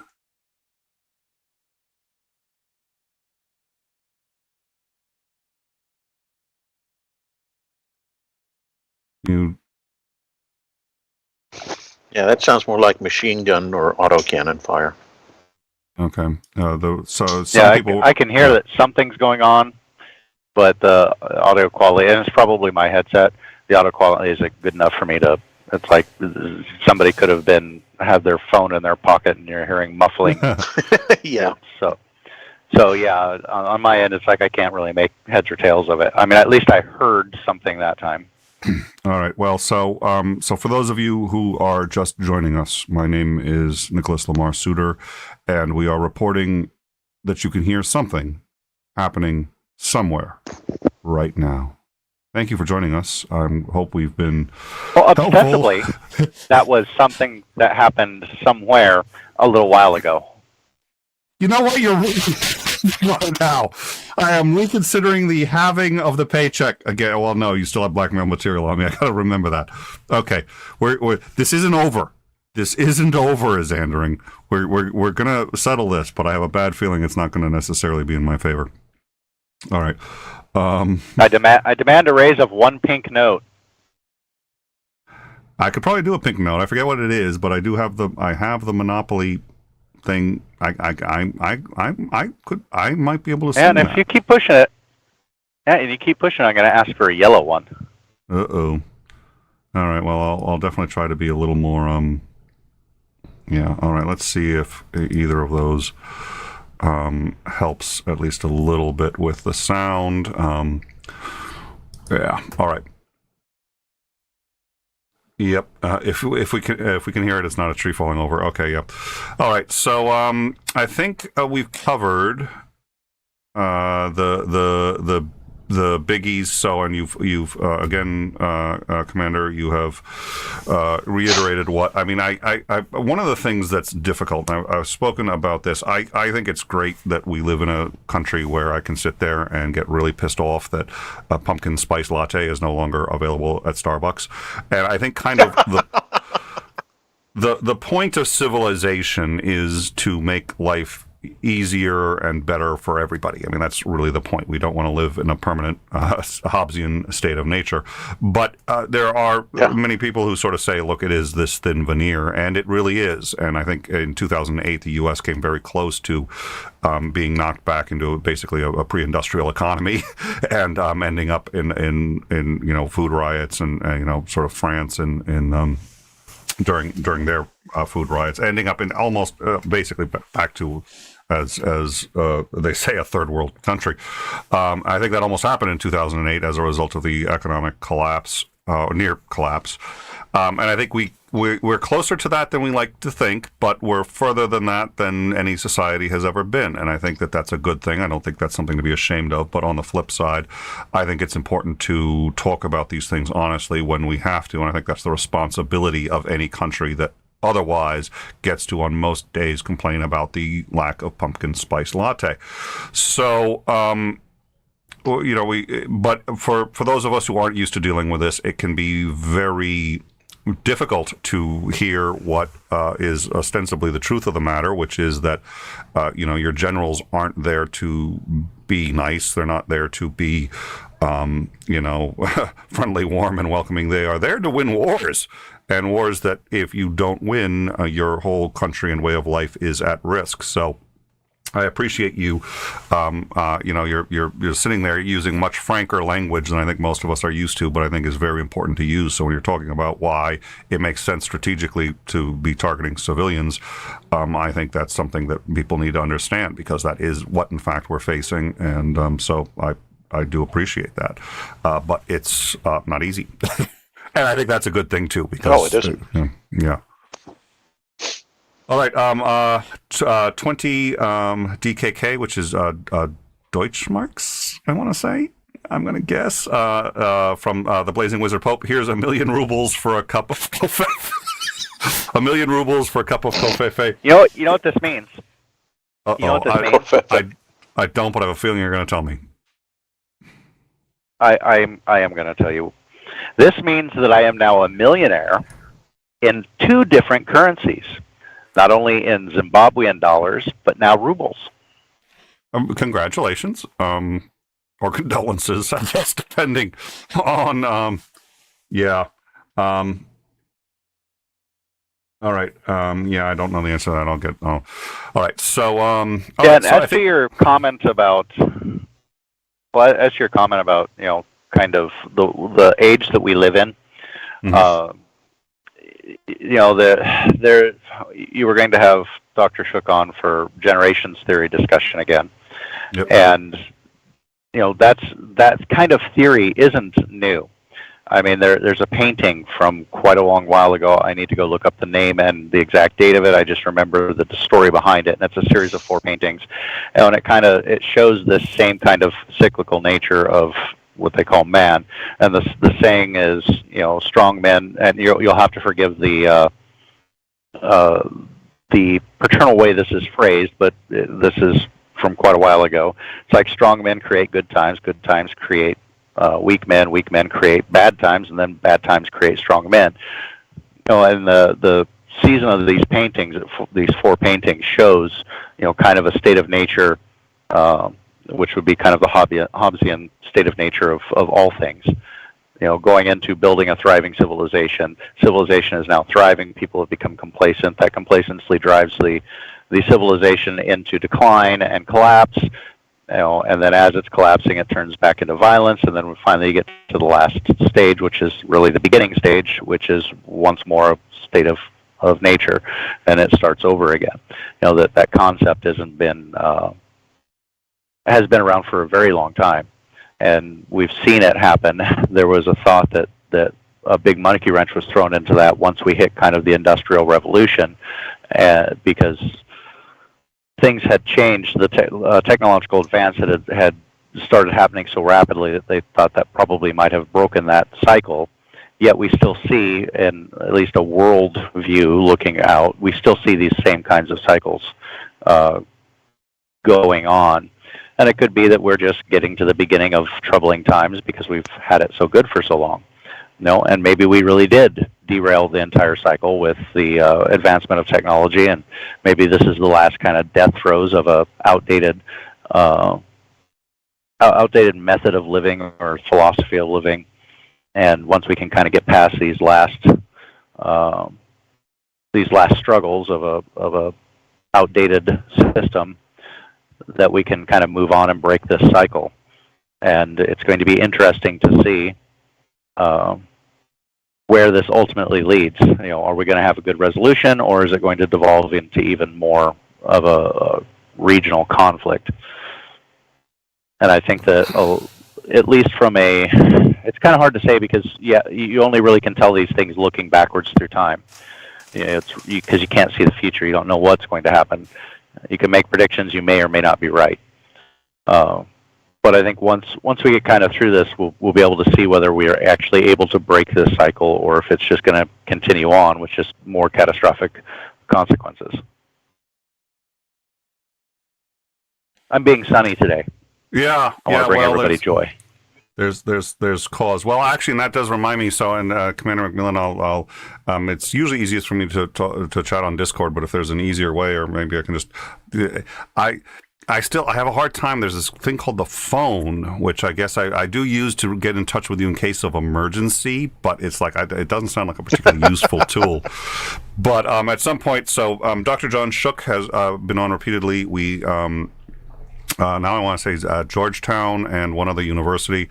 He's a professor. He's consulted with the DOD. He has been on repeatedly for our series on philosophy. We're going to have him on Tuesday with Maudy to discuss philosophy of science, which we're looking forward to. But he also did want to chat with you a bit about generations theory. So I did forward you I'd love to. that paper. So now we were thinking maybe Thursday next week, and we probably shouldn't schedule right now, but Thursday next week. But it would have to be at like 9:30 or 10. But if that doesn't, we'll figure something out. So let's maybe if I can get him on the Discord, we can all get into a room and try to sort that out. But I know he'd love to chat with you about that. So and then I still owe you that hang. Just you. I think it's just gonna be at this point you, as Xandring, and I, at least for the beginning, just shooting the shit about history or whatever, something that has nothing to do specifically with Ukraine. All the fun times. Yeah.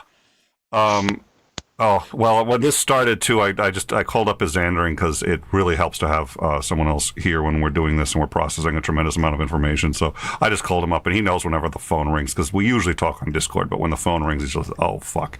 And he's just like, oh, okay, yeah, what's going on? I was just like, we're live now. Come on in if you can. It's just like, oh, it's like with you. It's like, there's a lot to cover. I think we're just going to do that live instead of... Sure. So let me get now. We've got this up. So this was the missile strike. It was a strike on a what is it? It's a Kyiv. It's a bus, and we'll play this actually a couple of times because it's. Oh well. There's something about that guy's That reaction is kind of funny.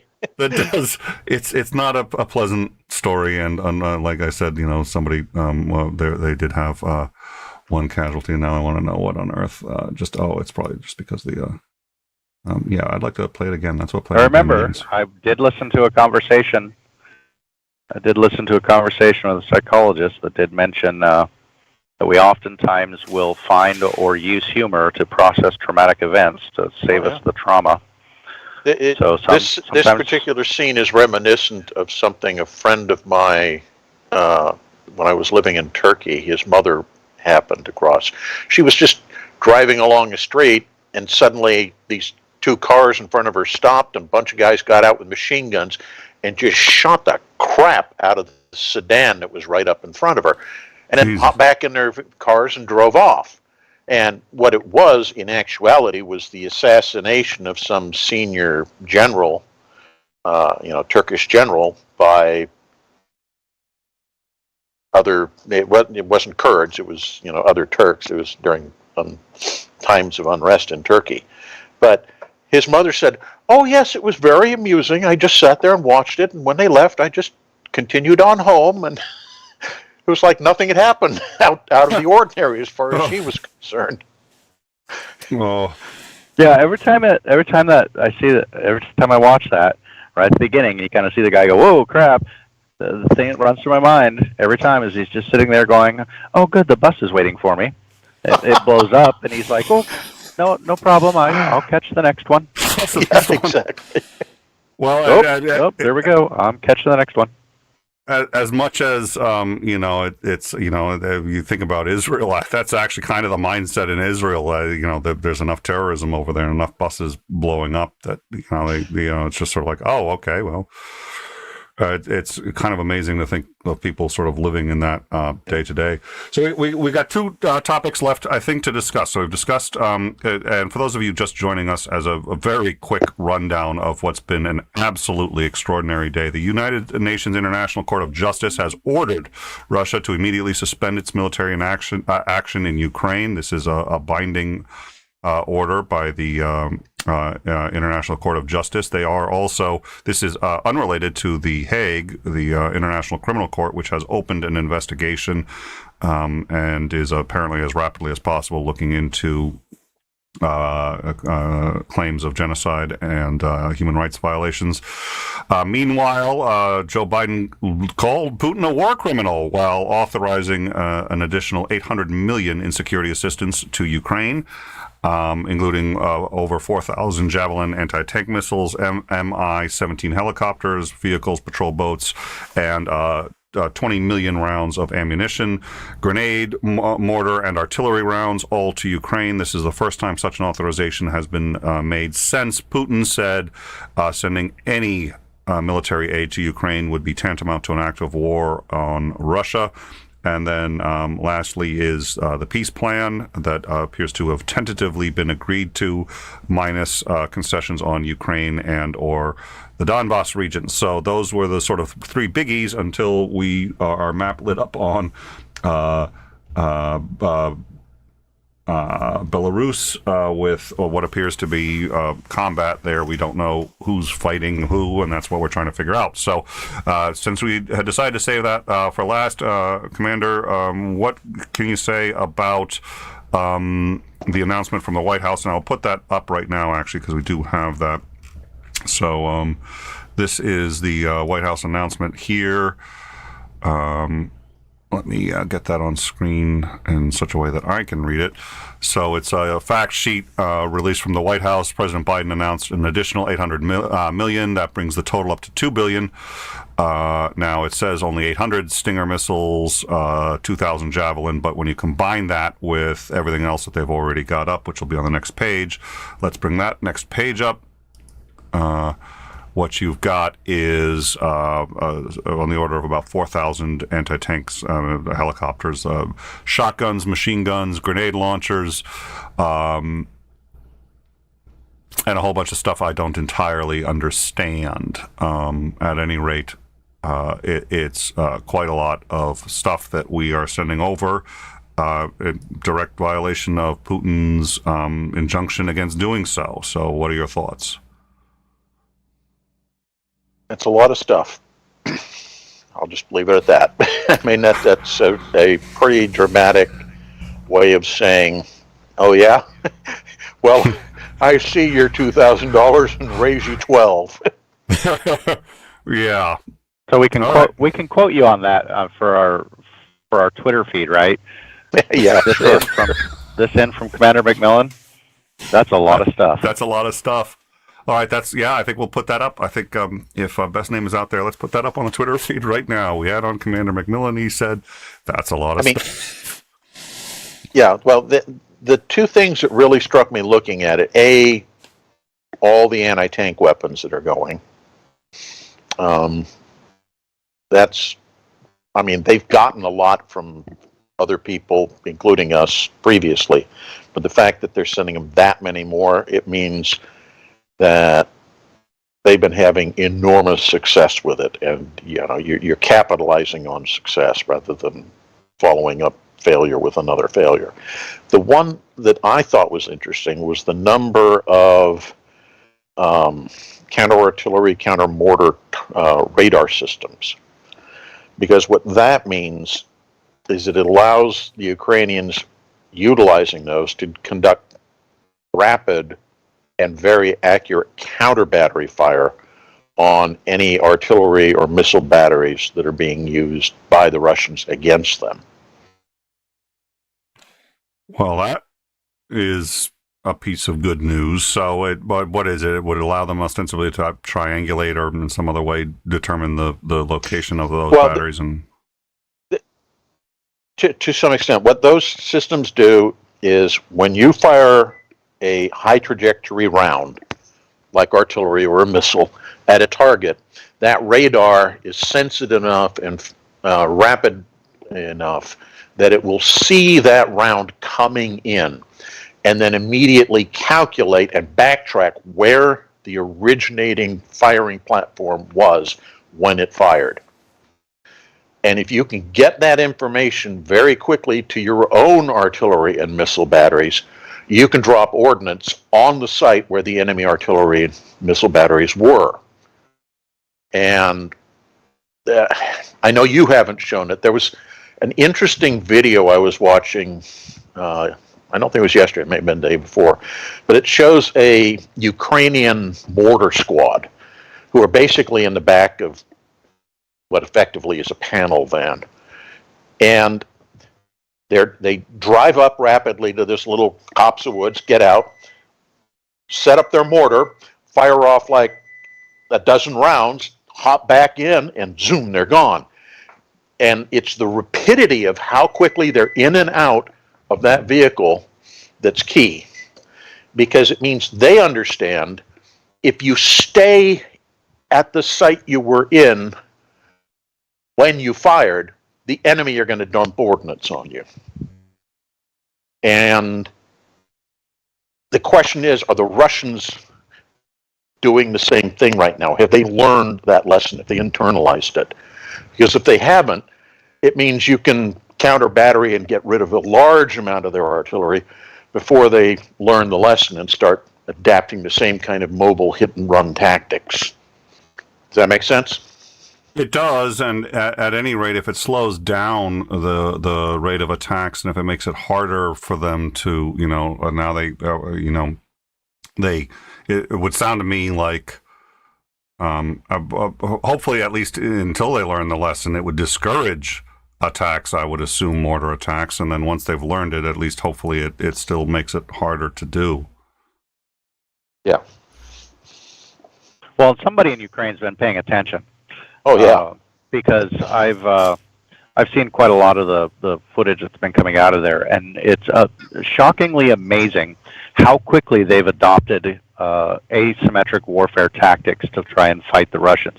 Oh yeah. Normally, this takes a while, kind of stumbling through for, if you've not been through it or not specifically been trained on it, it takes a while to figure out what works and what doesn't. And we see them rolling into these essentially insurgency tactics, these asymmetric warfare tactics, very quickly.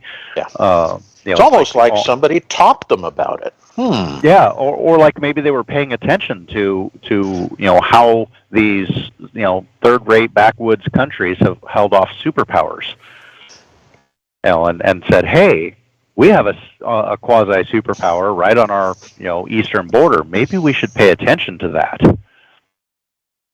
Well, I know that a number of countries have been sending special forces in to train the Ukrainian militia and reservists, and I suspect that's where a lot of this is coming from.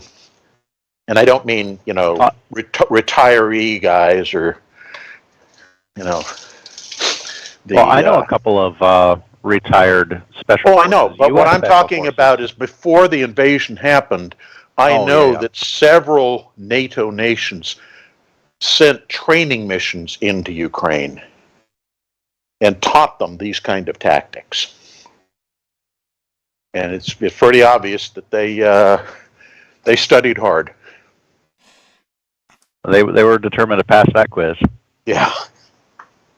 Well, you did get me thinking, just because of your description of the artillery. I'm gonna play a video, Commander, on your behalf. I think you will enjoy it, and then we'll get into sort of our last topic here. But so, Commander, here you go. This is for you.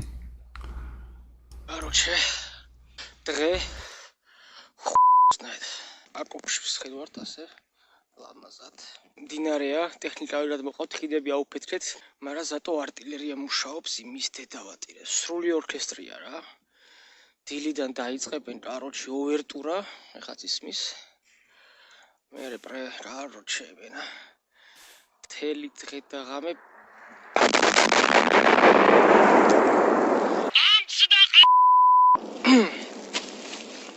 ერთი ამბებია რა. Oh, dear Lord. That's going to be up there in terms of the videos that are going to get memed. All right. So, last but not least is these reports of let's take what we're now fully confident of, which is that the Air Force has scrambled. We don't know to what end. We know that planes have been taking off, military planes. We know military helicopters have been taking off. We have reports in every one of those cities of explosions. We don't have any footage of it, usually until we have the actual footage. And the footage is usually reasonably quickly verified. There are any number of ways of verifying it. The first thing that's usually done is a geolocation, just to make sure that it's actually the spot that it claims to be. And you can also just look at it on Google and see, okay, are we seeing at least the same. You won't see what it looks like right now, but you can at least see if it was recorded where they say it was recorded. So you can reasonably quickly identify most of this stuff, but we don't have any of that right now. What we do have is the audio clip that was played, which we believe at this point is genuine, but we don't know exactly what's on it. We've been able to determine that there are sounds on it, which isn't as productive as I'd hope.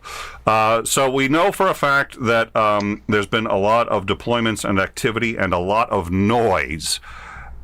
We know that there have been some reports of MiGs engaging in some form of combat, but we don't have any evidence of that other than reports from people who are terrified and hearing sounds of what they say is explosions. But it is in at least 6 different cities and from multiple sources and reliable sources, including reliable journalists in those cities who are mainstream journalists who are reporting hearing these sounds that they claim are explosions. So that is what we know.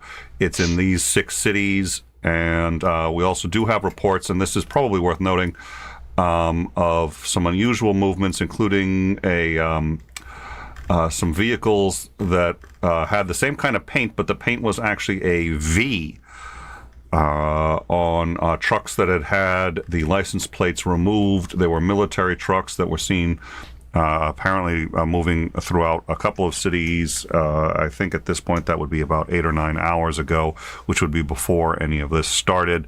I don't know if we can make anything from that, but that's what we know, which is very little, but it still strikes me as a significant turn of events. So, missile strike reported. Okay, so, but that's on the Ukrainian side. Then that's one of the step-ups. Again, I mean, if you take a look at the Ukrainian map, that's as clean as I've seen it in quite some time. That's actually pretty amazing, and I'm not sure any of those are active right now. Even Kyiv, where we normally see a great deal of activity, things seem to have quieted down dramatically. But at the same time, here in Belarus, we have these active... I did hear that the Ukrainian General Staff had asked people to stop posting this kind of information. So that may, to some extent anyway, account for why there's so little activity. I can't say that's true. I'm just saying I read 2 separate reports that discussed that point. All right, that's worth knowing. I hadn't heard that. That's absolutely worth being aware of. All right, so what do you make of Belarus? And, I have a question. The possibilities. Well, let's get his Andrew's question first, and then let's try to figure out. Let's ask you more unfair. I love nothing more than asking him questions that he can't possibly answer. And I'm just stacking up the like. Do you remember when he said there was a distinct possibility that X, Y, and Z was happening? It wasn't actually happening. So can we just we're just going to blackmail him with that later and say, oh yeah, he said for certain it was happening. I don't know why. Anyway, yes, yes, is Andrew. What's your question? It was in regards to, you had seen some of the Ukrainian generals asking people to stop posting about different attacks. Why would they do that? Doesn't it help them on a map like this where people can look and say, hey, wow, look, they're shelling all of these areas, and look, kind of getting information out to the rest of the world? Doesn't that help in their information? Perhaps, but the way it was put was that the reports that were going up were kind of telling the Russians where Ukrainian forces were active. And so they didn't want to reveal what their own activities were. So that's at least the way it was expressed to me. Okay. And we have seen some of that on this map. We have seen some of that on this map where it says, okay, right now there's a Ukrainian counteroffensive, and it's going on here, here, and here. And we've had footage of it, and we've had footage. Now this has been actually put up by I would have to believe the soldiers, but we had footage of and again, it has to have been from one of the soldiers who was, and you could see them carrying anti-tank weapons, and they're getting up close to enemy units, and then they every now and then they duck down, and they're trying to, and then they go off and they fire the thing off, and then they leave, and so I have to say I can understand why they'd be concerned about that. Yeah, I mean, there's a very difficult line between necessary operational security and the desire to get information out to show that your troops are doing their job, they're being successful at doing it, and that the enemy are suffering reverses. So it's a very difficult trade-off of how far you go in each direction. Well, and I have to believe morale is probably one of the biggest. I mean, we have this because we've talked about the Ghost of Kiev. We've talked about Snake Isle, which at this point it looks like actually they all survived it. The initial reports were for I think the first day and a half was that everyone at Snake Isle died, and they had said when told to surrender, they'd said, go fuck yourselves. And the reality is, on one level, it doesn't matter whether they died or not. They fully expected to die, and they said it anyway. I mean, there's it's like they're sitting, and I think there's footage of that where they're sitting there saying, what do we tell these guys? Like, tell them to go fuck themselves. And we're all, okay. And then they said that, and they're facing a Russian warship. It doesn't make it less or more brave whether or not they died. But having said that, there's a way that we put stories together and we tell them, and it seems to mean more to us if they all General died. McAuliffe at Bastogne, nuts. or what is it? General Custer. But Damn, that's a lot of Indians. yeah. I don't think that was the one I was thinking of, but yeah, I'm sure he said that too.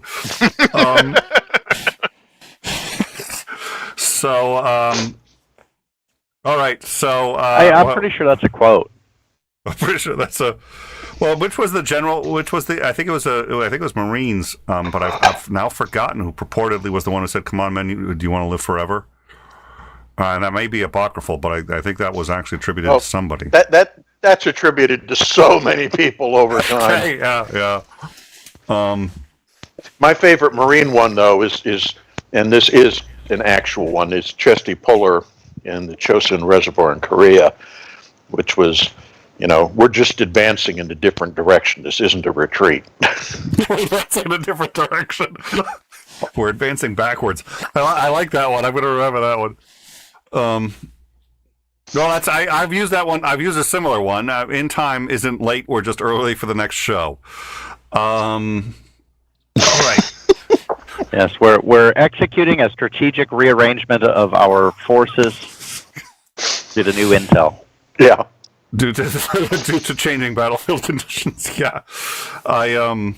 Putin's been doing a lot of rearranging. All right. Yeah. So what can you tell us about this that's going on? And we were thinking too. I mean, what was interesting about this happened at roughly the same time that new offensive happened in Ukraine. That very brief offensive that seemed to just strike all over the map. Now, that could be a coincidence. And I spoke earlier about how these coincidences actually kind of happen all the time. And you can find coincidences to support just about anything if you want to. Yeah. But we just don't know. I think there's three possibilities that you alluded to. Mm-hmm. And I think any one of them is potentially credible, but at the same time, they all have things about them that make you call it into question. So, Number one, Poland doing something. I can't see the Poles wanting to do that because the moment they do an offensive action, it basically invalidates any attempt by them to invoke Article 5 if they themselves are attacked. Mm-hmm. So they lose their NATO protection. Yeah. And given the crisis at hand, that's the last damn thing you want to do. So I find that kind of a stretch. Okay. The thought that it's a false flag attack by the Russians to justify doing something even worse than they've done so far, that's a possibility. But again, it's a disruption of ongoing operations, so why would you do it? I mean, what does it gain you? They've already got the Belarusians committed. They already have the bulk of their forces committed in this particular Operation Slant Theater. So, trying to stage a false flag attack, what does it gain them? You know, and unless these Pooters has decided right off the bat that, okay, I need to find justification for use of chemical and or nuclear weapons. But I don't think he needs to justify that at this point. He's already said he intends to if X, Y, or Z happens. And in many cases, X, Y, or Z have happened. So I don't see how that works. Now, I think the most likely is that there's something going on inside Belarus itself. And we do know that the Russian-aligned government not very well. Oh, you're breaking up. Opposition group. You were breaking Previously. up there. You're breaking up. We missed the last 10 or 20 seconds. Can you hear me better now? Yes, sir. Hello? Yes, sir. I can hear you Okay, much sorry. Weird. Anyway, I don't see that, you know, either the Poles or the Russians doing something is likely. I think the most likely is that this is an internal thing going on in Belarus, and it may be that the Belarusian opposition to their pro-Russian government has decided this is the opportune time to strike when both sides are heavily committed in an operation, and it would be difficult for them to react to a civil war slant coup or whatever you want to call it. So that, I think, of the three scenarios you posited, is the most likely. All right. One scenario that you didn't mention, which I don't think is likely, but is a possibility, is that this is something that the Ukrainians are in fact doing.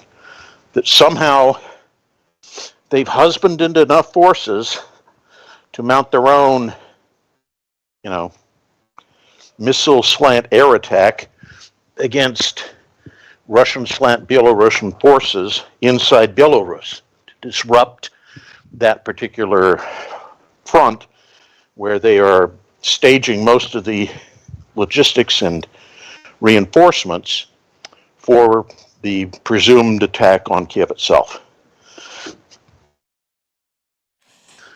Yeah, that was actually initially what I thought it was, and that's initially what I thought it was, and it the other options did appear to be far more likely at this point, because I don't know where they're going to get the Air Force to do it, and they're throwing everything they've got into the defense of their own cities. That was the one limitation to me, is that I don't see they have the assets to be able to pull that off, unless they've been really, really ridiculously cagey all along in, you know, secreting and hiding and husbanding forces for this sudden surprise counter-strike, which I don't see as and as you said, likely.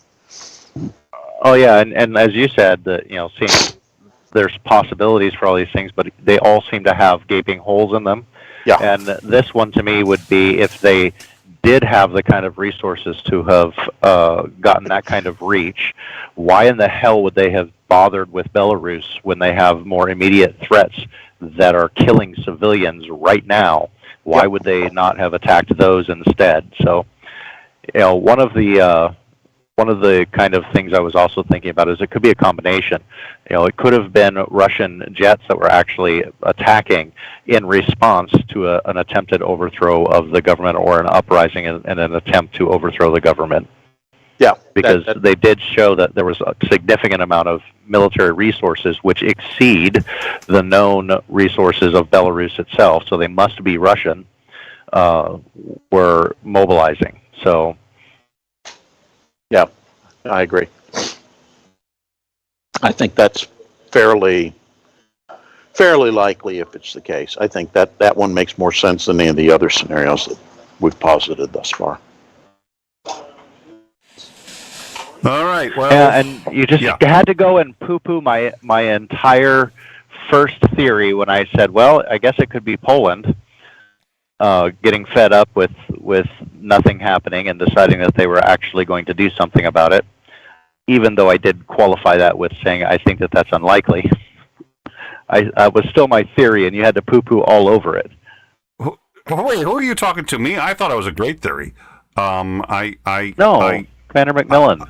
Commander, I don't care what you think. You don't know what you're talking about. See, I think if Poland's going to do something, I think if Poland is going to do something, it will start by the Free Pilsudski Brigade or something going in under those auspices to do something. Not getting Poland directly involved, but it's like the Abraham Lincoln Brigade in the Spanish Civil War sort of thing. You get volunteers. All right. Well, so let me. Maudy is in the audience. Maudy's in Seattle. For now, he's on vacation. He picked I think he knew this was coming. He was just like, "Oh, you guys have a big day tomorrow. I'm out of here." Maudy. It's all his disinformation operation. I am dangerously close to Maudy at this point. Oh, really? Oh, you know what? You should. Hit him up. Hit him up on the Discord. Hit him up on the Discord. The two of you should totally. The two of you should totally connect if you get a chance. So let's make sure that happens. And then we've talked about. So let's do a rundown so that Maudy can understand it. He may have some idea of what today has been like. But this is we've had a couple of days like this on In Time, but it is rare. So are you serious? He's physically up in the Seattle area? Right now, yes, he's on vacation, and I normally wouldn't say where he is, but he said it himself. So his legions of female fans now know where he is. That's why I don't like having him on. Is because roughly the way I am too. Oh, we could hook all of you up on the Discord. I'm near Tacoma. Oh, so just south. Yeah, I'm up by Bellingham. Oh, I'm actually just west of east. I'm sorry, just east of Bellingham right now. I live up here. Because he's a trucker, Xandering is basically all over the country, everywhere and nowhere. and at any given time, it's like it's nice because he's sort of in my area from time to time, and it's funny too because it's like he kind of knows the area, even though he doesn't. And it's just like, oh, I'm here, and it's just like he spends so much time on the roads. It's pretty insane, but that means that it's likely that he'll be in your area at some point in the near future, so he can I was there this morning. It's a service this morning. It's a service we offer for patrons at the $150 level. Xandering will come by your house, knock on your door, and say hi. So just become a patron, and we'll have Xandering make a stop at your house. Okay. I pass out signed copies of the End Time interface, so for people, personal delivery, everything. I'll even take you out to lunch. We have Wenatchee apples, and I'm there. We do have the official In Time guidebook to producing, which is signed by our producer, and he Xandering passes that out. The subtitle is, producing on In Time. Does your audio quality work too well? Well, here are 10 nifty solutions to fixing that problem. I detect sarcasm. Well, just a little. A hint. Nick would never a mere smidge. Would never stoop to such a lowly tactic as sarcasm. I mean, come on, he's the $400 suitor. He would never use such a cheap tactic. Yeah. Oh, we're letting everybody in on the secrets today, huh? Xandering, just spilling all the That isn't my secret. Come on, everybody knows about that. No, everybody does know about the $400 suit. That's been around for a while. So, Maya, okay, I am elevating that to super chat status. I'm donating $5 in the name of Maya Atkinson, $5 super chat. So we're scaring the shit out of patrons now. I'm not sure how business savvy it is, but that is funny as hell. I have flashbacks of you opening the show to me with my AR in my lap. I know. I'm going to tell that story before we do another one. That I have to tell Commander McMillan that story. He may have already heard it. He's got to hear it again. I will say I actually got that wrong. So what we're doing is Andring is knocking on the door of every member of the audience, become a $150 patron, and he will skip your house. So come join in time, become a $150 patron, and Andring will he won't visit your home. I was AFK for a little bit. Come back. We're starting the show, and we have the shields that we just bring down when somebody's away from the computer. And his shield was down, and so I raise his shield, and the camera is on, which it's not always because usually he's driving, so you're just going to see him driving while he's yelling at me. But the shield comes up, and he's got his AR-15 right there. He's holding it right in his lap, and he's just going like, oh.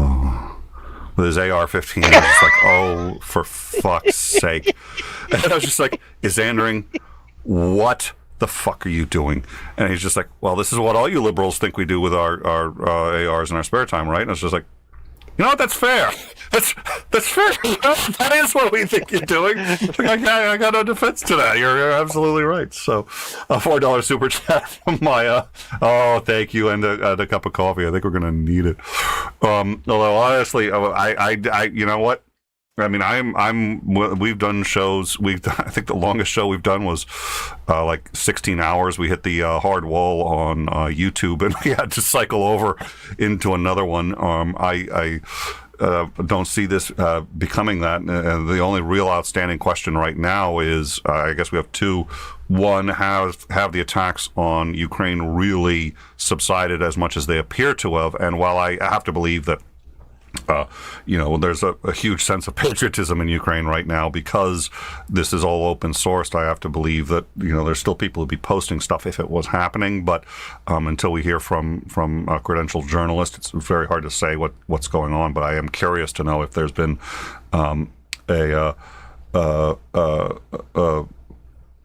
what appears to be a dramatic reduction in the attacks in Ukraine. But so that's the first outstanding question. But the bigger one is what the hell is going on in Belarus right now? So do a quick rundown for those of you who are just joining us on a very newsworthy day. Started around, really we got the first notice of anything around 1:30 p.m. Eastern Standard, and then it's been every half hour for the next 2 or 3 hours after that. It started with, it's not quite in chronological order, but close enough. The United Nations International Court of Justice ordered Russia to immediately suspend its military action in Ukraine by a vote of 13-2, with Russia and China both dissenting. It is a binding order under international law. So the UN International Court has said, stop now. And we believe at this point, we don't know for certain, but I think I have at least an 80% confidence that they can be ejected from the UN if they don't. And in fact, actually, that seemed to me to be your read on this, is that's just because we looked, they can be ejected from the UN if they fail to comply is what it looks like. So if they get ejected from the UN, they lose their Security Council veto, which is extraordinarily important to them. So that's the first thing, and that's big. We were basically going to go live with that when we found out that the White House had just declared, in a big FU to Putin, Joe Biden called him a war criminal. So what did my president do today? Yeah, he called another president a war criminal on national television. Well, to be fair, Zelensky's been saying that for quite some time. And then announced an additional $800 million to send supplies, military supplies to Ukraine. This is in direct contradiction to, well, I shouldn't say it's a contradiction of, but it's in violation of Putin's injunction against doing just such a thing, and saying that if any country sent more supplies, military supplies to Ukraine, it would be considered an act of war. And we are now sending $800 million. I guess wait to hear what Putin has to say about that. I suspect he'll have an opinion. And then lastly was a notice from both sides, but Zelensky in particular coming out and saying that for the first time ever, he believes a credible offer has been put on the table. Peace talks. It looks as if, at least it's a tentative plan. That's what the word they're using, a tentative plan that includes a ceasefire and, in fact, a full withdrawal from Russia as long as Ukraine gives up its NATO ambitions and meets a number of other requirements. And then there's two sticking points, and that would be Crimea and Donbass. And then as soon as we started broadcasting on that, major shelling appears to have occurred all across Ukraine and then appears to have stopped. Meanwhile, 6 cities in Belarus are purportedly under attack. Something's happening. The Air Force has been deployed, and we're getting multiple reports of people saying they're hearing explosions. But as of yet, other than one reporter who did say that they believed it was a MiG that they were hearing at low altitude and explosions, so we don't know. I mean, the MiG could be defensive, it could be offensive. We have no idea what's going on, but it's hit. These are multiple reports from multiple areas across Belarus, so something is happening. And so since we know almost nothing about these kinds of things and are pretty inept when it comes to the military, we said, hey, inept when it comes to the military, it's time to call Commander McMillan. And I'll let our audience read into that any meaning that they want as to what I was implying there. At any rate, I need to be careful because if McMillan really decides he wants to, I think in a battle of wits, I'm going to be outmatched against McMillan too. So I'm going to be careful with the backhanded compliments. So I don't know. Does that sound about right to anybody? Is there anything that I missed that we should? Nick? Yes. Nick? Yes. Yeah. I really hate to be that person in the crowd, but generally speaking, anytime you engage with another human being in a battle of wits, you go in unarmed. It's not overly difficult to win that battle. I am regretting allowing our producer to tie all the guests into one sound bus. Call me a right-wing gun nut one more time. Do it. I swear to God, you will rue the day. He already rue the day, but to be fair, I haven't called you a right-wing gun nut in a couple of minutes, I suppose. Okay, you may have a point. Yeah. All right. Well, I mean, to be fair, you didn't. The last time you called me, that was when you called me, hey, nut job. Might want to get on the air. So it has been a little while. It has been. Yeah. Well, and to tell you the truth, that was sort of the complaint of the last person that we had that was managing our last community manager. She was like, well, I do want to speak to you a little bit about how you address people in the community, saying, hey, nut job, hey, lunatic, hey, you crazy person, whoever you are, because these are all monikers that, as it turns out, actually make people somewhat less inclined to either want to appear on the show or just, to just sort of follow us in general. So I'm learning. I'm open to new ideas. I haven't called him that all year. Yeah. Okay. Yeah, but perfect. We have a new designated. Yep. She's coming to the rescue. Perfect. All right. So I think that's where we stand right now. We haven't heard anything else about what's going on in Belarus. I mean, it's something's happening. Aren't you glad you tuned in to In Time, where we can confirm that something is happening? Oh, dear Lord. Somewhere, at some point in the not-too-distant past, something happened. Well, we have audio of that thing happening, whatever it is. But it could be somebody who, putting their phone in their pocket, accidentally hit the recorder. Could be an all-out attack on a Belarusian city. You be the judge. The judge. In Time, where we let you invent your own stories. We'll give you some loose facts, and you just invent. This is.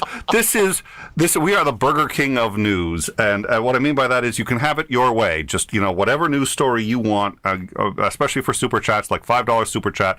Tell me the news story that you want to hear, and we will give it to you. Oh dear Lord. All right. Well, to be fair, I think there's a bit more. Yeah, Aries 106. It is absolutely happening, and so I do want to correct. We're getting a little punchy, and we've been streaming this show. When we were talking about it in the production room, I said, okay, look, it's going to be 30 minutes, 45 at the top at tops, and here we are now 5 hours later. I mean, it's crystal clear something significant of a military nature is happening there. We have no idea what it is, but they're scrambling, and we're hearing explosions, so something's happening. It's just a really good question. What?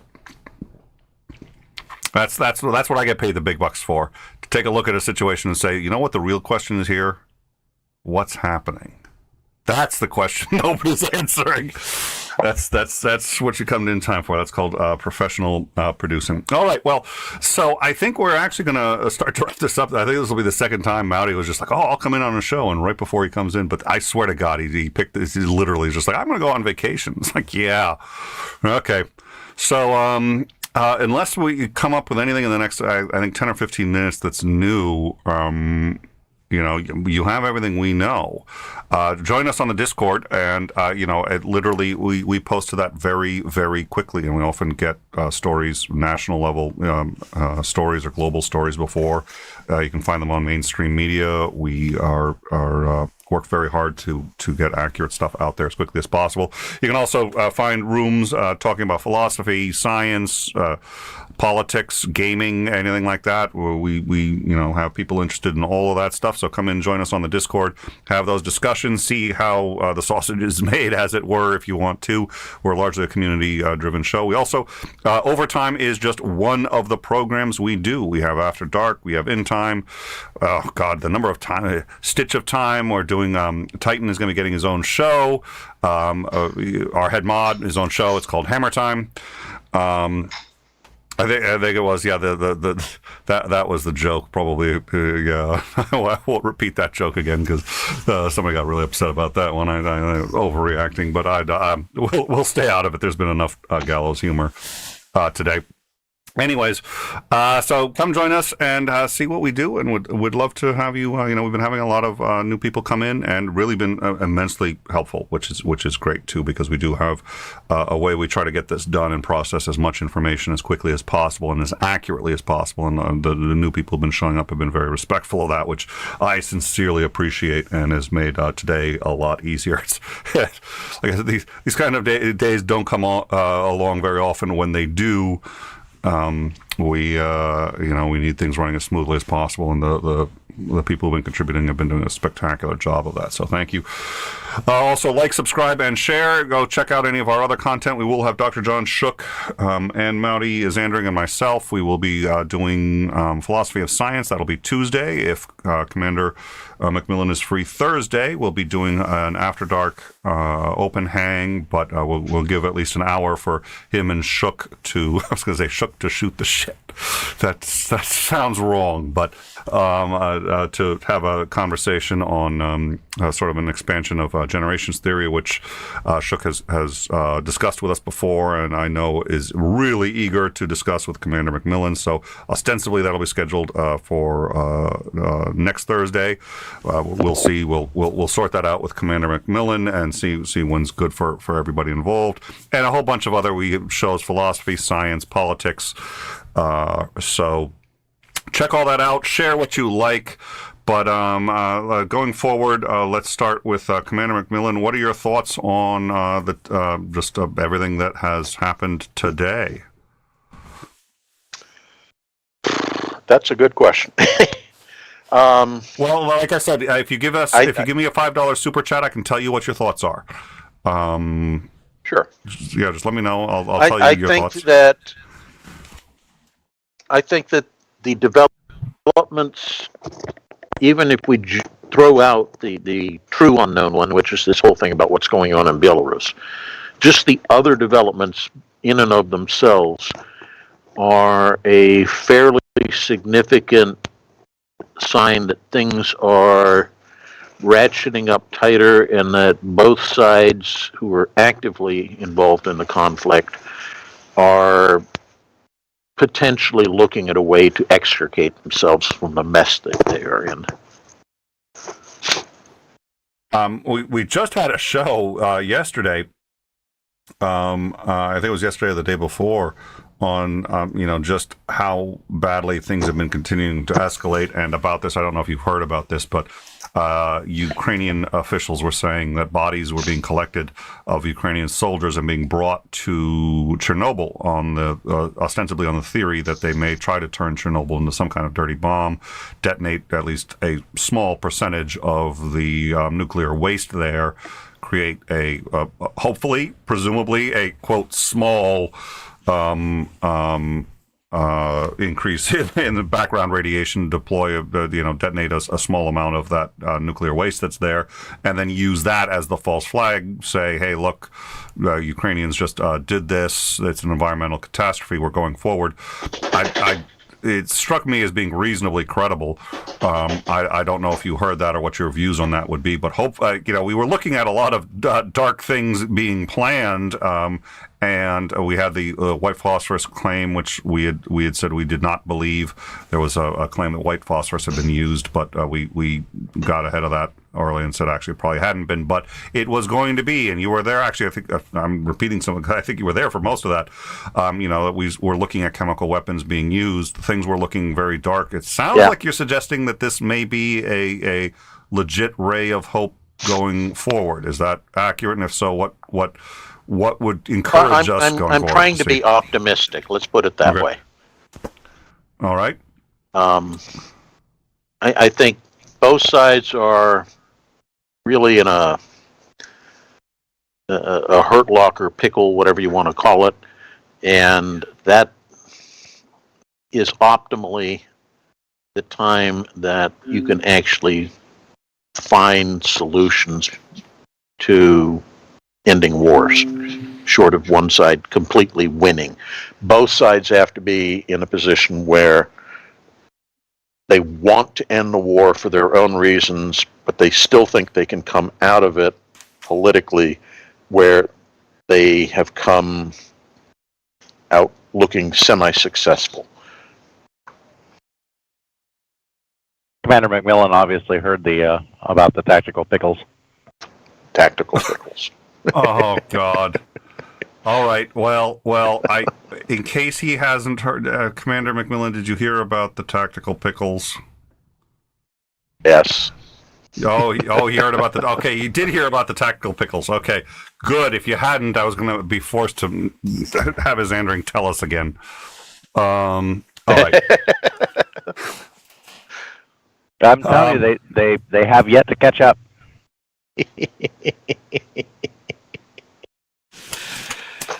Okay. And on that note, don't forget to follow me on Twitch. You can see the life of a trucker, see the rest of the world. I live stream everything that I do.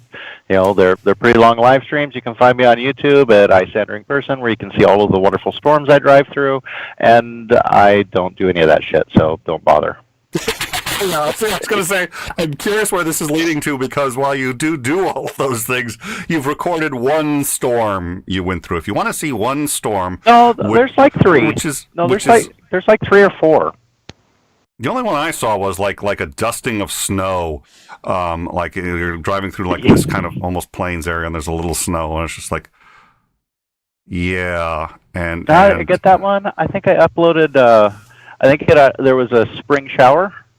I think that I uploaded in Florida. You're getting bold there with that content, sure. man. There might have been... Did YouTube let you monetize that one? No, they never let me monetize. Yeah, okay, well, they give us the same problem, too. I don't like it when we show dead people. Call me when you get a posting of being stuck in Stevens Pass for 48 hours. That one I'll watch. I got stuck in North Bend for that long, waiting for... Well, Stevens was just closed, so there's no point of even trying, and Snoqualmie was closed, and that one was annoying. I ended up having to go down to Portland and across, because it sucked, because when I got stuck there, this was, I think it was the 3rd. This is an interesting story, kind of funny. I think this was Thank the you, Commander. third or the... No, I think it really was the fourth. appreciate this. Thank you so much. Okay, lesson learned. Keep your damn mouth shut, McMillan. It was the fourth. I was in a conversation with Nick. Now, this was an interesting series of storms that just kept hitting the Pacific Northwest. I'm sure you probably remember these. And at one point, because Canada said, screw you, Americans, you're not vaccinated, you can't come into Canada. So you couldn't go into Canada. All of the passes, Stevens Pass, Blue and White Pass, even though you have to get across the get across the Cascades just to get to those passes. Snoqualmie was closed. Everything, all of the passes across the Cascades in Washington were closed. Every one of them. And the Columbia River Gorge was closed. Both Washington 14 and I-84 were both closed due to the snowstorm that was coming through. And this was the fourth. So at one point there, I was stuck in North Bend, Washington, which is the base of Snoqualmie Pass on I-90. Mm-hmm. Stuck there for a day already. There is no way out of the Pacific Northwest. You cannot go across the Cascades. You can't go south because all of the passes down, like going over Eugene on 26. All of those passes were all closed. And before you got down to Rogue River, I-5 was closed. It was actually closed by Rice Hill. So there was literally no way. If you were on the I-5 corridor, there was nowhere for you to go. You could not cross. Now, this was stayed this way for prisoner of love. Yeah, about 24 hours. Well, I'm sitting there waiting to hopefully, for them to open Snoqualmie. I was really hoping, even though that didn't end up happening, I had to go down to Portland. They opened the Columbia River Gorge first. But I was talking to Nick, and I said, the snow's really starting to get excessive this year. This is the 4th of July, or not July, January, 4th of January. And he's like, I think it's a little premature to, it's only been 4 days. And I was like, Nick, the average snowfall for North Bend, Washington per year is 8 inches. That's how much they get all year. And they currently have 24. Exactly. And I was like, in the last 4 days, they've gotten 16.5 inches. And over the next couple of days, they got another 10 inches. And it's like, by definition, that is excessive. He's like, I guess I can't. He learned yet again that it is pointless to argue with me because I'm simply right. Yeah, well, that's not the reason why, but let's agree that it's pointless to argue with you.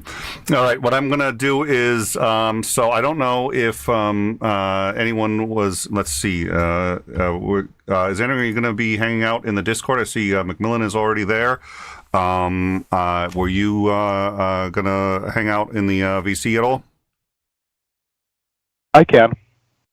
All right. God, wow! I said that so horribly bad. I'm sorry. It's not onerous. It's not like, okay, make me do it. No, I'll be there.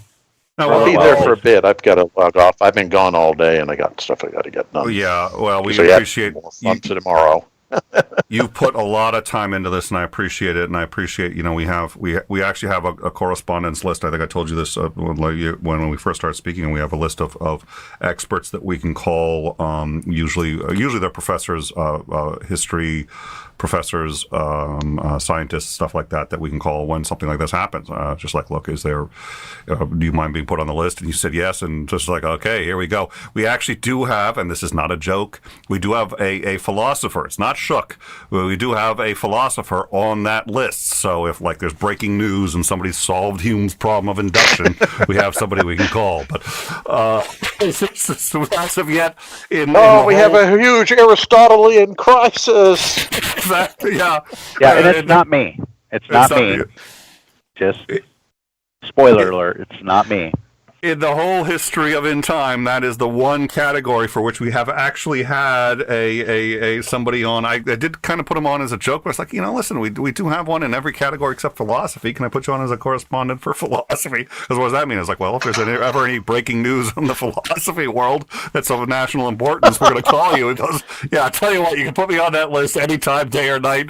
Never getting the call. It goes, so go ahead, do it. So he's on the list, and sure enough, so far, we haven't. I'm waiting. I think it's going to be Hume's problem of induction. Somebody's going to solve it, and we're going to have to call them up and like, okay, what's Hume's problem of induction, and why does it matter that it's been solved? All right, I'll be in the Discord probably about 5 minutes after credits. So you've spent a tremendous amount of time with us, and we really appreciate it. So thank you, Commander McMillan. Thank you, Azandering. Thank you to all the mods. Thank you for all the super chats and the help and the donations, the shares, the likes, all that stuff. Please also feel free to leave a comment, and we'll get back to you. We read all the comments in the to the shows. We get back to most of them in one way or another. So thank you all for that. And it's if we learn anything more that's absolutely crucial or that's really we think is relevant, we're going to go live. And I hate to say that because every time I say that, we've actually also been interrupted during the credits where something changes. Literally, like we're done, and then in the credits, and all of a sudden we have to bail on the credits, and so I'm thinking that's not going to happen. You're just trying to jinx us, aren't you? Yeah. Well, last time I said that, jinxed us too, and it happened.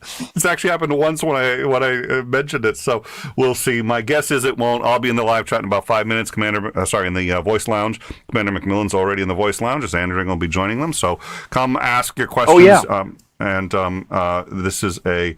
Someone recently solved the definition of atheism. I didn't realize it was a problem, but apparently I was wrong. So we had on Shook, and he didn't think it was a problem. Yeah. Yeah. Don't forget to remind everybody that Titan is running the collection drive for the pickled tomatoes to ship to Ukraine. You are just so proud of that. Since Russia still has yet to catch up, so we should capitalize on the situation. Okay, as much as I appreciate having you, Commander, the reality is I did tie, I wasn't kidding, all of the mics coming in go through the same sound bus, so the only way to mute Isandering is to mute both of you, and at this point, as much as I appreciate your contribution to the show, it's a price I'm willing to pay, so thank you so much for having come on. A wise decision. So we'll shut down that audio bus. Venn Cancel culture! Yeah. All right. So thank you all for joining us, and we'll see you, barring any breaking news. If hopefully, I'm really hopeful that we're going to have some news in the next couple of days saying that this is looking much closer to wrapping up. But barring any breaking news or anything like that, we will certainly see you guys on Tuesday for Philosophy of Science. Thank you again. And Shake, $3 super chat. He hasn't said what he always says on the super chats is, I just got here. Did I miss anything? That's his. Well, that's because that's a sticker, not a super chat. Oh, it is a sticker. That's true. That is a sticker. But I'll say it anyway because he's contributed so many times to the show and given us so many super chats. We'll put the I just got here. Did I miss anything? So thank you all for joining us, and I'll see you in the VC in about 5 minutes. Have a good night, all. Good night.